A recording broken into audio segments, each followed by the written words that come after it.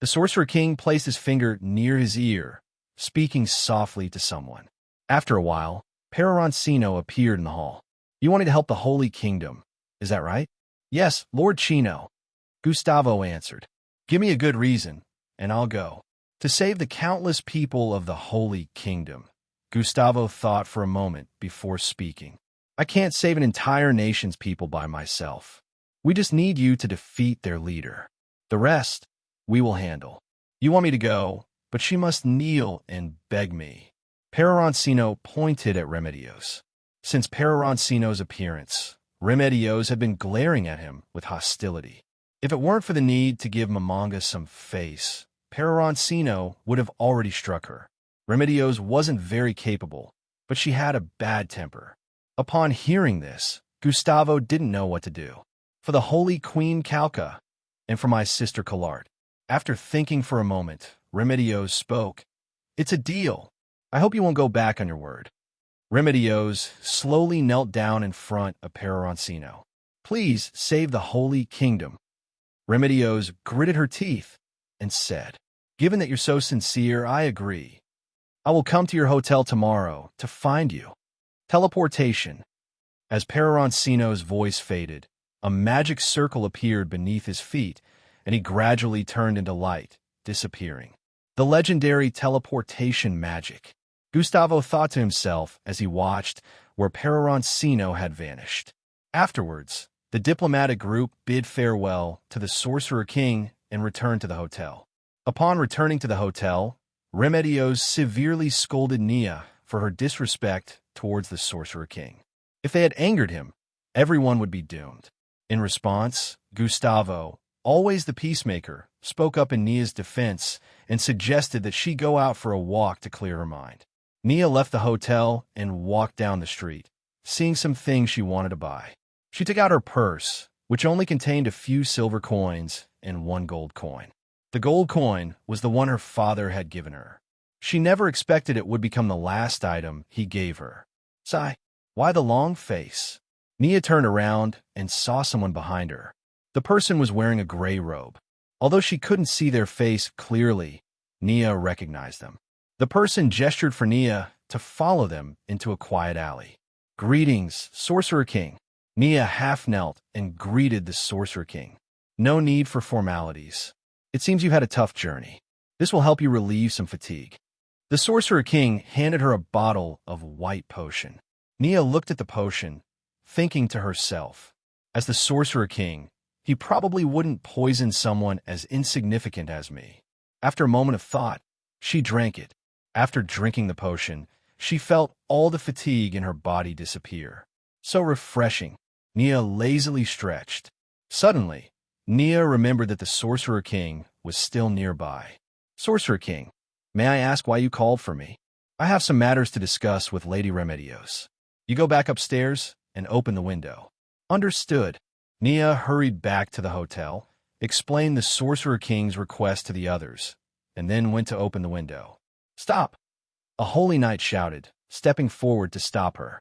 But Nia ignored them and directly opened the window, waving outside.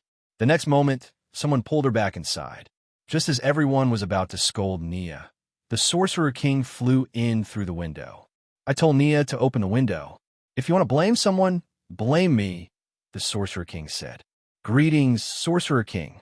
Everyone bowed to the Sorcerer King, their greeting clearly more casual than Nia's full kneeling, showing a lack of sincerity. May I ask what brings you here? Gustavo asked. I can go in place of Mammon to assist you in the Holy Kingdom. Please wait a moment while we discuss this, Gustavo replied. The group moved to another room in the inn and began a heated discussion. Gustavo argued for rejecting the offer. He was concerned that if the Sorcerer King were to die, his undead followers would lose their restraint and they would start killing indiscriminately. Remedios, on the other hand, argued in favor of agreeing to the request. Whether it was the Sorcerer King or Jaldabaoth, the death of either would not harm the Holy Kingdom. Furthermore, the uncontrolled undead would only attack nearby kingdoms, and neither the Empire nor the Church would pose a threat to the Holy Kingdom. In the end, everyone agreed to Remedios' plan. Nia would act as a spy by staying close to the Sorcerer King. To put it nicely, she was a spy. To put it bluntly, she was a servant prepared for the Sorcerer King. After all, as the Sorcerer King, he would surely need attendance. The third floor of Nazarick. Peroroncino was playing chess with the woman in front of her. There were stakes in the game. If the opponent lost, she would have to take off a piece of clothing, and if Peroroncino lost, he would do the same. In this kind of match, Peroroncino was sure she wouldn't lose. Colart, today your sister has come to the Sorcerer Kingdom. Upon hearing Peroroncino's words, the opponent smiled slightly. Master, if nothing unexpected happens, you should have humiliated her by now, right? You know, my sister is a stubborn mule. With her temper, she's definitely going to cause trouble for you. As long as she's not dead, I'm relieved. Master, you lost. Colart willingly walked over to Peroroncino's side and took off Peroroncino's coat. Peroroncino casually pinched Colart's asterisk area. Colart showed no reaction and sat down on Peroroncino's lap. What do you want to do? You can do it any time. After all, you're my master. To be honest, your obedience makes me almost not believe it. It's normal to refuse to bow down, like Holy Queen Calca, who refuses to eat or drink, but not wanting to bow down to me is the expected response. I've died once, and now I understand everything. In the face of absolute strength, resistance is futile. It only causes pain, with no other effect. You really know when to read the situation. The thing you mentioned before, asking me to choose a profession, I've thought it over. I want to be a succubus. The High Priestess of the Holy Kingdom wants to be a succubus. How interesting. If I can make you find it interesting, it's my honor. Are you sure you want to become a succubus? Peroroncino asked as he looked at Colart. I'm sure. Besides being human, the next thing I want to be the most is a succubus. This needs to be tested, said Peroroncino, and then disappeared. He actually cares about my life. I didn't expect him to be so kind, Colart muttered, watching where Peroroncino had vanished. Colart looked around, checking to make sure Peroroncino had really left. Ugh, I really disgust myself. I can't believe I'm being so respectful toward a man. Queen Calca, I will endure all humiliation and bear the weight to save you alive. Even if I have to feed myself to a tiger, I won't hesitate. Sister, you must survive. You're my last family. You absolutely cannot die. Peroroncino had not yet tried using the administrator's staff to modify a race. Peroroncino arrived at the prison in Irantal, where many prisoners were held. Peroroncino found a female prisoner and, by modifying her profession, turned her into a succubus. The other attributes remained unchanged. The result was successful. The woman grew demon wings on her lower back, and her chest also became larger. I have insight. Through the eye of insight, Peroroncino discovered that the woman's race had changed to half-succubus. A half-succubus is a succubus transformed from a human. It's similar to a half-elf, possessing half of a succubus's bloodline. The experiment was successful, so Colart should also be able to become a half-succubus. In the early hours of the next day, Peroroncino eagerly transformed Colart into a succubus. There were some small accidents during the process, but Colart adapted very well to the succubus bloodline and became a pure-blooded succubus. This meant that Colart could never turn back into a human. Her B cup became a D cup, and the increase was particularly noticeable. Additionally, her face became even more beautiful, and her succubus wings turned into pure white, angelic wings. She now exuded a kind of pure beauty. It's really a pleasant surprise. You've turned into a pure-blood succubus, and all your powers will increase significantly. That's really great, Colart said with a smile in agreement. I have to become stronger. Even if I turn into a succubus, I will kill this bastard. To think he turned me, the highest priestess, into a succubus, a monster that can only survive by relying on a man's essence. Colart thought to herself, Master, will you have me today? Colart spoke up. I have to gain his trust. Colart thought to herself, no need to rush. I'm waiting for the right moment. Peroroncino said. Meanwhile, he reached out and began to touch Colart's flawless white thigh, slowly moving downward. Would white stockings be better? Maybe black ones would be nice too, Peroroncino murmured. The next morning, the people of the Holy Kingdom had already made preparations to depart. At that moment, a carriage passed by, and the coachman was a puppet. This was a puppet controlled by Peroroncino through his puppetry skills. Finding a human coachman was too troublesome, so Peroroncino simply created a puppet. As for Yulia and Nana, Peroroncino had no intention of making them do such boring work. It would be much better to give them massages. At that moment, the Sorcerer King also arrived. After everyone made the final preparations, they left the Sorcerer Kingdom. On the way, they passed through the kingdom. Because of the Battle of Katsa Plains, the entire country had become despondent. In the areas they passed through, the people were all frowning and working the fields. Peroroncino directly entered the Sorcerer King's carriage, and he also called Nia inside. Nia had no choice but to agree. Nia, which do you think is better, the Holy Kingdom or the Ainz Kingdom? I also want to know this. The Sorcerer King also spoke up. The Holy Kingdom is actually a bit better, but not by much. Since I inherited my father's talent as an archer and became a soldier, I probably can't experience the life of ordinary people. By the way, here, take this. The Sorcerer King took out a bow engraved with 8 rune symbols and handed it to Nia. This bow is called Ultimate Shooting Star Super. Just looking at the bow, it was already much more magnificent than the Holy Sword of Remedios. This is such a valuable item. I can't accept it. As my attendant, you still need a good weapon. This way, others won't look down on me. Thank you very much, Your Majesty, the Sorcerer King. Nia immediately knelt down.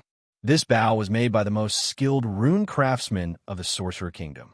It can greatly improve the user's accuracy, and it reduces the strength required to draw the bow. The damage doesn't decrease. In fact, it becomes stronger. In terms of range, it should be 5 times that of a regular bow. Also, if you hold the bowstring for more than 5 seconds, the arrow will transform into a magic arrow, capable of dealing extremely high damage to a single target.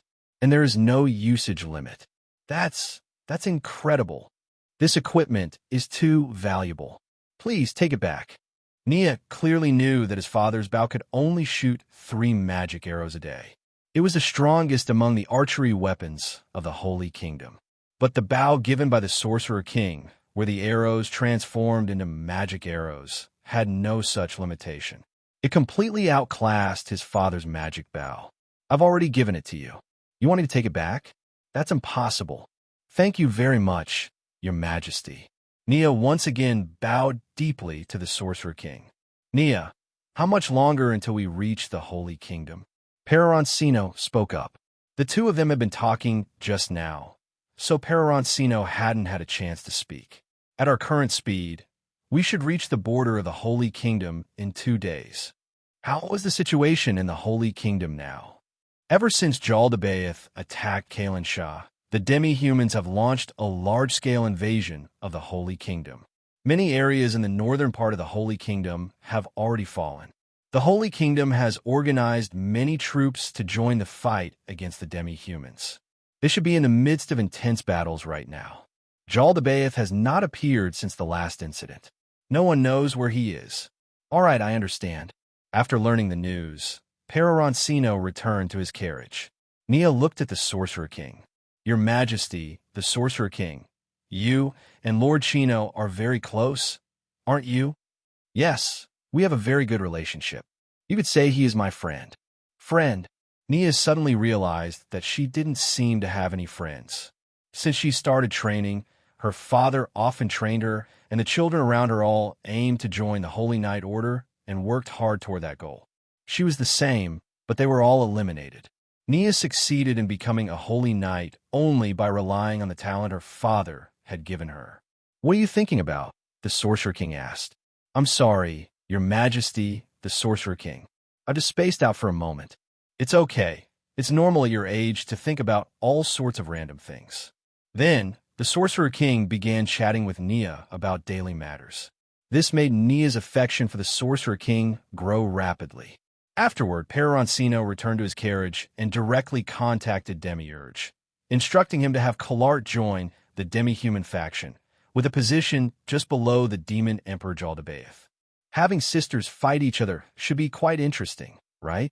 As for Colart's little actions, Peroroncino was fully aware.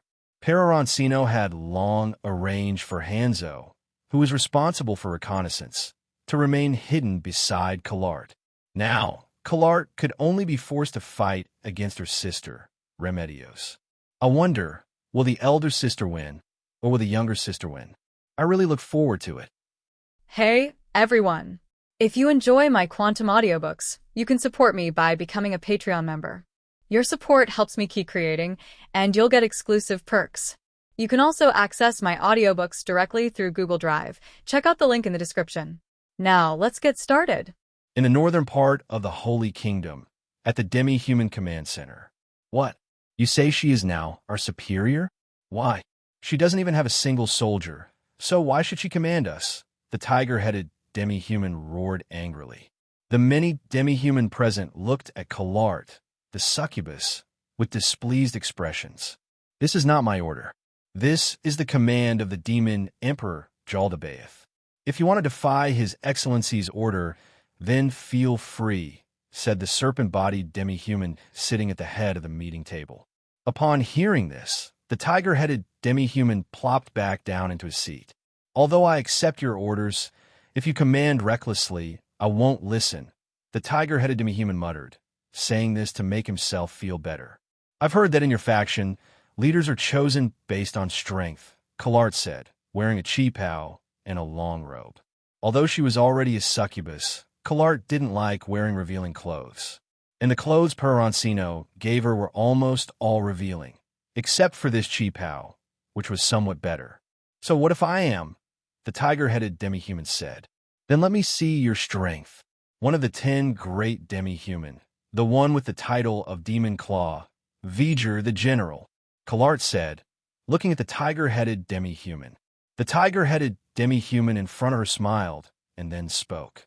Do you think you, with that weak body, can defeat me? You probably can't even withstand a single punch from me. Let's see if that's true, Colart retorted boldly. Come at me then.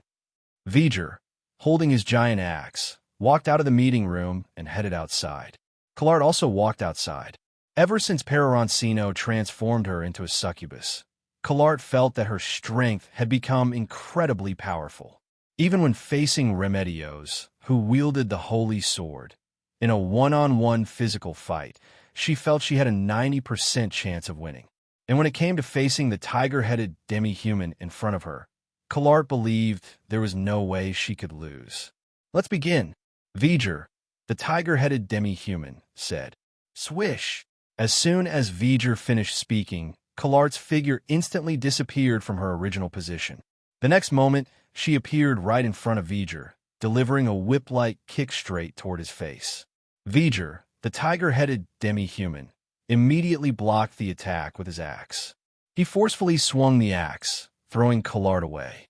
Colart performed a graceful backflip and landed steadily. Martial fury, V'ger roared, his eyes turning crimson as he charged toward Colart, swinging his axe. Fifth-tier magic, thorn vines. Even though she had become a succubus, Colart's magical abilities hadn't disappeared. Suddenly, numerous vines appeared at V'ger's feet, wrapping around his legs. You're still a mage. V'ger roared, and with his raw strength, he broke free from the thorns. Colart drew her black sword. This was the rune-engraved weapon that Peroroncino had given her. He said it was a prototype with only 6 rune engravings. But to her, this weapon already seemed stronger than her sister Remedios' holy sword. Clang! The giant axe and black sword collided, sending out a powerful shockwave. Even the other members of the 10 demi-human could feel the strength of both combatants.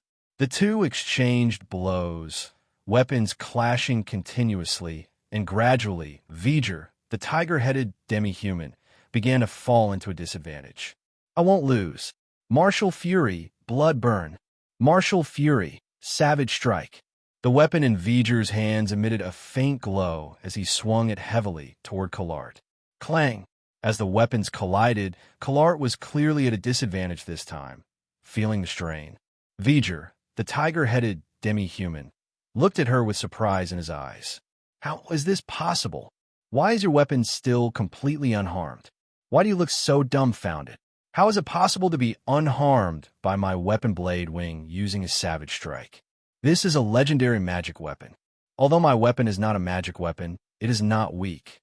My master calls it a rune weapon, a weapon with various enchantments. As she spoke, Colart deflected V'ger's giant axe and pointed her sword at his neck. You lost. I lost. I am willing to obey your commands. May I ask for your name? V'ger asked. My name is Colart. Remember it well. Originally, Colart hadn't intended to use her real name, but Peroroncino forced her to do so. The reason was to let Remedios know of her existence. At this time, the delegation from the Holy Kingdom had already met up with the army. Tens of thousands of soldiers from the Holy Kingdom were now following Remedios' orders. Their target was the nearest city currently occupied by the demon. The adventurer thieves responsible for scouting discovered that the city was being guarded by the Go-Folk, and there were many human prisoners inside. Since the enemy forces were just a regular demon unit, Remedios did not inform Peroroncino or the Sorcerer King, but decided to lead the attack herself. Summon angels to launch the attack. The Holy Knights, with siege hammers, will charge the gates. Hundreds of angels flew to the top of the city walls, attacking the goatfolk archers. A mere 1,000 to 2,000 goatfolk stood no chance of holding the city. Under the cover of the angels, the city gates were soon broken open. The goatfolk fought with all their might, managing to kill only a few dozen angels. But more angels were quickly summoned. You are not allowed to attack again, or I will kill her. The goatfolk leader stood on a high platform, holding an 8-year-old girl in a blue dress with his left hand. His right hand held a dagger pressed against the girl's neck. Seeing that the enemy did not retreat, the goatfolk leader killed the girl and immediately replaced her with another hostage, a 7-year-old boy in gray clothes. Fall back. All units retreat. Remedios shouted loudly upon witnessing the scene. Upon hearing Remedios' command, the soldiers began to retreat. Seeing that their plan had succeeded, the goatfolk leader spoke again. Holy Knights outside the city, drop your weapons, or I will kill him. Nana, go save him. Peroroncino said to Nana, who was standing beside him. Nana nodded and disappeared on the spot. At this moment, the Sorcerer King looked at the group, hesitating as he prepared to act. Everyone, drop your weapons. Remedios shouted. Why drop our weapons when we could achieve victory with minimal cost? Nia, who had become much more confident after many conversations with the Sorcerer King, questioned Remedios. Shut up. If we give up on the hostage, we're no longer worthy of being called Holy Knight. But others didn't think the same way. In order to break through the city gates, many Holy Knight had been killed by the large boulders thrown by the goatfolk. Is the life of a hostage more important than the lives of Holy Knight? Since you are not planning to continue the attack, let me handle it. The Sorcerer King spoke up. Shut your mouth. We, from the Holy Kingdom, don't need you, an undead, to interfere, Remedios said. Her respect for the Sorcerer King completely vanished. Her eyes were filled with disgust, and she didn't hide it all, staring directly at the Sorcerer King. The Sorcerer King ignored Remedios' words and directly walked forward. Stop, or I will kill him, the goatfolk leader shouted loudly. Do you think you can threaten me, an undead, with a human? The Sorcerer King said coldly. Maximize magic, fireball. The Sorcerer King merely raised a finger, and a massive fireball flew out. The goatfolk leader's eyes widened in surprise, not expecting the opponent to take action so directly, not caring about the hostage's life. A sizzling sound echoed, the sound of a blade cutting into flesh, and it rang in the ears of the goatfolk. He realized that the hostage in his hand was gone, and along with it his entire left arm. The goatfolk leader looked to his left. His arm and the hostage had flown away. It was only then that Nana gradually revealed herself. She had severed the goatfolk leader's arm and carried the hostage away. The goat folk's brain had no time to process the situation. Boom! A massive explosion erupted where the goat folk leader had been sitting. The enormous fireball created a large hole in the city wall. Seeing their leader had died, the other goat folk scattered and fled in all directions. The Holy Knights, having not received orders from Remedios, all took the initiative to charge into the city and begin hunting down the goat folk. Soon, all the goat folk in the city were killed, not a single one left. A group of Holy Knights, guided by the thieves, arrived at the prison where the people of the Holy Kingdom were held. They rescued several hundred residents of the Holy Kingdom. One mother, who had been freed, frantically asked where her child was. The other Holy Knights remained silent or claimed they didn't know. She eventually turned to Remedios and asked her. Remedios explained the situation to her. This mother then found the Sorcerer King and loudly scolded him. "You killed my child. How dare you kill my child? I will make you pay with your life." When the Sorcerer King turned to look at her, she fell silent. The large skeleton scared her into silence. "I am an undead. Undead do not show mercy to the living." The mother looked into the Sorcerer King's blood-red eyes and dared not speak. She felt as if the other party wanted to kill her. Her child was already dead, and if she argued now, it might be a case of buying one life and getting one free. It was pointless, and she might end up losing her own life. After thinking it through, she found herself stuck, unsure whether to leave or stay, with everyone around watching. If she left, people would surely say she was afraid of death, that she abandoned her child's life just to save her own. "Mom!" A child's voice came from behind her. Nana had brought the boy to find his mother. The mother thought she was imagining things, but slowly turned around, and there, right behind her, was her child. "Mom!" The little boy stretched out his arms, wanting his mother to hold him. "My son, thank goodness you're all right." The mother tightly embraced her child. "How were you saved?" "It was that big sister who saved me." The little boy pointed at Nana. Thank you so much." The mother approached Nana, expressing her heartfelt gratitude. Nana, who had been expressionless, suddenly seemed a little at a loss. She raised her hand, unsure of what to do, and opened her mouth but didn't know what to say. Her gaze shifted toward Peroroncino in the crowd. Since Nana had remained silent throughout, the mother, after expressing her thanks a few more times, left. The other soldiers and Holy Knights got back to their tasks. Remedios gritted her teeth and glared at the Sorcerer King. Why can't the undead disappear from this world? Remedios thought to herself. After that, Remedios also left. Nana quickly ran a few steps and reached Peroroncino. "How does it feel to be thanked?" Peroroncino asked, patting Nana on the head. "It's a feeling I can't quite describe, but I guess it's happiness." It's important to note that Nana is only 9 years old, and her mind is still immature. The things she can do independently now are all things Yulia taught her step by step. After everyone had left, Peroroncino walked over to the Sorcerer King's side. "Did you ever feel the urge to kill that woman just now?" "Are you referring to Remedios and the mother who almost lost her child?" "Both, I guess." "No, their words didn't affect me at all. Maybe it's because I'm an undead. When I heard Remedios shout at you earlier, I really wanted to give her a big fight. She begged for support from the Sorcerer Kingdom, and now she's saying the Holy Kingdom has nothing to do with you. Should we go give her a big fight now? It's probably not too late." The Sorcerer King responded to Peroroncino's words. "Not a bad suggestion." At this moment, Neo walked over. "Your little follower is here. I'll go rest now. See you later." "All right." "Greetings, Your Majesty, the Sorcerer King. No need for such formalities. How is the information I asked you to check on?" "Your Majesty, the Sorcerer King, I've figured out. The main force of the demi-human is split into 2 groups. One is fighting against the Holy Kingdom's southern army, and the other is near the city of Zarukis, not far from here." "Good job. Thank you for your hard work. It is my honor to serve you," Nia said excitedly. This intelligence was something Peroroncino had learned directly from Demiurge, but Nia was always looking for tasks to do around the Sorcerer King, prompting him to come up with a task just to keep her occupied. That task was to gather intelligence on the demi-human. On the other side, Remedios was worrying as she looked at the dwindling food supplies in the army. She had ordered her subordinates multiple times to request food from the Southern Army of the Holy Kingdom.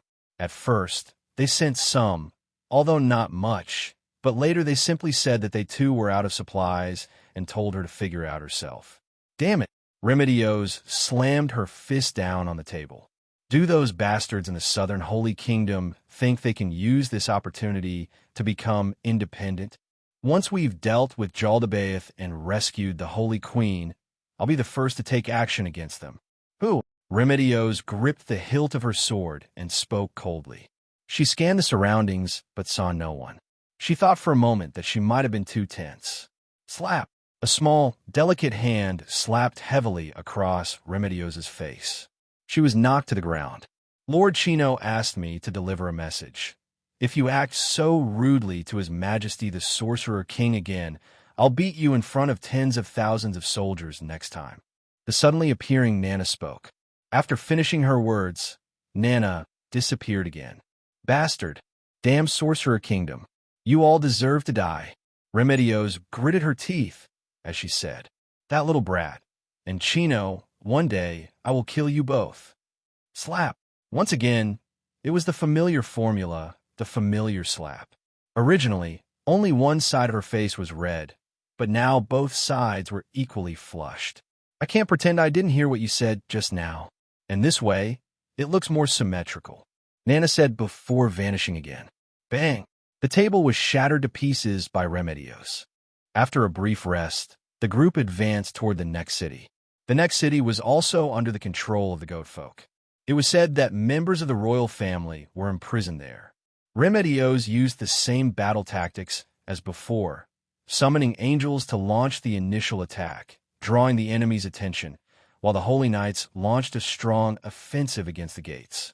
However, the goat folk here were clearly already familiar with Remedios' strategy. This time, the goat folk had gotten smarter. They sent only a small number of goat folk to stall the angels, while their main force launched a fierce attack on the Holy Knights, assaulting the city gates. In an instant, stones and arrows rained down on the Holy Knights. The Holy Knights protecting the battering ram suffered heavy casualties. Clerics heal the Holy Knights. First squad fall back, second squad keep attacking. Archers provide cover fire. Remedios shouted loudly. Part of the Holy Knights retreated, while another group charged forward again. The archers continuously fired at the goat folk on the city gate. Leading by example, Remedios took the initiative, climbing the wall with a ladder along with her troops. With her formidable combat abilities, she utterly routed the goat folk on the walls. Due to the goat folk's numerical disadvantage and lack of experience in defending a city, their forces quickly collapsed entirely. At this moment, the goat folk leader made a second appearance. Back off or I'll kill him. The goat folk leader threatened Remedios while holding a small child hostage. Grinding her teeth, Remedios jumped down from the city wall. Fall back or I'll kill him. The goat folk leader barked again as more Holy Knights climbed up the walls. As the Holy Knights hesitated, unsure of what to do, Remedios gave a decisive order. Everyone retreat. But Captain, we've lost so many comrades to take this wall. Are we just going to abandon our hard-earned victory? A Holy Knight immediately protested. Silence. I'm in charge here. Everyone retreat. Remedios shouted loudly. Reluctantly, the Holy Knights withdrew, and the angels were also called back under the cleric's control.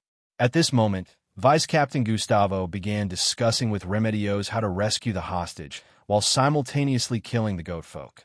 Gustavo dismissed her idea as wishful thinking, leading to an argument. Neither of them noticed that the Sorcerer King had already walked toward the city gate. Back off, or I'll kill him. Heart grasp? The Sorcerer King said, extending his right hand and clenching it. The goat folk holding the hostage instantly dropped dead.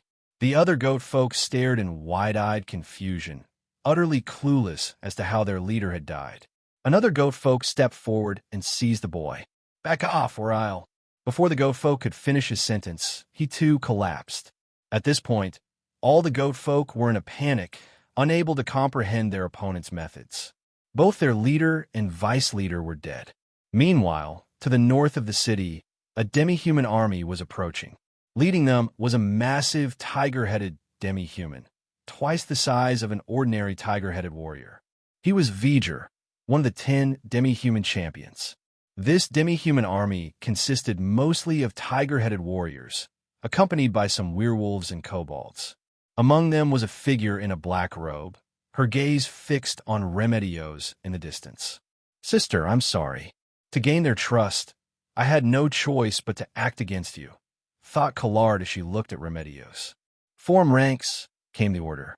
Remedios also noticed the approaching demi-human army and immediately began directing her forces.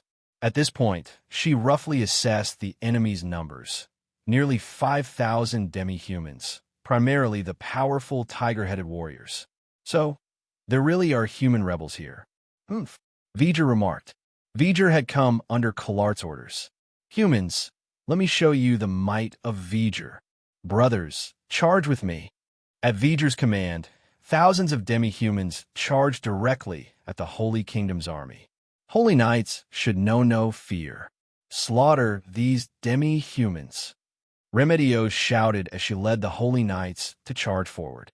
The Holy Knights followed in formation, advancing step by step behind Remedios. Remedios charged directly toward the massive tiger-headed leader. "So, you're the leader of this army. Remember, the one who kills you is Remedios, captain of the Holy Kingdom's Holy Knight Order." Clang! Remedios's holy sword collided with V'ger's giant axe, and the impact sent her stumbling back several steps. Just a mere human, yet so full of arrogance. "My name is V'ger, known as the Demon Claws," V'ger declared. Combat technique, frenzy. With a furious roar, V'ger charged at Remedios, his speed noticeably increasing. Steadying herself, Remedios refused to back down. Combat technique, holy slash. Clang. This strike forced V'ger to retreat. Seizing the advantage, Remedios relentlessly pressed the attack, slashing, thrusting, and cutting in a continuous flurry of strikes. In the midst of the dazzling clash of blades, Remedios completely overwhelmed V'ger. Combat technique, brutal strike. Suddenly, V'ger abandoned all defense, allowing Remedios' sword to slash into his body as he swung his massive double-edged axe directly at her neck. Forced to withdraw her attack, Remedios used all her strength to block V'ger's blow. Dueling. The immense force of V'ger's axe crashed into Remedios' holy sword, creating a massive shockwave. The powerful vibration caused the sword to fly out of Remedios' hand. Combat technique, immediate reflex. In an instant, Remedios' body accelerated, grabbing her sword mid-air before it could fully leave her grasp. V'ger's next attack came rushing in. Combat technique, fourfold light slash. Remedios delivered a rapid series of 4 slashes, driving V'ger back. Both fighters had expended a significant amount of stamina. Meanwhile, the main battlefield was looking grim. The Holy Knights could hold their own against ordinary tiger-headed warriors, but the entire Holy Knights corps numbered only around 1,000, with the rest being clerics and regular soldiers. The clerics, having just healed the Holy Knights and summoned many angels, had exhausted a significant amount of their magical power. At this point, they could only summon a few more angels. On the demi-human side, 3 tiger-headed warriors working together could easily kill 1 angel. The combat strength of the tiger-headed warriors was vastly superior to that of the goat folk. The werewolves helped compensate for the tiger-headed warriors' lack of speed. The kobolds were tough and resilient, perfect for absorbing the Holy Kingdom's cavalry charges. Facing this 5,000-strong demi-human army, the Holy Kingdom's 10,000 soldiers were at a complete disadvantage. Their only hope rested on Remedios being able to defeat the enemy leader. On the other side, the Sorcerer King used a binding spell to capture all the goat folk. He then watched the battle from the city walls, with Peroroncino thoughtfully bringing 2 small stools. The two sat on the city wall, watching the fight unfold. Nia, the Sorcerer King's attendant, confirmed that there were no other goat folk in the city, and came to stand by the Sorcerer King. Your Majesty, Sorcerer King, Lord Chino, why don't you two help out? Of course, the recent attack on the goat folk exhausted a great deal of magical power, so we need some time to recover, Peroroncino said without hesitation, making up an excuse. Peroroncino guessed that the Sorcerer King had likely used less than 1% of his total magical power in the recent attack. That's exactly what Chino said. I need to recover for a bit. The Sorcerer King also affirmed Peroroncino's explanation. What about Lord Chino? Me? Remedios seems to not want my help, so why should I go over there? Nia was left speechless by Peroroncino's response. However, thinking of the other soldiers of the Holy Kingdom, Nia still spoke up. But the Holy Knights are at a disadvantage right now. If this continues, they might be defeated. Don't worry. I've already sent Yulia and the others to help, Peroroncino reassured. Inside the kingdom's military camp, two strong men were engaged in a duel. Sixfold light slash. Martial art, fortress. Gazef swung his wooden sword and launched an attack, but it was blocked by Brian using the fortress technique. Secret sword, tiger's roar. Bang. The two wooden swords collided, and both blades cracked. Martial art, immediate reflex. As Gazef blocked Brian's attack, he launched a counterattack. Gazef's strike landed heavily on Brian's wooden sword. Brian's wooden sword was immediately cleaved in two. The sudden break in his weapon caused Brian to lose his balance and fall to the ground. Brian, you've gotten stronger, Gazef said, extending his hand to help him up. Your words sound like sarcasm. I still can't defeat you. I really don't know how Mammon and Chino became so strong. I envy their power, Brian said. That was an impressive battle. Watching you two fight was truly enlightening, Climb said from the sidelines. At that moment, a soldier ran over and spoke up. Captain, His Majesty has ordered you to eliminate the vampires that have appeared in Count Sprilp's territory. This is already the third time. When did so many vampires start appearing in the kingdom? Gazef said. Gazef, you need to be extra cautious, especially if you encounter a vampire named Shaltir Bloodfallen. You must run if you see her, Brian warned. This is the third time you're telling me this. I'll remember it well. Shaltir Bloodfallen, right? That's right. You must be careful. I will. I'm heading out now. Gazef waved goodbye to Brian and then set off with a 100-man squad. Princess Renner, watching from the high tower of the castle, hesitated for a long time before speaking. Kingdom's captain, let me test your strength. Princess Renner revealed a strange smile. On the road, Gazef suddenly felt a chill down his back. He quickly turned around, but saw nothing. However, he felt that the gaze came from Princess Renner's room. Maybe I'm just overthinking it. This is the royal capital, after all. Gazef continued to set off towards Count Sprilp's territory. How could I possibly lose to you, a demi-human? Remedios said, glaring fiercely at V'ger. Martial art, limit break, greatly increases stamina consumption, overall ability enhancement. I never expected to find such a strong human. This is amazing. Let me make you the sole sacrifice to my magical weapon, Blade Wings. Martial art, Earth Shatter. V'ger swung his giant axe heavily down onto the ground, causing the earth to shake violently in a small area from the immense force. In order to maintain her balance, Remedios drove her sword into the ground. As the tremor subsided, V'ger, holding his massive axe, his eyes glowing red, charged at Remedios. Remedios had driven her sword deep into the ground just moments before to keep her balance. Just as V'ger was about to strike, Remedios quickly pulled out her holy sword. Clang! The weapons collided, and V'ger's immense strength forced Remedios to bend her back leg, dropping to her knees. Die, human! V'ger roared, his strength increasing once more. However, relying solely on strength, Remedios was no match for V'ger. As a woman, her physical strength was naturally weaker than that of a man, and she usually relied on her skill to defeat her enemies. But in this situation, there was no chance to use her skills. In her mind, Remedios thought of her younger sister, Colart, and the Holy Queen, Casca. I still have unfinished business. I cannot fall here.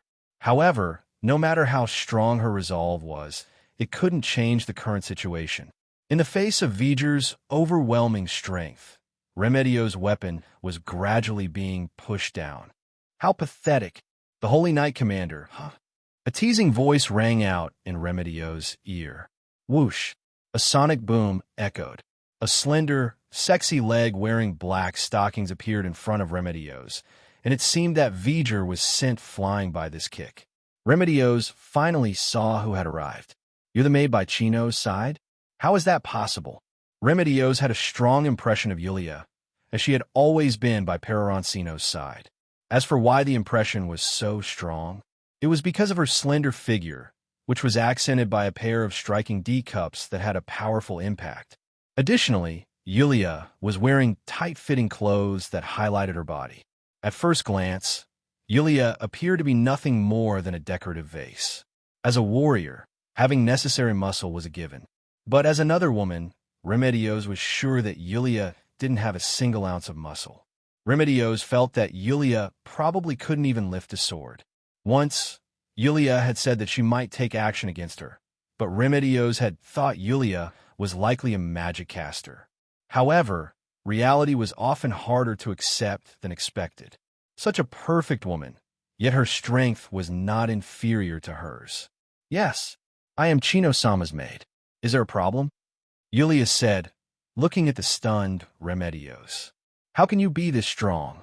Remedio's felt that even if she had tried a sneak attack, she wouldn't have been able to kick the massive tiger-headed demi-human so far.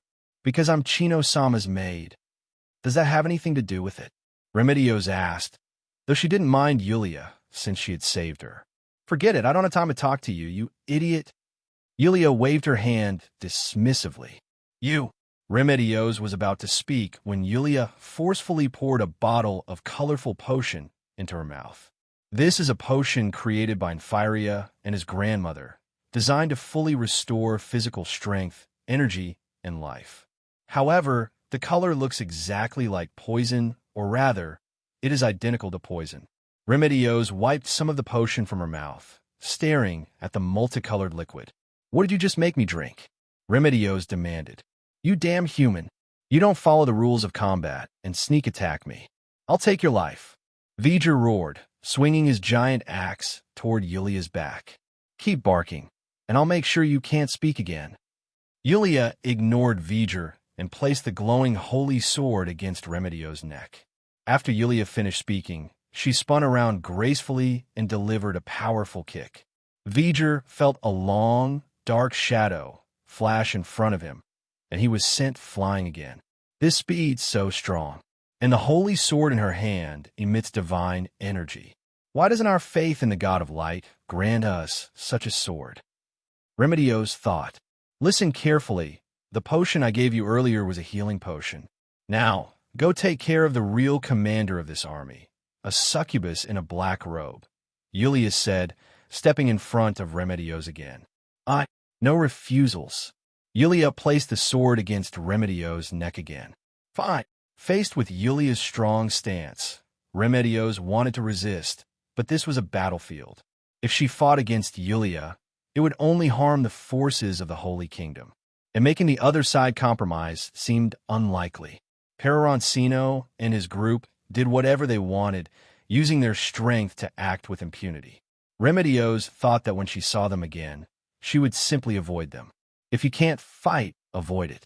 Even the most arrogant people will lose their confidence after facing a few major battles. Remedio's lightly jumped up and looked around, spotting a figure in a black robe. Without hesitation, she rushed towards the person with her holy sword raised. On the way, Remedio's felt her physical strength and energy recovering, along with the internal injuries caused by the giant beastman's weapon. Succubus, take this. The opponent didn't expect Remedio's to launch a sudden attack and grabbed the holy sword with her hand. Blood poured out from her hand, and the black robe was also torn. Remedio's finally saw the true face of the person, Carol. It's been a long time, sister. Carol smiled at Remedio's. Colart, why are you in the demi-human army? What about Princess Kalka, the Holy Queen? And why do you have wings? Why have you changed so much that I feel like you're no longer the Colart I knew? Remedios said everything she had been wanting to express.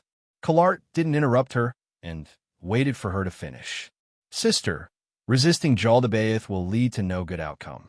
I am now the commander-in-chief of the demi-human army. Do you understand what I mean? Colart said calmly. You've betrayed the holy kingdom. You've betrayed the god of light that we worship. Remedios said in a tone of disbelief. No, I only betrayed the holy kingdom, but I haven't betrayed the god of light, Colart replied with a smile. 6th tier, faith magic. White Knight. Colart raised one hand towards the sky, releasing a powerful light. The sky, which had been covered in dark clouds, was completely illuminated. The god of light clearly does not want to protect the holy kingdom that believes in him, Colart said with a smile to Remedios. Ew. From now on, we are forever estranged. You are no longer my sister. Remedios hesitated for a moment before resolutely speaking. During their conversation, Remedios' holy sword was still tightly gripped by Colart. The blood from a wound in Colart's hand continued to flow. That's for the best, Colart said, using force to push the holy sword back. 3rd tier, healing magic. Colart's wound instantly disappeared. She is no longer my sister. She is a lapdog of Jaldabaoth, an enemy of the holy kingdom. Remedios thought to herself as she looked at Colart. Weapon skill enhancement. Weapon skill, evil killer. Remedios, holding her holy sword, swung it with all her strength towards Colart. 6th tier magic, radiant barrier. A wall of light appeared in front of Colart, blocking the attack. 6th tier magic, energy cage. 6 pillars of light descended sequentially around Remedios. Remedios recognized this spell. It was the magic Colart had always wanted to master, but had never succeeded in learning in the past. She immediately dodged and widened the distance between herself and Colart. 5th tier magic, sacred beam. A beam of light shot toward Remedios. She swiftly evaded, but her left arm was still struck by the beam. Remedios clearly felt her left arm go weak and completely lose sensation. Hee, sister, are you sure you can still beat me? Colart said with a mischievous smile. I already told you, we are no longer sisters. I'm not your sister. That's just your one-sided declaration of severing ties. But I still consider you my dear sister, Colart replied, gazing at Remedios with a look filled with familial affection. I told you, I am not your sister, Remedios shouted, gripping her holy sword tightly as she charged at Colart. Colart dodged backward, casually picking up a sword from the corpse of a holy knight. Sister, did you know? I always wanted to become a holy knight, just like you, so dignified and commanding, Colart said as she parried Remedios' strikes with the sword in her hand.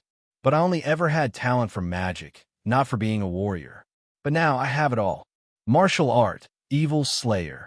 Colart suddenly launched a fierce attack, forcing the one-handed, sword-wielding Remedios to retreat. This is impossible. You were originally a priestess. How could you possess such immense strength? Remedios exclaimed in disbelief. Colart's power was entirely on par with hers, and she could even use martial arts. This is the power of that great lord. Envious? Join their ranks. Then you too can gain such incredible strength, Colart said with a sly smile, her eyes flickering toward where Peroroncino and the Sorcerer King stood. Dream on if you think I'll ever pledge allegiance to a demon. What's so bad about serving a demon? You get power for free, and you can do whatever you want, Colart replied casually, her gaze once again darting toward Peroroncino. Be smart, sister. Those two sitting over there watching the show are the real masterminds. Spare me your temptations. At that moment, Remedios' arm regained its strength. Martial skill, slash. Clang. Remedios' sword struck heavily against Colart's weapon. Martial skill, instant reflex. With a swift counter, Remedios reversed her blade, aiming it directly at Colart's neck. 6th tier magic, divine protection. In that instant, a faint white glow enveloped Colart, forming a barrier that intercepted Remedios' blade just before it could reach her. Martial skill, instant reflex. Colart suddenly accelerated, abandoning her weapon to forcibly snatch Remedios' sword from her grasp. Remedios, refusing to back down, lunged forward and began wrestling Colart for the sacred sword. During their struggle, Colart kept glancing toward Peroroncino and the Sorcerer King's position. To Remedios, it appeared as though Colart was wary of the Sorcerer King, trying to guard against any sneak attack from them. Stop worrying about them. If you can defeat me, then you can think about other things, Remedios said coldly. Stupid sister, why are you so dense? Why don't you understand what I'm trying to tell you? Peroroncino and the Sorcerer King are the masterminds. Colart screamed inwardly in frustration. Forget it. If nothing else works, I'll take matters into my own hands.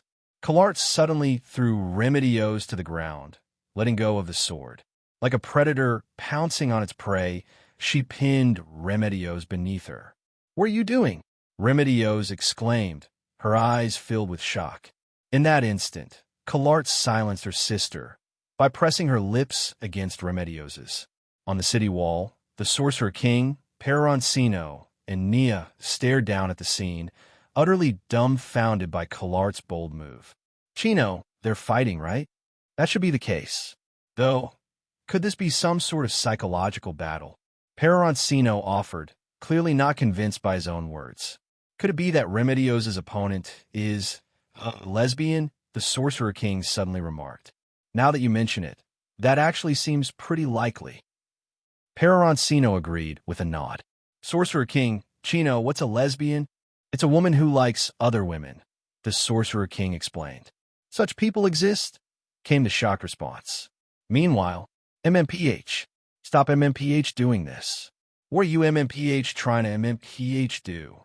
Remedios struggled furiously, trying to push Colart off her, only to end up touching. But Remedios didn't care. After all, it's not like she hadn't touched them before. Though, they seemed noticeably bigger now. Seeing this, Nia exclaimed in shock. The Holy Knight, Captain Remedios. She isn't a lesbian too, is she? Sister, MMPH, listen to what I'm MMPHing.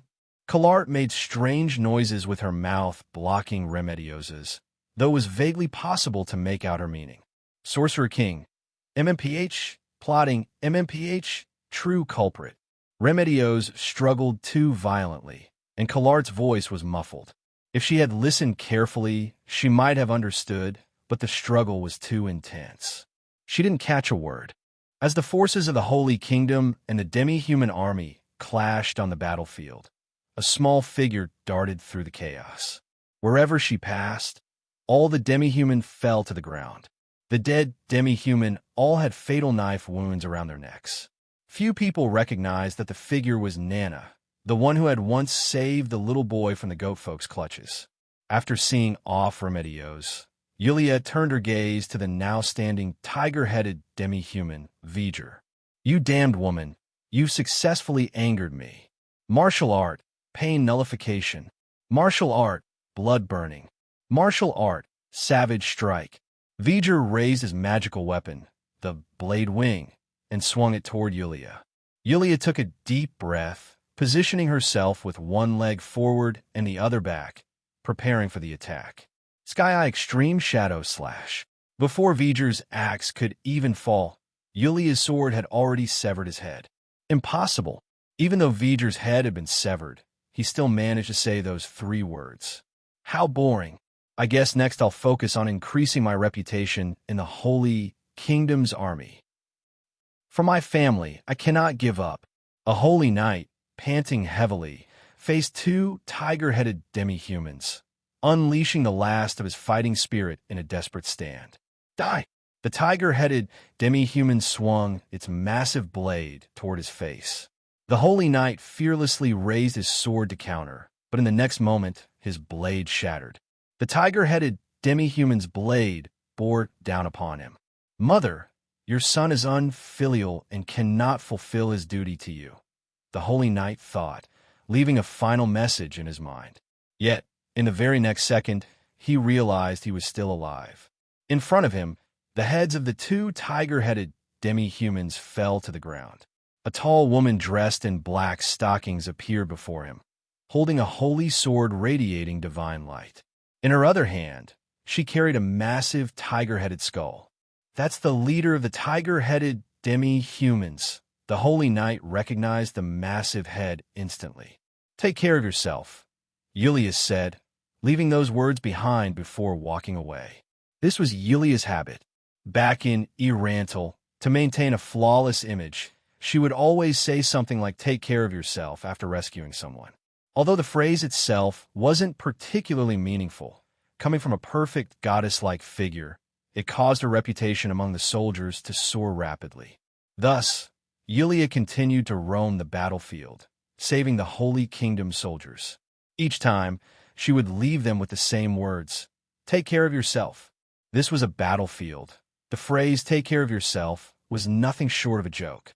Yet, these words were enough to inspire deep gratitude among the lower-ranking soldiers of the Holy Kingdom. Yulia's reputation among the soldiers was soaring at an astonishing rate. As Yulia moved across the battlefield, she left an indelible impression of elegance and strength in many hearts. Finally, she arrived at the location of Colart and Remedios. "Are you two getting cozy?" Yulia asked nonchalantly, holding a massive tiger head in her hand. That's the head of the tiger-headed demi-human leader, V'ger. Vice Captain Gustavo immediately recognized it. After all, with a head that large, it was hard not to. "The enemy commander is dead. Do we still need to resist?" shouted the Holy Kingdom's Vice Captain, Gustavo, upon his realization. Hearing this, the tiger-headed demi-humans began to lose their fighting spirit and retreated in an orderly manner. The Holy Kingdom's army refrained from pursuing them recklessly. After all, this battle had been overwhelmingly one-sided, with the tiger-headed demi-humans' base combat strength far surpassing that of the Holy Kingdom's forces.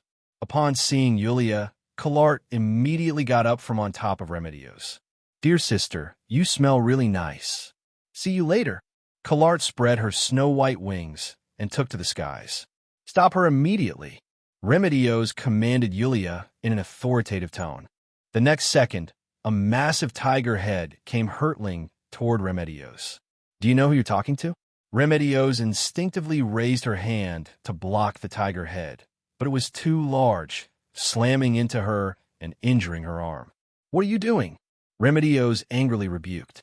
The thoughts she originally had of avoiding these people entirely vanished from her mind. "I'm just trying to make you recognize your place, you utterly weak Holy Knight's commander," Yulia said coldly. "Do you even realize the person you just let escape knows the whereabouts of Holy Queen Kalka?" Remedios glared at Yulia, her tone accusatory. "I know. So what? What does Holy Queen Kalka have to do with me?" You'd better understand your position. If it weren't for Lord Chino's orders for us to assist, your Holy Kingdom's army would have been utterly annihilated in this battle. As the strong, it is only right to protect the weak, Remedios declared. Slap. A resounding slap landed on Remedios' face. "Let me see. Is there any strong individual now willing to protect someone as weak as you?" Gustavo, observing from the side, silently turned away. He had already witnessed the domineering nature of Chino's group during their dealings with the Sorcerer King. If he stepped forward to speak on her behalf, it would likely only add another name to the list of those getting beaten. Out of sight, out of mind. "Captain, you're on your own now," Gustavo thought to himself. Many soldiers witnessed Yulia hitting Remedios, yet their hearts remained utterly unmoved. In fact, some even felt a hint of satisfaction. After all, Remedios' rhetoric was full of hollow justice. She had repeatedly sacrificed soldiers unnecessarily for the sake of hostages. The soldiers had long been resentful, but dared not voice it, given her strength. Now that someone stronger had shown up to put her in her place, it felt immensely satisfying. "What are you all standing there gawking for? Come help me." Remedios, realizing she couldn't stand against Yulia on her own, turned to the nearby soldiers for aid. "Oh no, my leg hurts so much. Got seriously injured during the fight," One soldier said, feigning pain. My head hurts so much. Where's the priest? I need healing. Some even outright lay down and pretended to be dead. Captain, you can't find a strong person to protect you, yet you still want someone weaker than you to do it? Yulia said with a mocking smile. You scoundrel, I'll fight you to the death. Remedios grabbed her weapon and suddenly charged at Yulia. Phantom blade. Yulia abruptly split into two figures, one on the left and one on the right, both striking toward Remedios' face. Unable to discern which was the real one, Remedios swung her weapon at the figure on the left. Yulia casually dodged the attack. Got her, Remedios thought briefly. The next second, smack, Yulia's palm landed on her face. Remedios turned to look at the Yulia who had just dodged her attack, only to realize it was a mere afterimage. Smack, smack, smack. Yulia delivered several more slaps, leaving Remedios questioning her very existence. Seeing that Remedios no longer resisted, Yulia turned and walked toward the crowd. Everyone gather around. The Infiltration from the Sorcerer King will cast a group healing spell for everyone. Yulia's voice was elegant and pleasant to the ear, not loud, yet reaching every listener clearly. Hearing her voice, even those unfamiliar with Yulia were willing to follow her instructions. After all, a beautiful voice felt like an undeniable truth. At this moment, Peroroncino stepped forward before the crowd. 8th tier magic, mass healing. A massive green magic circle appeared beneath the soldiers' feet, and all their wounds began to gradually heal. Injured soldiers, come to me to receive healing potions. One by one, soldiers gratefully took the healing potions from Yulia's hands. May I ask what your name is? One soldier finally voiced the question everyone was curious about. My name is Yulia. I am an adventurer under the command of the Sorcerer King. The crowd turned their grateful gazes toward the Sorcerer King.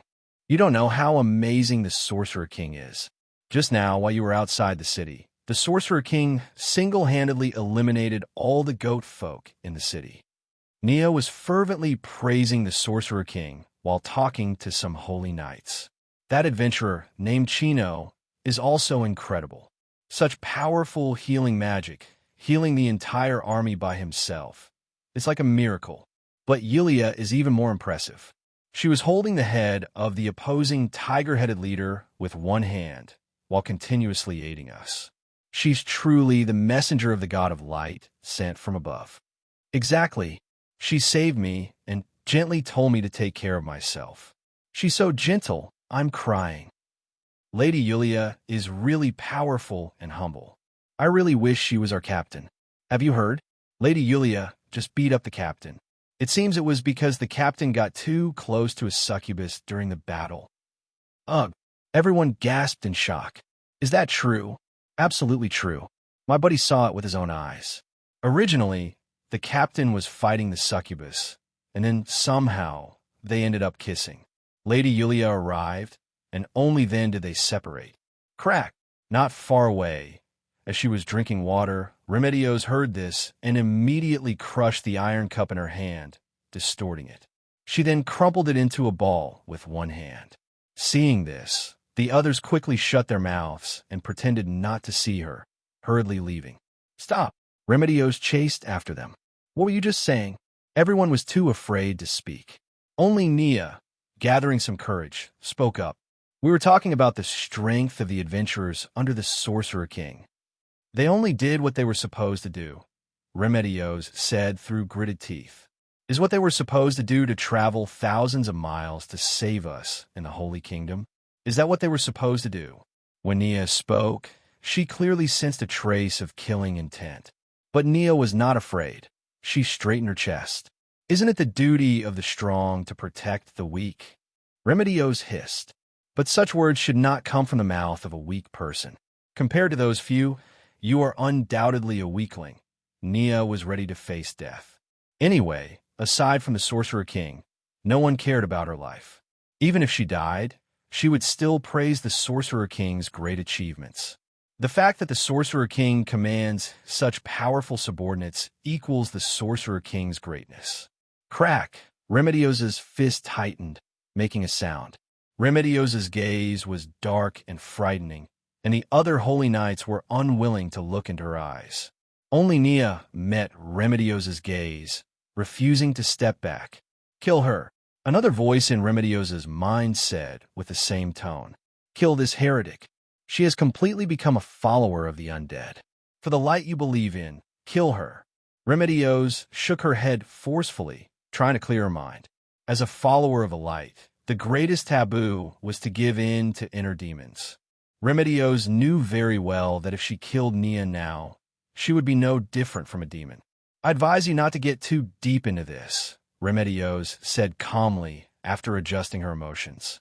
She then turned and left, her demeanor completely different from the murderous look she had earlier.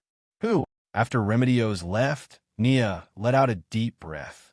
As the leader of the Holy Knights, Remedios's killing intent was still incredibly sharp. "Nia, are you all right?" Another Holy Knight asked.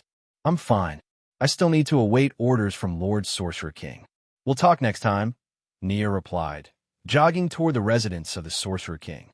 After the Holy Kingdom's army took control of the city, they found other members of the royal family in the prison, including the older brother of the Holy Queen, Caspond. Because he possessed royal blood, it was only natural that he became the commander of the Holy Kingdom's army. Peroroncino found this quite amusing. An imprisoned prisoner, captured by the demi-human, was suddenly elevated to the position of commander of the army after being rescued. The aristocratic system is truly laughable. Caspond, the new commander, had barely settled into his position when scouts came to report that tens of thousands of demi-humans were approaching.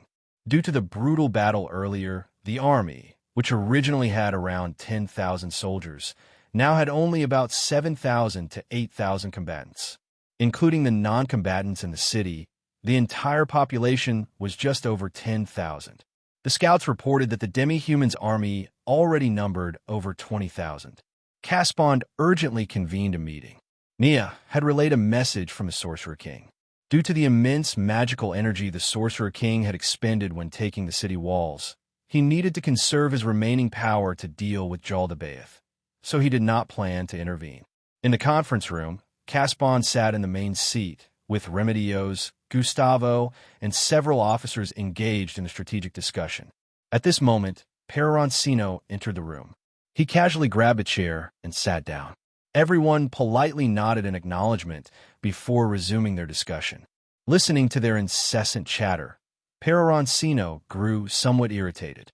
He tapped the table. "Cut to the chase. What do you plan to do?" "Caspond, answer me." Peroroncino directly called him out by name. "Is Caspond how you're supposed to address him?" A clueless officer spoke up. Peroroncino did nothing. A shadow appeared behind him and charged at the officer who had spoken. Clang! Remedios immediately drew her sword and blocked Nana's dagger. Nana retreated, casting a cold glance at the officer who had spoken.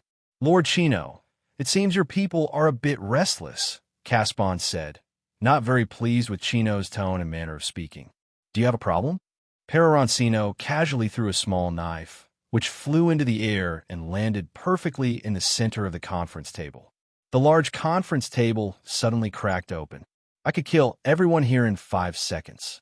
I'm here to give face to the Sorcerer King, not to you. You need to understand that," Peroroncino said in a very calm tone. Caspond looked toward Remedios, the strongest individual in the Holy Kingdom's current military force. He noticed she remained silent. Caspond understood that the handsome man in front of him was not boasting. He was stating a fact. Remedios didn't dare to speak up because she feared being slapped again. Although it wasn't very painful, it was truly embarrassing. "Our decision is simple. We will hold the city to the death. The city has enough food, and all the necessary supplies are in place. With our united efforts, we can certainly deal a heavy blow to the demi-human forces." "The Holy Kingdom will prevail," shouted one of the officers, with others echoing the same sentiment. Nia, standing in the corner, looked at the 3 women behind Peroroncino with a look of envy. "I wish I could be that strong, too." After the meeting, Peroroncino was the first to leave the room. In the demi-human camp, Carol sat in the main seat, and everyone was looking at her. I believe you're the former high priestess of the Holy Kingdom, Carol, right? The one who spoke was Snake King Roche, also one of the 10 elite demi-human. He was once the supreme commander of the demi-human. That's right, Carol replied, looking at Roche. No wonder. You anticipated that the Holy Kingdom's army would show up here. I must say, you're more suited to be the commander than I am. I think you're right. Carol coldly responded. I request to be the vanguard and attack the humans. A giant, goat-headed demi-human stood up from his seat. This city was originally occupied by our goat folk, and I want to avenge my people. This massive goat-headed demi-human was named Boozer, also one of the 10 elite demi-human, and he was also renowned throughout the Holy Kingdom. All right, then you will lead the attack tonight. Carol agreed to Boozer's request. Let Boozer lead his remaining goat folk troops, along with the remnants of the Tigerhead tribe under V'ger, to attack the main gate and avenge the past. What about the other 3 city gates? Who will go? I will, said Halisha, the king of the Stone Ape, one of the 10 elite demi-human. He was the tallest among the 10 elite demi-human and also the strongest in terms of physical strength. And we, the speakers, were one of the 10 elite demi-human, Ragera, led the Orthrus Legion, the most elite force in the demi-human army. Their combat prowess was the fiercest.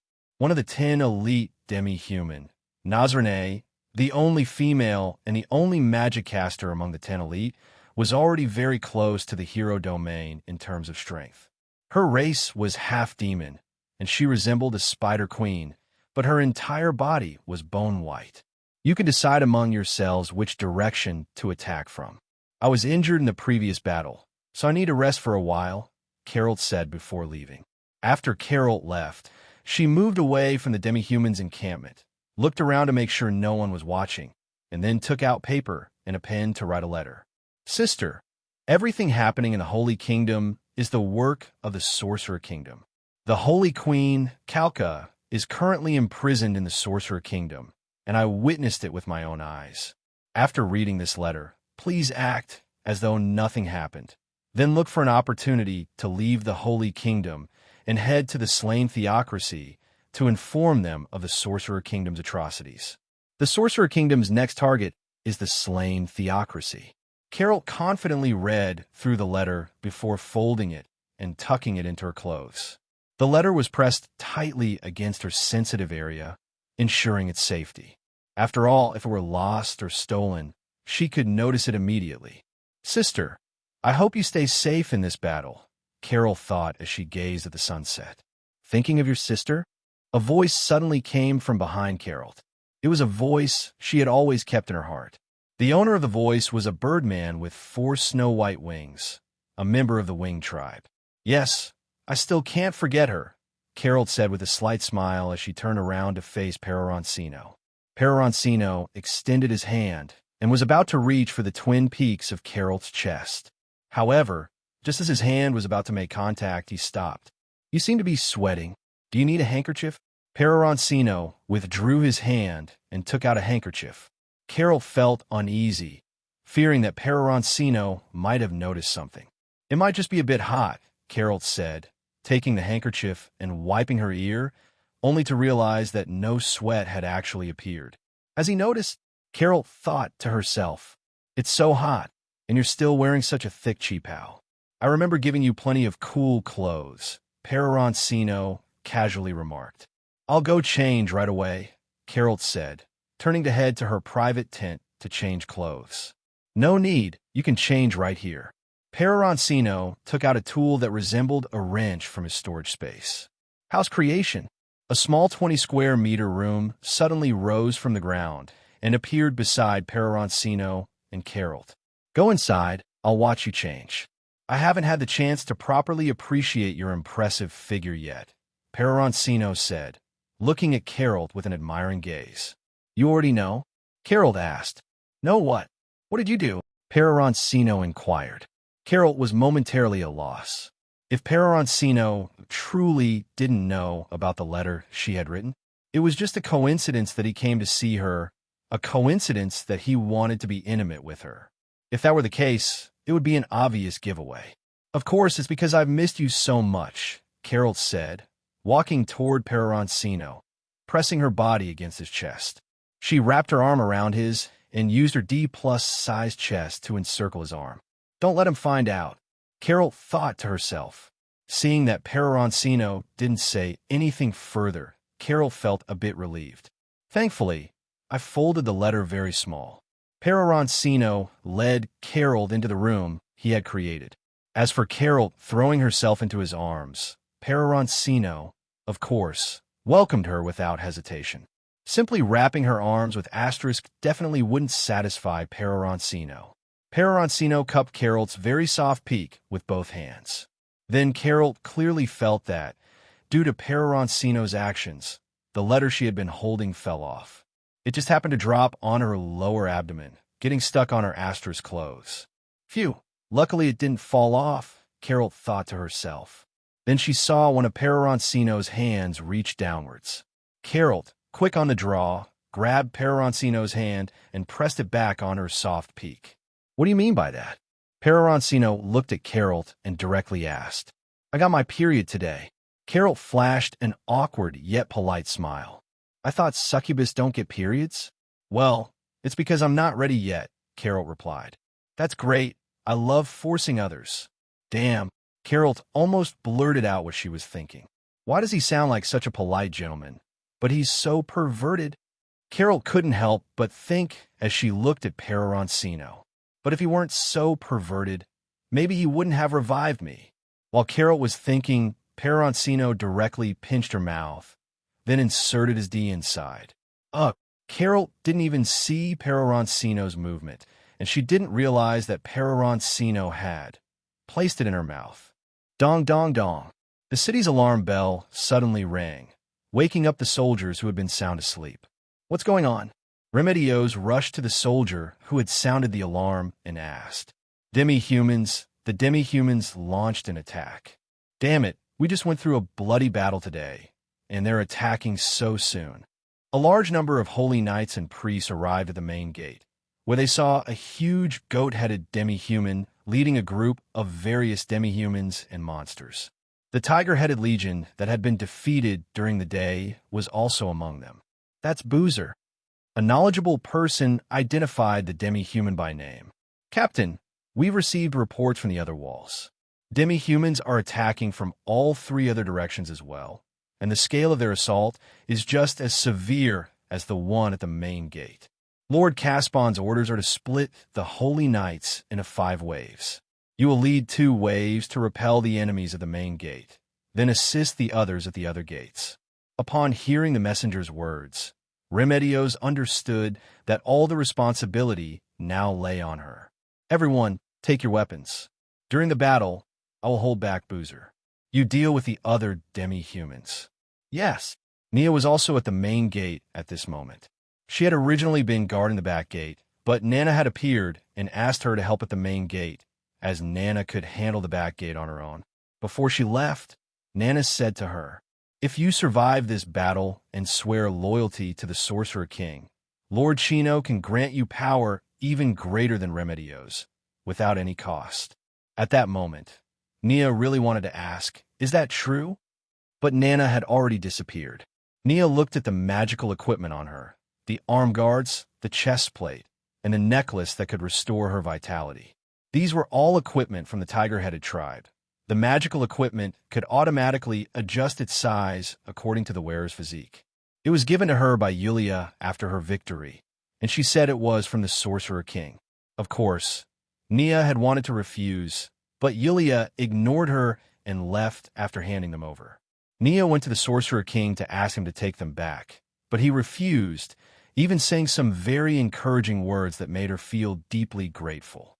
I have to survive and return these items to the Sorcerer King, Nia thought as she looked at the weapon in her hand, reflecting the moonlight. The demi-human army launched an attack on the front. The massive ogres were the first to charge, holding huge wooden shields. They advanced slowly, providing cover for the demi-humans behind them. In the rear, goblins carrying siege ladders hid behind the ogres, moving toward the city walls. Summon the angels. Take down those ogres. We can't let them get close to the walls. The angels were summoned one by the priests and flew toward the ogres in the sky. The angels held oil jars and torches, planning to drop the oil jars on top of the ogres.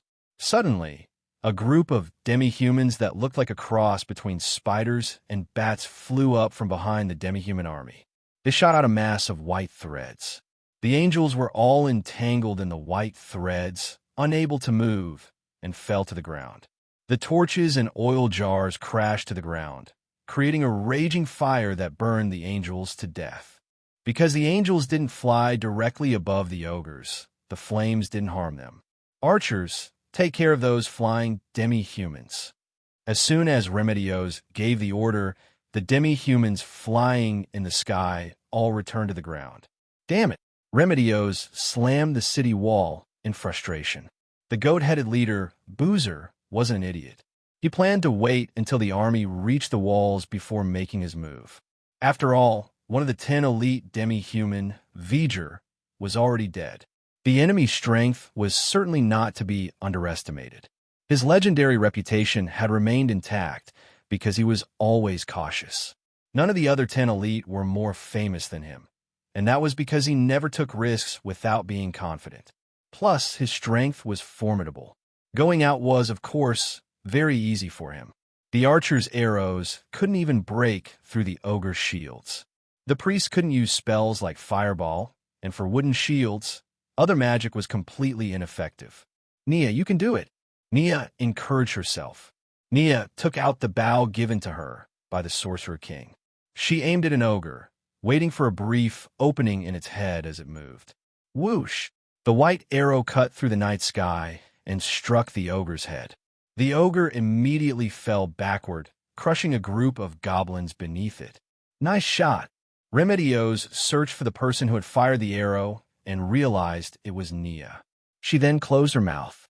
The fall of one ogre made the others highly alert, and they perfectly protected their heads. Nia drew her bow again, holding the charge for a long time, and the arrow transformed into a magical arrow. Nia shot at another ogre, and the wooden shield was pierced directly. But this arrow didn't kill the ogre. The wooden shield absorbed most of the arrow's force.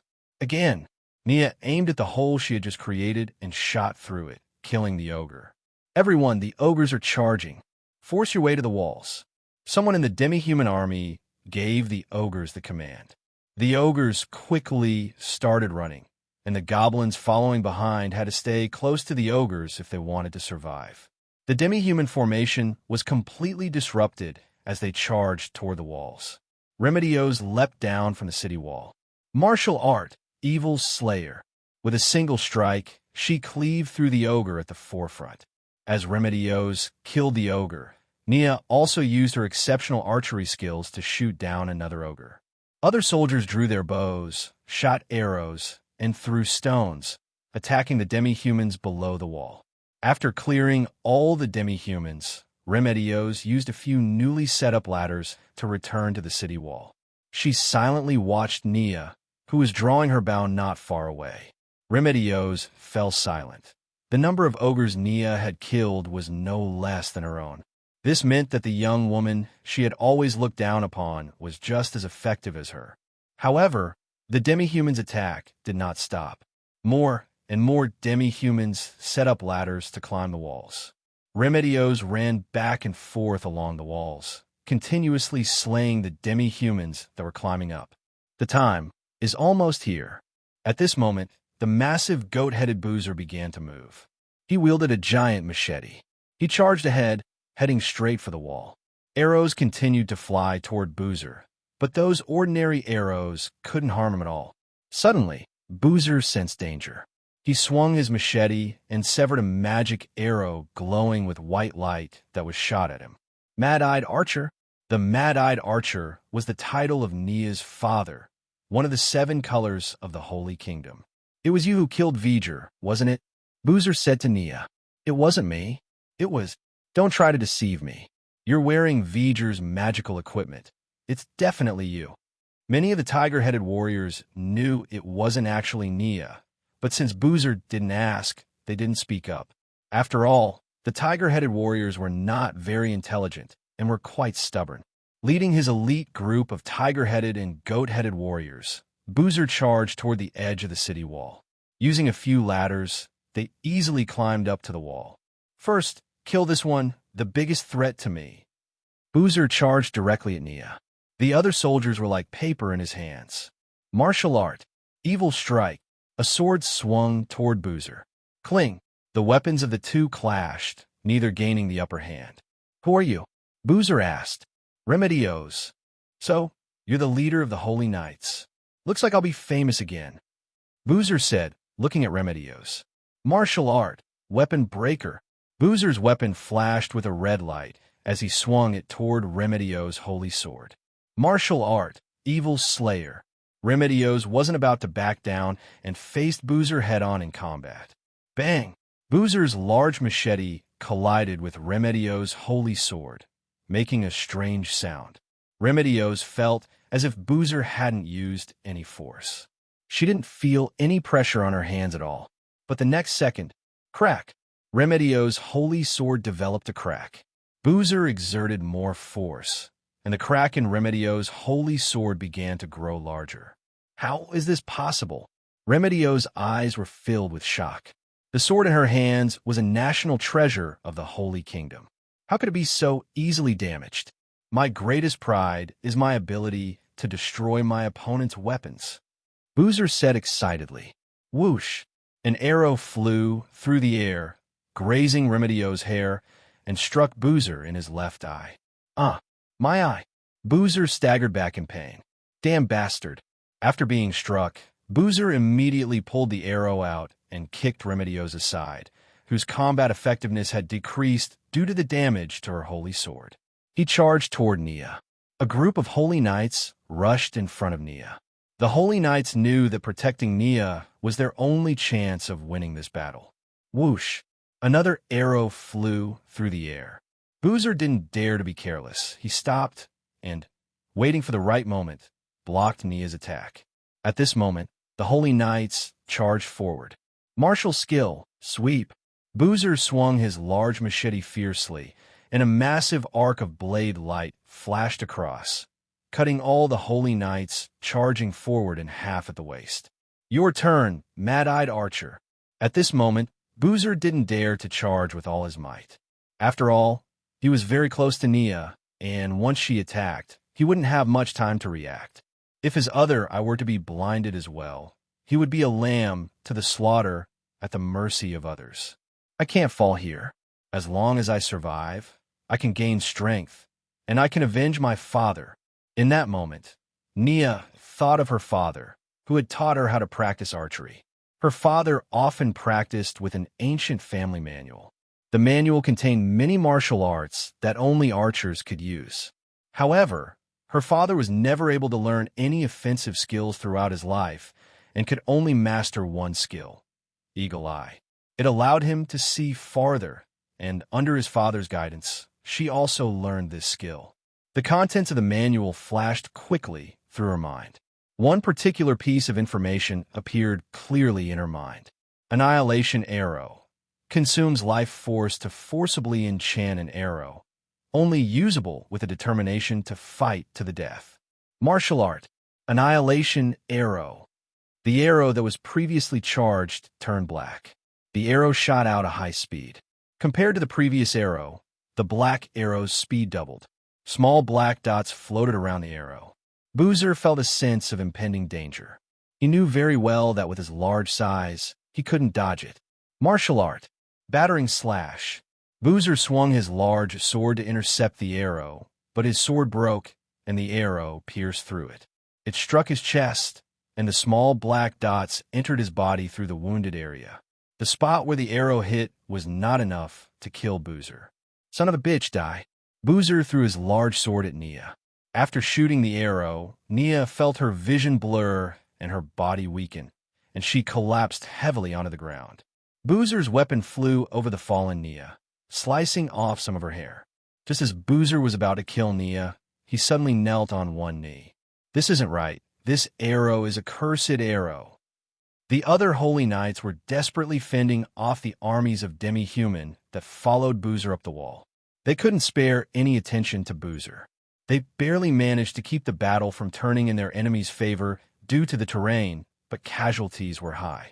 Remedios, how long are you going to keep staring a daze? Nia struggled to get up and shouted with all her remaining strength. Remedios looked at Nia, then at Boozer, whose expression was filled with pain. Go! Nia struggled to stand, throwing her sword from her waist toward Remedios, and then completely lost consciousness, falling from the wall. She lay on the ground inside the city, uncertain whether she was alive or dead. Remedios had no time to worry about Nia. She charged directly toward Boozer. Martial art. Holy light slash. Under the influence of the curse, Boozer didn't sense Remedios' approach at all. Boozer's head was severed by Remedios' strike. Remedios looked down at Nia, whose lips were colorless and looked as though she had been poisoned. The arrow that Nia shot had absorbed half of her blood, causing her to suffer from severe anemia. Remedios looked at Nia, her heart filled with mixed emotions. She couldn't bring herself to accept that she had been saved by the Sorcerer King or his subordinates. But Nia was a native of the Holy Kingdom, and she hadn't committed any atrocities against the kingdom. Remedios was torn, wondering whether or not to save her. No, this must be the evil power obtained from the Sorcerer King. She deserves to be in this state, Remedios thought to herself. She then resolutely gave up on saving Nia, picking up Boozer's severed head and throwing it into the group of demi-humans below the walls. Boozer is dead. Who wants to be the next one? Remedios' sharp gaze swept across the demi-humans. Having lost their leader, the demi-humans completely lost their will to fight and began to flee. The temporary leader of the orcs scratched the back of his head. How did the new leader die so quickly? These humans are clearly so weak. He then led the orc army in retreat. We won. The surviving soldiers hugged each other. Out of the 3,000 defenders, fewer than 1,000 remain alive. When Boozer charged up the walls, large sections of the wall were breached. The soldiers had managed to hold on only by sacrificing their lives. 10 minutes earlier, Westgate. Many soldiers looked at the 8-year-old girl and urged her to leave the wall, telling her this was not a place for someone like her. Nana ignored them. She quietly waited for the enemy to arrive. The attacker at the Westgate was one of the demi-humans' 10 elite, Nazrene. She led an army of demons. Second-tier magic, fireball. Nazrene cast a fireball at the city wall, intending to show the human defenders their place. Nana grabbed a soldier's spear and threw it. Boom! The fireball exploded in front of the city gate. There's actually a strong human here. Nazrene laughed. Don't make this too boring for me. A figure jumped down from the city wall. Is this all your humans have left? You actually sent a little girl, Nazrene mocked. However, Nana suddenly disappeared. Nazrene suddenly had a bad feeling.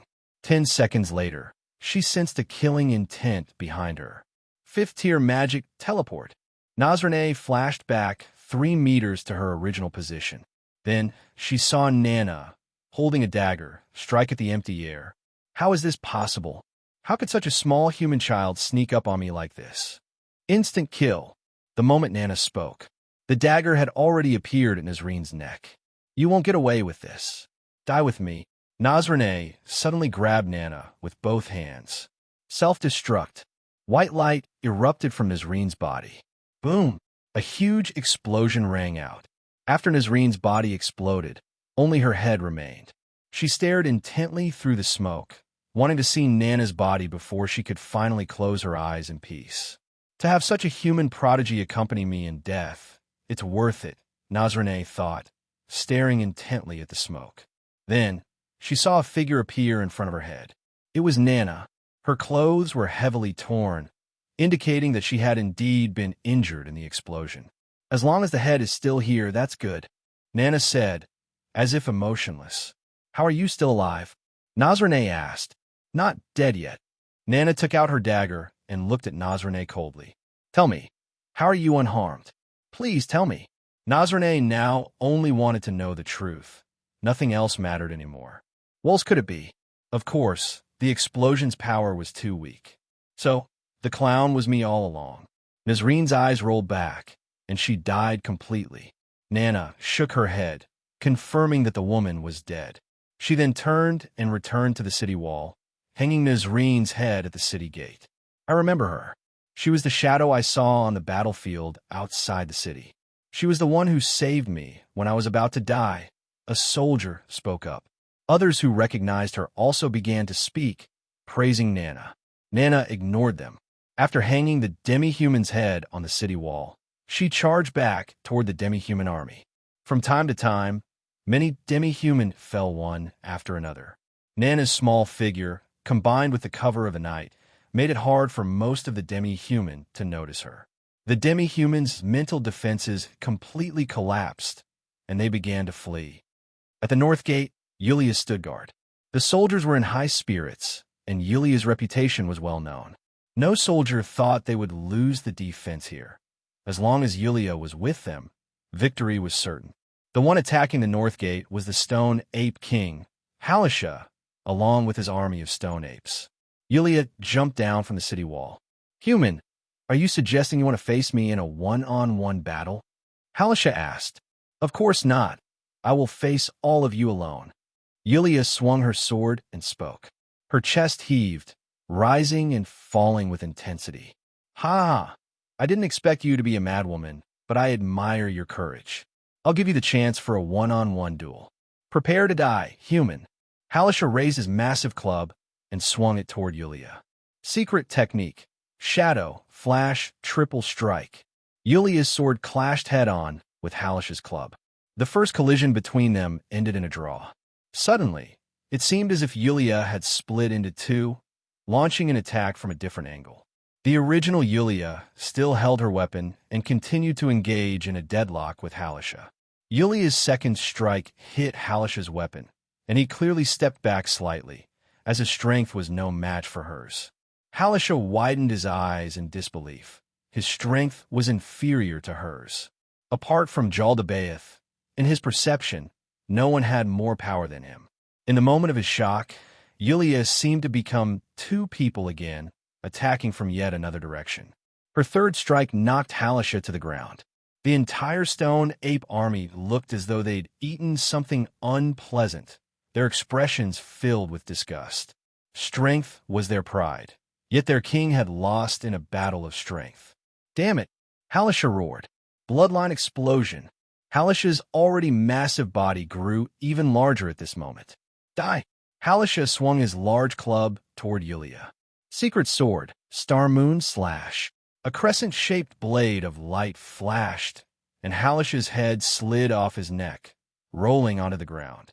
The stone ape's expressions, which had previously looked like they'd eaten something unpleasant, now looked as if they'd eaten too much of it. The soldiers on the walls immediately opened the gates and rushed out from the city. "Kill them. Long live Lady Yulia. Lady Yulia is my faith. Kill all these demi-humans. We must show Lady Yulia that we're not weak." The morale of the Holy Kingdom's army was exceptionally high. They were all acting as if they had been injected with stimulants. The original commander of the North Gate couldn't get anyone to listen to him, no matter what he said. The stone apes, unwilling to be outdone, fought fiercely against the human army. However, after engaging in battle, they realized that these humans were completely like crazed warriors. They cared nothing for their lives, focusing solely on offense, each of them acting like a death seeker. Yulia saved one soldier after another on the battlefield, and every time she did, she would say, "Don't fight so recklessly, protect yourself." The soldiers who were saved then exploded with their own fighting spirit once again. Soon, the stone ape army was in full retreat. The south gate, this is where the orc general launched the attack. The battles at the other three gates had already ended, but no fight had yet started here. The orc general looked at the woman on the city tower and felt a deep sense of fear. She was like a dragon, making him hesitate to attack. Misty had been assigned by Peroroncino to guard the city here. The soldiers had never seen her, but it was clear that the more people guarding the city, the better. The orc army had been observing here for half an hour, yet they had not launched an attack. "General, are we not going to attack?" An orc courageously asked. Has the messenger not returned? Report, General, no. They left 10 minutes after the battle started to observe the fighting at the other gates. We don't know why they haven't returned yet. I have a bad feeling, the orc general said to his subordinates. But if we don't attack, how do we explain it to the commander? Who is willing to be the vanguard and launch the attack? I am. Countless orcs raised their hands and spoke. The orc general chose the tallest among them. I'll give you 2,000 troops. Do you have the confidence to take this place? No problem. The person selected pounded his chest and promised. The 2,000 orcs picked up their equipment, carrying siege ladders, and charged toward the city wall. All remaining troops, fall back 1,000 meters. The orc general ordered after the vanguard set off. General, why must we fall back? The orc lieutenant asked. To verify my feeling. I hope it's just a mistake. The orc army immediately began to retreat. Kill all these humans. Just as the orcs were about to reach the city wall, Misty jumped down. Frost Domain. A snowflake-shaped magic circle appeared beneath her feet. The chill quickly spread from the magic circle. Dragon transformation. Roar. A frost dragon appeared before the orcs. Misty opened her mouth and released a mist of frost. The orc vanguard, fearless, charged straight toward Misty. The moment the orc warriors made contact with the frost mist, their speed noticeably slowed, and their bodies began to frost over. A frost dragon. It's actually a frost dragon. Did you see that? The girl just now was a frost dragon, a soldier on the city wall shouted. I remember now. There were rumors that the Infiltration once rode a giant dragon and sparred with Adventurer Mammon in the Empire's arena. The fight ended in a draw. She seems to be the very dragon that Adventurer Chino rode. How amazing. Yeah, to think he can tame a dragon. So envious. I want to ride a dragon too. I want to be ridden by a dragon. Everyone's eyes turned to the last person who had spoken. Misty didn't want to move at all. After spraying the frost mist, she yawned and lay down. No matter how hard the orcs charged toward her, they couldn't harm her at all. Gradually, all the orcs were frozen to death. After the orc general saw all of this from a distance, he issued the order to retreat. Continuing the attack would be a death sentence. With just their strength alone, it was impossible to defeat a dragon. Carol let out a sigh of relief after watching Peroroncino leave, looking satisfied. Fortunately, it wasn't discovered. As for where the letter was, she didn't know. She had been so focused on serving the other person just now that she didn't pay attention to where the letter was. By the way, I just found a letter. Peroroncino came back and said. He then tucked the letter into her ample chest. After that, Peroroncino left. Only Carol was left standing there, bewildered. Did he discover it or not? Since Peroroncino hadn't said anything, would a normal person ignore a secret letter written by their subordinate to someone else if they had discovered it? If the roles were reversed with Peroroncino, Carol prided herself on thinking she wouldn't be able to ignore it. Peroroncino had known from the very beginning about Carol and the letter because Hanzo, a spy, had been watching Carol the whole time. However, when Peroroncino was around, Hanzo would stop observing Carol. Everything Carol did, Hanzo reported in detail to Peroroncino. The third floor of the tomb of Nazarick. Kalka, the Holy Queen, is imprisoned here. But now, she is quite different from when she first arrived at Nazarick. At first, she refused to eat or drink and didn't speak. She remained silent for 3 days. Then, Peroroncino arranged for Shaltir to try and guide her. After more than 10 days of Shaltir's guidance, Queen Kalka had become very obedient. Whatever Shaltir asked her to do, she would do. She was afraid that Shaltir might abandon her. Queen Kalka now always carries the gift that Shaltir had given her, no matter where she goes with Shaltir. That gift has become Kalka's favorite. Shaltir took Kalka to the place where the vampire brides were practicing their dance. In order to provide a better experience for Peroroncino, Shaltir had Kalka practice dancing as well. However, during the practice, Kalka would always suddenly tremble, as if she wasn't feeling well. The vampire brides glanced at the remote control in Shaltier's hand and immediately understood that Kalka was likely not feeling well. It was probably something like a cold. The vampire brides looked at Kalka with envious expressions, as she would soon be able to serve the Supreme One. After leaving Geralt, Peroroncino found the Sorcerer King. "Have you decided how to deal with Jaldabaoth?" Peroroncino asked as soon as he entered the room. "I've made up my mind. At that time, I will fight with Demi-huge Wraith Demon General with all my strength. I've become too lax lately. If I encounter a real enemy, I might have difficulty dealing with it." "Indeed. How about this? Let's swap Wraith with me, and we can do some PvP," Peroroncino said, looking at the Sorcerer King. A red light flashed in the Sorcerer King's eyes. "What's the matter? Are you scared?" Peroroncino asked. "Of course not. It's just that when it comes to attacking you, I might not be able to. We've PvP'd the most times before. What's there to be unable to do?" Peroroncino replied. "But in this world, players who die may never be able to revive. Whether it's the former 6 gods or the 8 greed kings, after they died, no message about how to revive has ever been passed down. Does being killed mean you die for good?" Peroroncino murmured. "But, as you said, our skills might have become rusty. We need a strong enemy to help us recall the feeling we once had," Peroroncino said, looking at the Sorcerer King. "We can do it in Nazarick, not here. Right here. The imaginary enemy you mentioned still hasn't appeared, but sooner or later, we'll have to face them. Since they're not showing themselves, we'll draw them out. This is the perfect opportunity. I'll call Shaltier. I've also given her a world-class item, so she won't be controlled anymore." The Sorcerer King remained silent for a long time. "I understand. The first one to have their health reach 50% will be considered the loser. No problem. It's been a long time since I've used my own body. It's just the right time to stretch my muscles." At the eastern gate of the city, the soldiers were all praising the strength of Remedios, and no one was looking at the corpse like Nia. After all, there were so many bodies on the city wall. Those who had observed Nia's battle were almost all dead. The others were too busy taking care of themselves, with no time to look for Nia's figure. At that moment, the Sorcerer King arrived at the scene.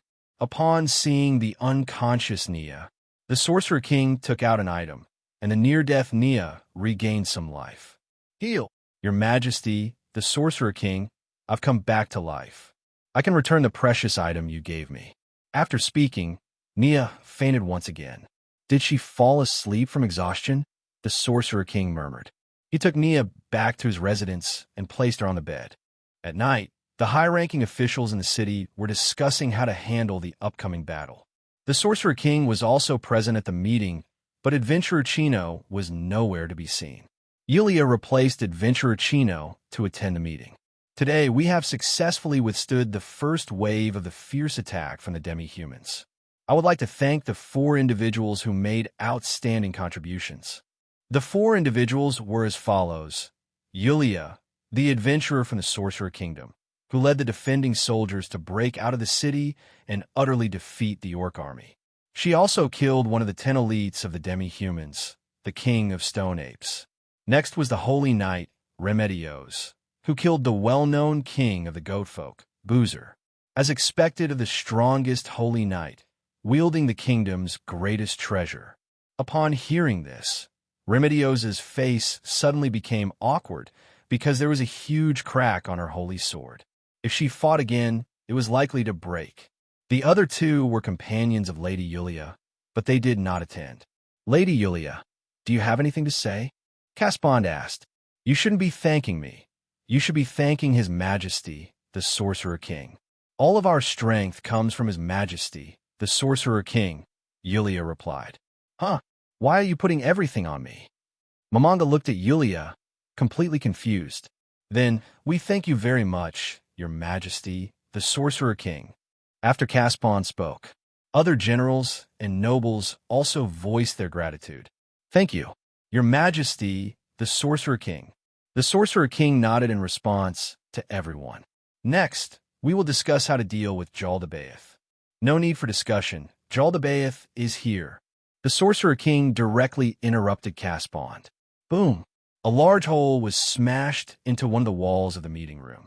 Countless people were struck by flying debris and were injured to varying degrees. Remedios drew her holy sword and swung it at Jaldabaoth. However, the moment her sword made contact with Jaldabaoth, it broke. Foolish humans, your pathetic strength is completely useless against me. Saying this, Jaldabaoth punched Remedios, sending her flying, crashing heavily into the wall. Remedios spat out a mouthful of blood.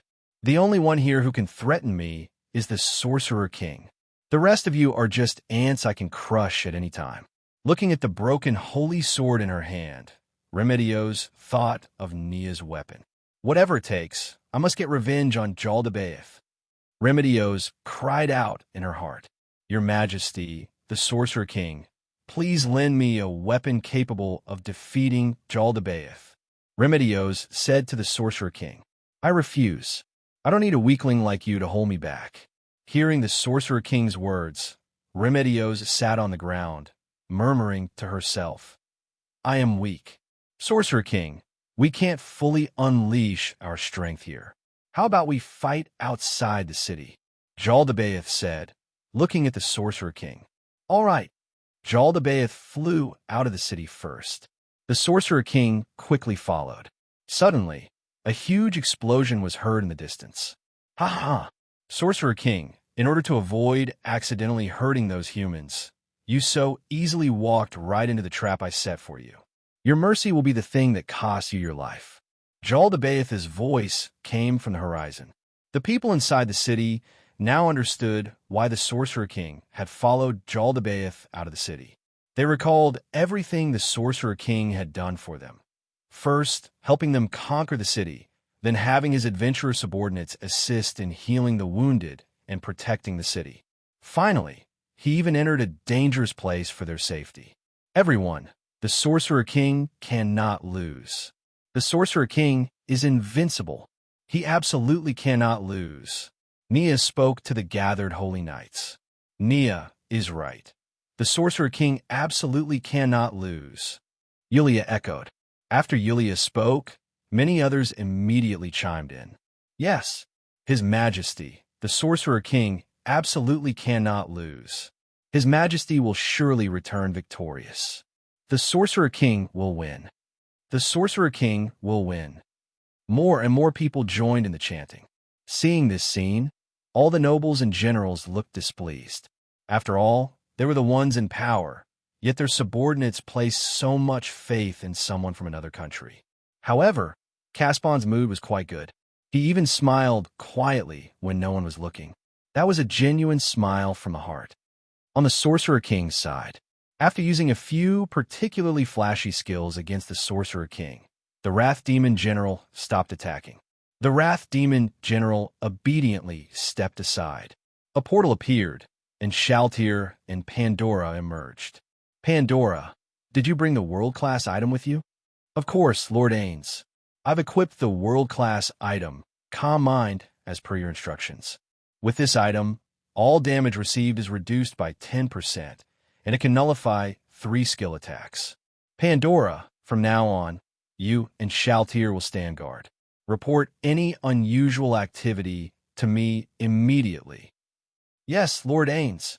Shaltir, the same goes for you. Peroroncino said to Shaltir. Then let's begin in 10 seconds. Peroroncino said, looking at the Sorcerer King. Let's use this watch to time it, the Sorcerer King suggested. All right. Peroroncino and the Sorcerer King flew into the air. Mamanga Nayakin, the time is up, the watch announced in a cheerful Bukabukagama voice. Shadow, form nullification. Peroroncino was the first to activate a skill. Teleport trap. The Sorcerer King immediately cast a spell. Whoosh. Peroroncino launched the first attack. A light arrow shot straight toward the Sorcerer King. Magic. Maximum strength severance. A blade of light slashed toward Peroroncino, cutting through the arrow in its path. Wind's blessing. Peroroncino activated a special skill, significantly boosting his speed and successfully evading the severance attack. Holy Arrow Rain. Peroroncino shot a single light arrow into the sky, which summoned a magical circle above. Countless light arrows rained down toward the Sorcerer King's position. Magic, maximum strength 1,000 bone spears. From the ground, numerous bone spears erupted, intercepting and canceling out the descending light arrows. Starburst arrow. A crimson arrow shot out at incredible speed, heading straight for the Sorcerer King's position. Greater teleportation. Boom! The spot where the Sorcerer King had just been erupted in a violent explosion. Trick arrow. Peroroncino launched another attack, a snake-like arrow winding its way toward the Sorcerer King. I can't keep letting him dictate the flow of the battle, the Sorcerer King thought to himself. 10th tier magic. Summon Skeleton Battle King. A dark shadow appeared on the ground as a massive skeleton emerged from the earth. Its entire frame was made of pristine white bones, clad in a striking red cape. In its hands was an enormous, ornate greatsword, and atop its head rested an imposing crown. Is that Momonga's strongest undead summon? Peroroncino muttered, staring at the towering skeleton battle king. The snake-like arrow struck the Sorcerer King directly, who didn't attempt to evade it. This was because the attack was homing. It couldn't be avoided regardless of his efforts. Flight. The Sorcerer King cast a flying spell on the Skeleton Battle King, enabling it to attack Peroroncino. The Skeleton Battle King is level 80, with formidable combat power capable of easily defeating players of the same level. It was once the nightmare of many players. With balanced resistances, attack power, and speed, plus 50% tenacity, it has no discernible weaknesses. Even holy-type attacks cannot deal extra damage. The Skeleton Battle King flew toward Peroroncino's position, but Peroroncino had vanished. Blink. Wingblade. Peroroncino suddenly teleported in front of the Sorcerer King, with 4 wings slicing toward him like sharp blades. The Sorcerer King dodged frantically, fully aware that if he didn't evade and tried to cast a spell, the skill would interrupt his magic mid-cast. During this time, Peroroncino's Holy bow wasn't idle either. Stellar Trajectory. Peroroncino drew the bow and charged energy as star-like energy orbs flowed into the Holy bow in his hands. A star map resembling the Milky Way appeared behind Peroroncino. As Peroroncino released the arrow, a blue ray shot toward the Sorcerer King, hitting him directly. The Sorcerer King quickly moved out of Peroroncino's 4-winged attack range. At the same time, the Skeleton Battle King arrived behind Peroroncino. The giant sword swung down, striking Peroroncino's body. Peroroncino's body shuddered, but ignored the Skeleton Battle King's attack. Peroroncino knew that if he dealt with the Skeleton Battle King now, he would be led into a trap by the Sorcerer King. He flew into the air, with the blue ray continuing to attack the Sorcerer King. The Skeleton Battle King remained closely behind him, unwilling to let her go. Most Enhanced Slash. The Sorcerer King used the slash to interrupt Peroroncino's attack. However, the attack also struck the Skeleton Battle King, who was very close to Peroroncino. The Skeleton Battle King was hit hard, dropping to low health. With a simple basic attack, Peroroncino killed the Skeleton Battle King. Most Enhanced Gravity Vortex. A black, spherical energy body shot toward Peroroncino. Star mark 1,000 arrows.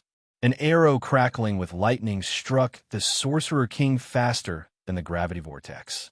Peroroncino was also hit by the gravity vortex. He lost his ability to fly and fell to the ground. An attack that reduces resistance and a guaranteed hit when I attack, the Sorcerer King thought to himself. Most Enhanced 1,000 Bone Spears. Flash move. Peroroncino attempted to teleport behind him, but an unexpected mishap caused him to return to his original position. Teleport trap. It's actually set behind me. Peroroncino exclaimed in astonishment. Holy Spirit. Peroroncino's body was enveloped in white holy light. It purifies negative effects and makes him immune to them for a period of time. Most Enhanced Rib Cage Prison. Large bone spikes appeared around Peroroncino, growing bigger and forming a cage to trap him within. Breaking void, Peroroncino rapidly dashed into the air. A high-speed movement skill, unable to be interrupted. Triple most enhanced slash. The Sorcerer King predicted the position Peroroncino would reach after breaking free from the cage and cast his strongest attack magic. 3 slashes struck Peroroncino in quick succession. Despite wearing artifact-level equipment, Peroroncino's body still suffered severe damage. Skill Dead End. Peroroncino used a special archer skill. It lowers health but boosts attack power and speed. The Sorcerer King's continuous attacks brought Peroroncino's health to 70%. Without the artifact-level equipment Peroroncino was wearing, his health would have surely dropped below 50%. Dead End brought Peroroncino's health down to 51%. Emerald Light Body. The Sorcerer King cast a defensive magic on himself, reducing the damage taken from ranged attacks. Knowing my health is low, you want to play it safe, right? A very wise choice, Peroroncino said. Arrow of Destruction. Magic, Enhanced Sharp Beam. The two activated their skills simultaneously. The Sorcerer King launched his skill first. Countless, bullet-like, dense beams of light shot toward Peroroncino. Whoosh! The black arrow whistled through the air, destroying all the light beams. The arrow flew toward the Sorcerer King. Tier 10 Magic. Nuclear Explosion Asteroid. A spherical object flew from the Sorcerer King's hand, colliding with the arrow of destruction, resulting in a violent explosion. Peroroncino had already moved out of the blast radius. However, the Sorcerer King was not as fortunate. Being very close to the center of the explosion, he sustained some damage. Piercing Arrow. Before the smoke had cleared, an arrow struck the Sorcerer King directly. Indestructible Body. Temporarily greatly increases all resistances. Necromantic Shield. Temporarily ignores control skills. The Sorcerer King immediately cast 2 defensive spells. Special Skill. Death is the end of all. Maximized Area. Banshee's Wail. A large-scale execution skill, instantly killing targets with health below 20% or those under level 60. It deals 10% true damage to all targets within the area. After the Sorcerer King released the skill, a woman's piercing scream echoed through the air. While the Sorcerer King cast his spell, Peroroncino was also not idle. Skill, Sacrifice, greatly reduces defense but enhances attack power. Skill, Jade Flame, triple damage increase for 10 seconds. If no attack hits the opponent within 10 seconds, the user's health is halved. Special Skill, Time is the destroyer of all. Flicker of Shadows, instant annihilation. This skill is used simultaneously with Flicker, requiring extremely strong operational skills. Peroroncino suddenly appeared in front of the Sorcerer King. Behind Peroroncino was something resembling an hourglass. Behind the Sorcerer King was a giant clock. The hands of the clock moved steadily. Both of their special skills were being released face-to-face. While casting other skills, they could not make any offensive moves. The two stared at each other, unable to tell who had cast their skill first. Peroroncino, you lost. I cast defensive magic. Even if you used your skill first, it wouldn't have been enough to bring my health down to 50%. Is that so? Peroroncino smiled. The Sorcerer King sensed something was wrong. Wait, did you use Jade Flame and Sacrifice? You predicted that I would cast Banshee's Wail. That's right, I predicted your move. I started preparing this final strike when I used Piercing Arrow. Careless. I should have played it safe and not used my special skills. ADC is all about the thrill and excitement. It's either you kill me, or I show you how it's done. Peroroncino replied. Let's see who will be the victor in the end.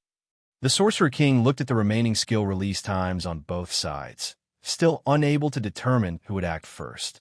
Peroroncino's special skills Black Light and the Sorcerer King's special skills White Light collided together. To the army of the Holy Kingdom, it seemed as if a divine miracle had occurred in the distance. One side of the sky was completely pure white, while the other side was completely pure black. In the white light, everything of any other color was devoured. In the darkness, everything of any other color was assimilated. This is a miracle. This is a miracle. This is a miracle that only a god can bring down. A high-ranking priest, seeing this spectacle, went mad. He kept repeating that it was a miracle, tearing at his own hair. Is this the true power of the Sorcerer King?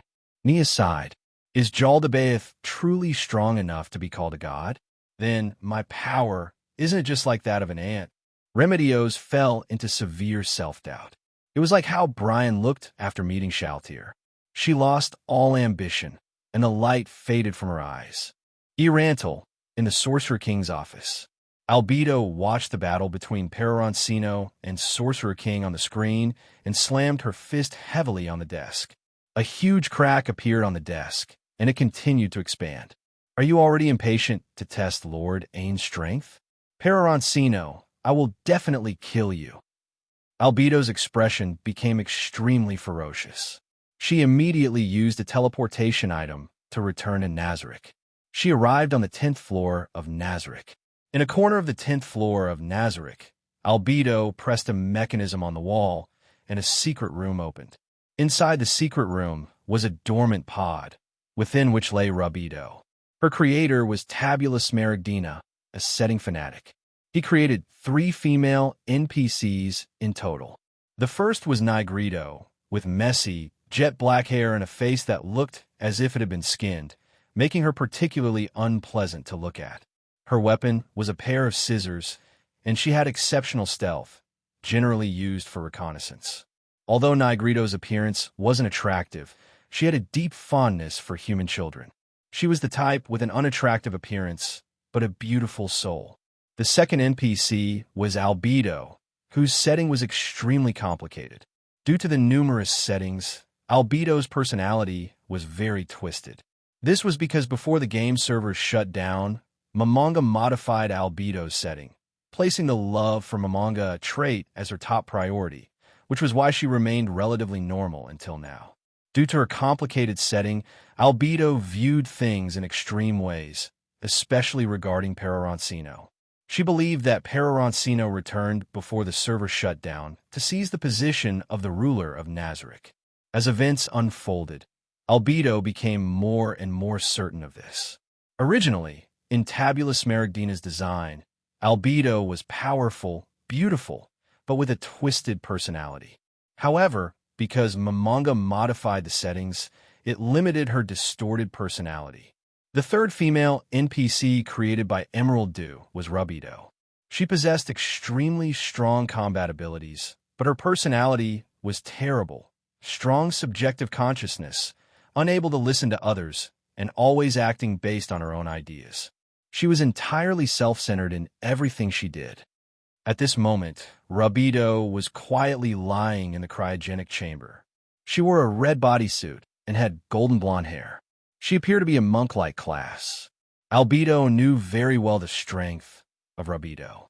She was created with the world-class item Thermal Heartstone, which gave her an incredibly powerful heart.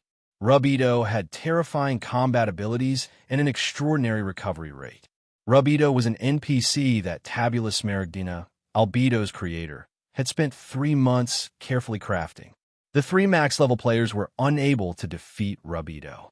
Even Touch Me, the strongest player of the Ainz Ooal Gown guild, who possessed the world championship title, said that he couldn't easily defeat her. Albedo approached the cryogenic chamber and shut down its operation. Rubido opened her eyes, her gaze incredibly sharp. Albedo was certain, just from that one look, that she was no match for her. Is there something you need from me? Rubido's tone was extremely flat, as if she were speaking about something completely unrelated to her. I need you to kill someone for me, Albedo said. Why should I listen to you? The only one who can command me is my creator, Lord Tabula Smaragdina. You are not worthy. Don't you want to do something for Nazarick to repay Lord Tabula Smaragdina? Repaying Lord Tabula Smaragdina and doing something for Nazarick have nothing to do with each other. Nazarick is just a place where Lord Tabula Smaragdina once stayed. Lord Tabula Smaragdina's last order was for me to stay here and guard the 10th floor of Nazarick. Rabito's words made Albedo very angry. You, shut up, I don't want to hear it. Don't force me to take action and drive you away.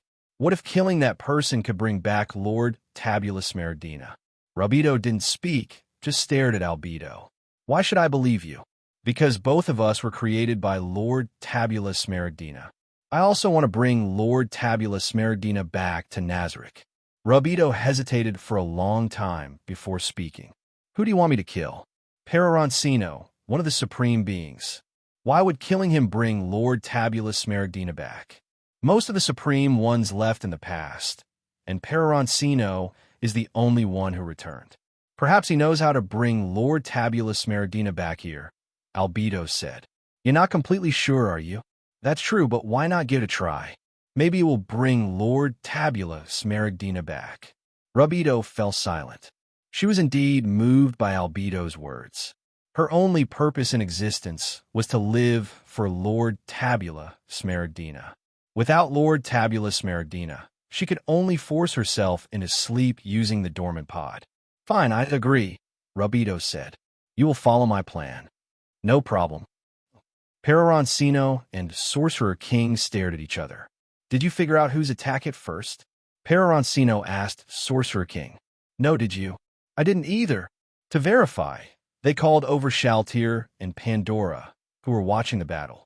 Shaltir, Pandora, did you two see whose attack hit first?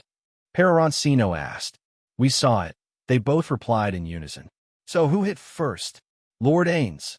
Lord Peroroncino. Both of them spoke at the same time, but this time, the voices were different.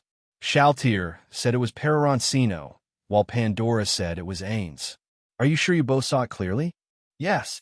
Both of them replied again. I'll contact Demiurge to ask, Sorcerer King said. Demiurge, you watched the battle just now, right? Yes, Lord Ainz. The battle between the two supreme beings was truly spectacular. I have gained so much from it. Truly worthy of being supreme beings, so powerful. Demiurge praised. Did you see clearly who landed the final blow? I saw it clearly. It was Lord Peroroncino. Looks like I won, Peroroncino said. Now about the wager. Momonga took a locked treasure chest from the storage room. From the chest, he pulled out a diary. Here you go. Momonga was handing over his most valuable possession. Peroroncino opened Momonga's diary. June 9th. Today, I practiced my sitting posture in front of the mirror for an hour, and finally chose the one most suited for a king. June 10th. Today, I practiced the gesture to make my subordinates quiet in front of the mirror for an hour. It's perfect. I can't find a single flaw. June 11th. Yesterday, Mayor complimented me, saying that my gesture to make my subordinates quiet was really cool. I'm so happy. Peroroncino looked at the diary and wanted to laugh, but held it back. Momonga silently put on his mask, fearing that others might see the expression on his face at that moment. In the southern part of the slain theocracy, a real war was taking place. It was a war between the slain theocracy and the elf country. Slain theocracy's army, led by elites wielding the 6 scriptures, had maintained an advantage in the battle. The forest elves had been retreating steadily. In the far eastern part of the elf country, the Platinum Dragon Lord arrived, controlling a set of armor. Before this, he had gathered a significant amount of intelligence, confirming that the player who had once defeated him, the Platinum Armor, a century ago, was indeed a player. Moreover, he had confirmed that the individual was active in this area. That player from Yggdrasil, will I be able to meet them? The Platinum Dragon Lord used a special magic, allowing his voice to travel very far. After waiting for a long time, he finally saw a red-haired woman. Are you looking for me? Bukabukagama asked. Yes, let me introduce myself. I'm a dragon lord from the council state, Riku. I think I remember you. That's right. When I first arrived in this world, I ran into you and asked for directions. You suddenly attacked me, and when you couldn't defeat me, you started running away. Yes, that was me. I apologize. I was very unreasonable at that time. In the past, the Platinum Dragon Lord would never have apologized. But ever since he was defeated by a single combo from Peroroncino, he had put away his arrogance. Do you need something from me now? New players have appeared in this world. From my observations, their intentions are evil. So I plan to eliminate them, but with my strength alone, it's not enough. I would like to ask for your help. I refuse. Why? From what I observed, you're a very kind person. You have adopted many half-elves and built a city for them. First, I'm not a kind person. Second, why do you assume that my nature is not evil? Now, I don't want to see you again. Bukubo Kagama turned to leave. If you refuse, then I will have to eliminate you first. The Platinum Dragon Lord suddenly spoke in a threatening tone. Just you? Don't joke. Your main body is only level 95, a useless being. Bukubo Kagama said disdainfully. How do you know my main body is level 95? The Platinum Dragon Lord was very shocked. This was something only he knew.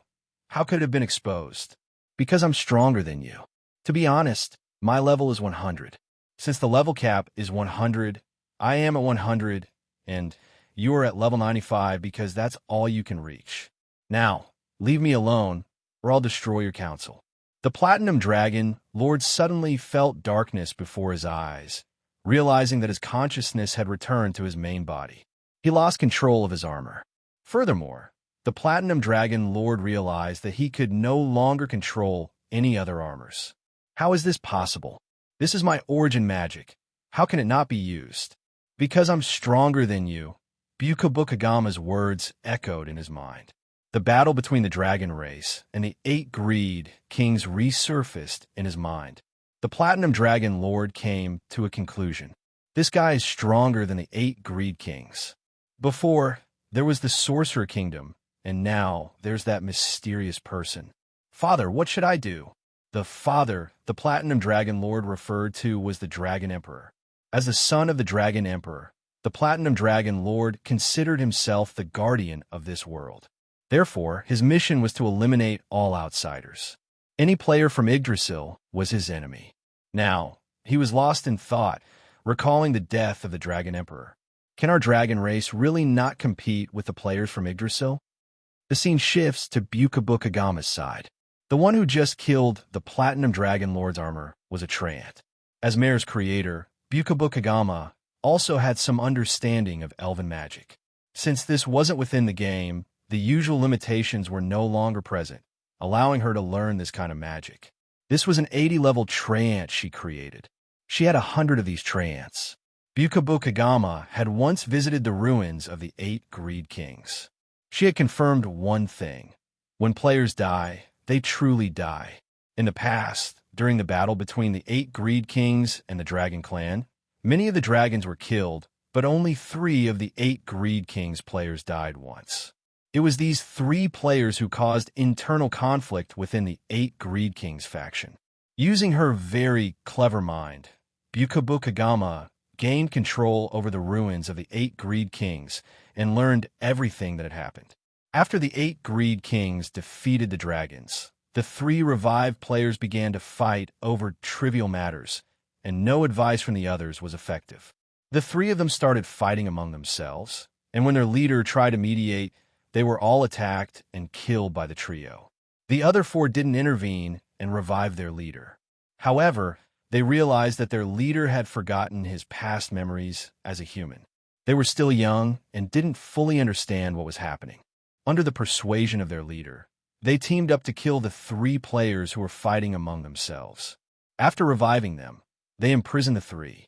They soon realized that the revived players had also lost their memories of their past human lives. It seemed as though they had become NPCs with the memories of the players in the game. They acted as they had in the game, doing whatever they pleased. Amid their confusion, one after another players were deceived by the leader and killed. It wasn't until only 2 remained that they realized the seriousness of the situation. The players who were killed would die permanently. The ones revived with resurrection magic were no longer players, but NPCs with the memories of the players. However, their leader released the 3 who had been imprisoned at the beginning, and the 4 of them teamed up to fight the others. In the end, they were outnumbered and died. After that, the 4 began infighting, each refusing to submit to the others, and eventually they all died together. Later, Bukabu Kagama learned about the war between the 8 greed kings and the dragon race. She discovered that the reason players could no longer be revived was because the Dragon Emperor had used his own life to cast the origin magic. Furthermore, this origin magic could not be reversed unless a max-level person used their life to destroy it. After learning everything, Bukabu Kagama began to study the origin magic. After decades of experiments and research, she successfully mastered the origin magic. The power of origin magic is comparable to that of world-class items. Bukabu Kagama returned to the city she had built. She remembered what her brother, Peroroncino, had said. "Would you like to log in and take a look? Since I've already transported to this world, you should be able to come through as well. I'll be waiting for you, no matter how long it takes." Bukabu Kagama muttered to herself, "Sister, come play with us." A group of half-elf children came up to Bukabu Kagama and said, "I don't want to play. Go play by yourselves." "All right." The half-elf children left, feeling a little disappointed. Bukabu Kagama recalled the words of the Platinum Dragon Lord. "I'm kind, how laughable. These half-elf children are nothing but brainwashed puppets, and their future will be to become Trant." In the Holy Kingdom, many people in the city were watching the scene outside the city, which appeared to be a divine miracle. Everyone couldn't help but swallow nervously. Suddenly, a dark figure appeared, walking toward them. Covered in wounds, the Demon Emperor Jaldabaoth stepped forward, one step at a time. The Sorcerer King truly lives up to his reputation as an absolute powerhouse. If I hadn't set up a trap in advance, I might have died at the hands of the Sorcerer King. "Now it's your turn, humans." Jaldabaoth walked toward the crowd, his body engulfed in flames. Did even the powerful Sorcerer King lose? Nia thought to herself. No, that can't be. Sorcerer King can't lose. Nia shouted aloud. If it were just a one-on-one fight with the Sorcerer King, he indeed wouldn't lose. But he fell in my trap because of you all. Should I thank you for that? Jaldabaoth's words filled everyone with a sense of guilt. The Sorcerer King lost because of them. "Everyone, this is the rune weapon that the Sorcerer King lent to me. Jaldabaoth is already severely injured, and with the rune weapon, we can completely defeat the current Jaldabaoth."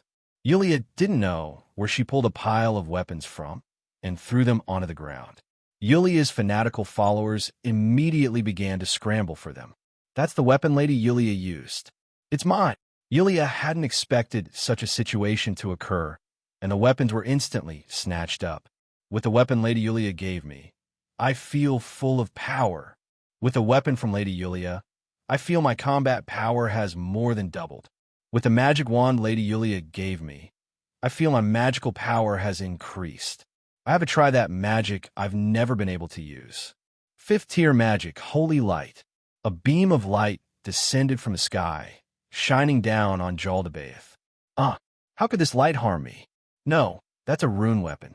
How could you weak humans have such powerful weapons? Jaldabaoth exclaimed. "I actually cast 5th tier magic.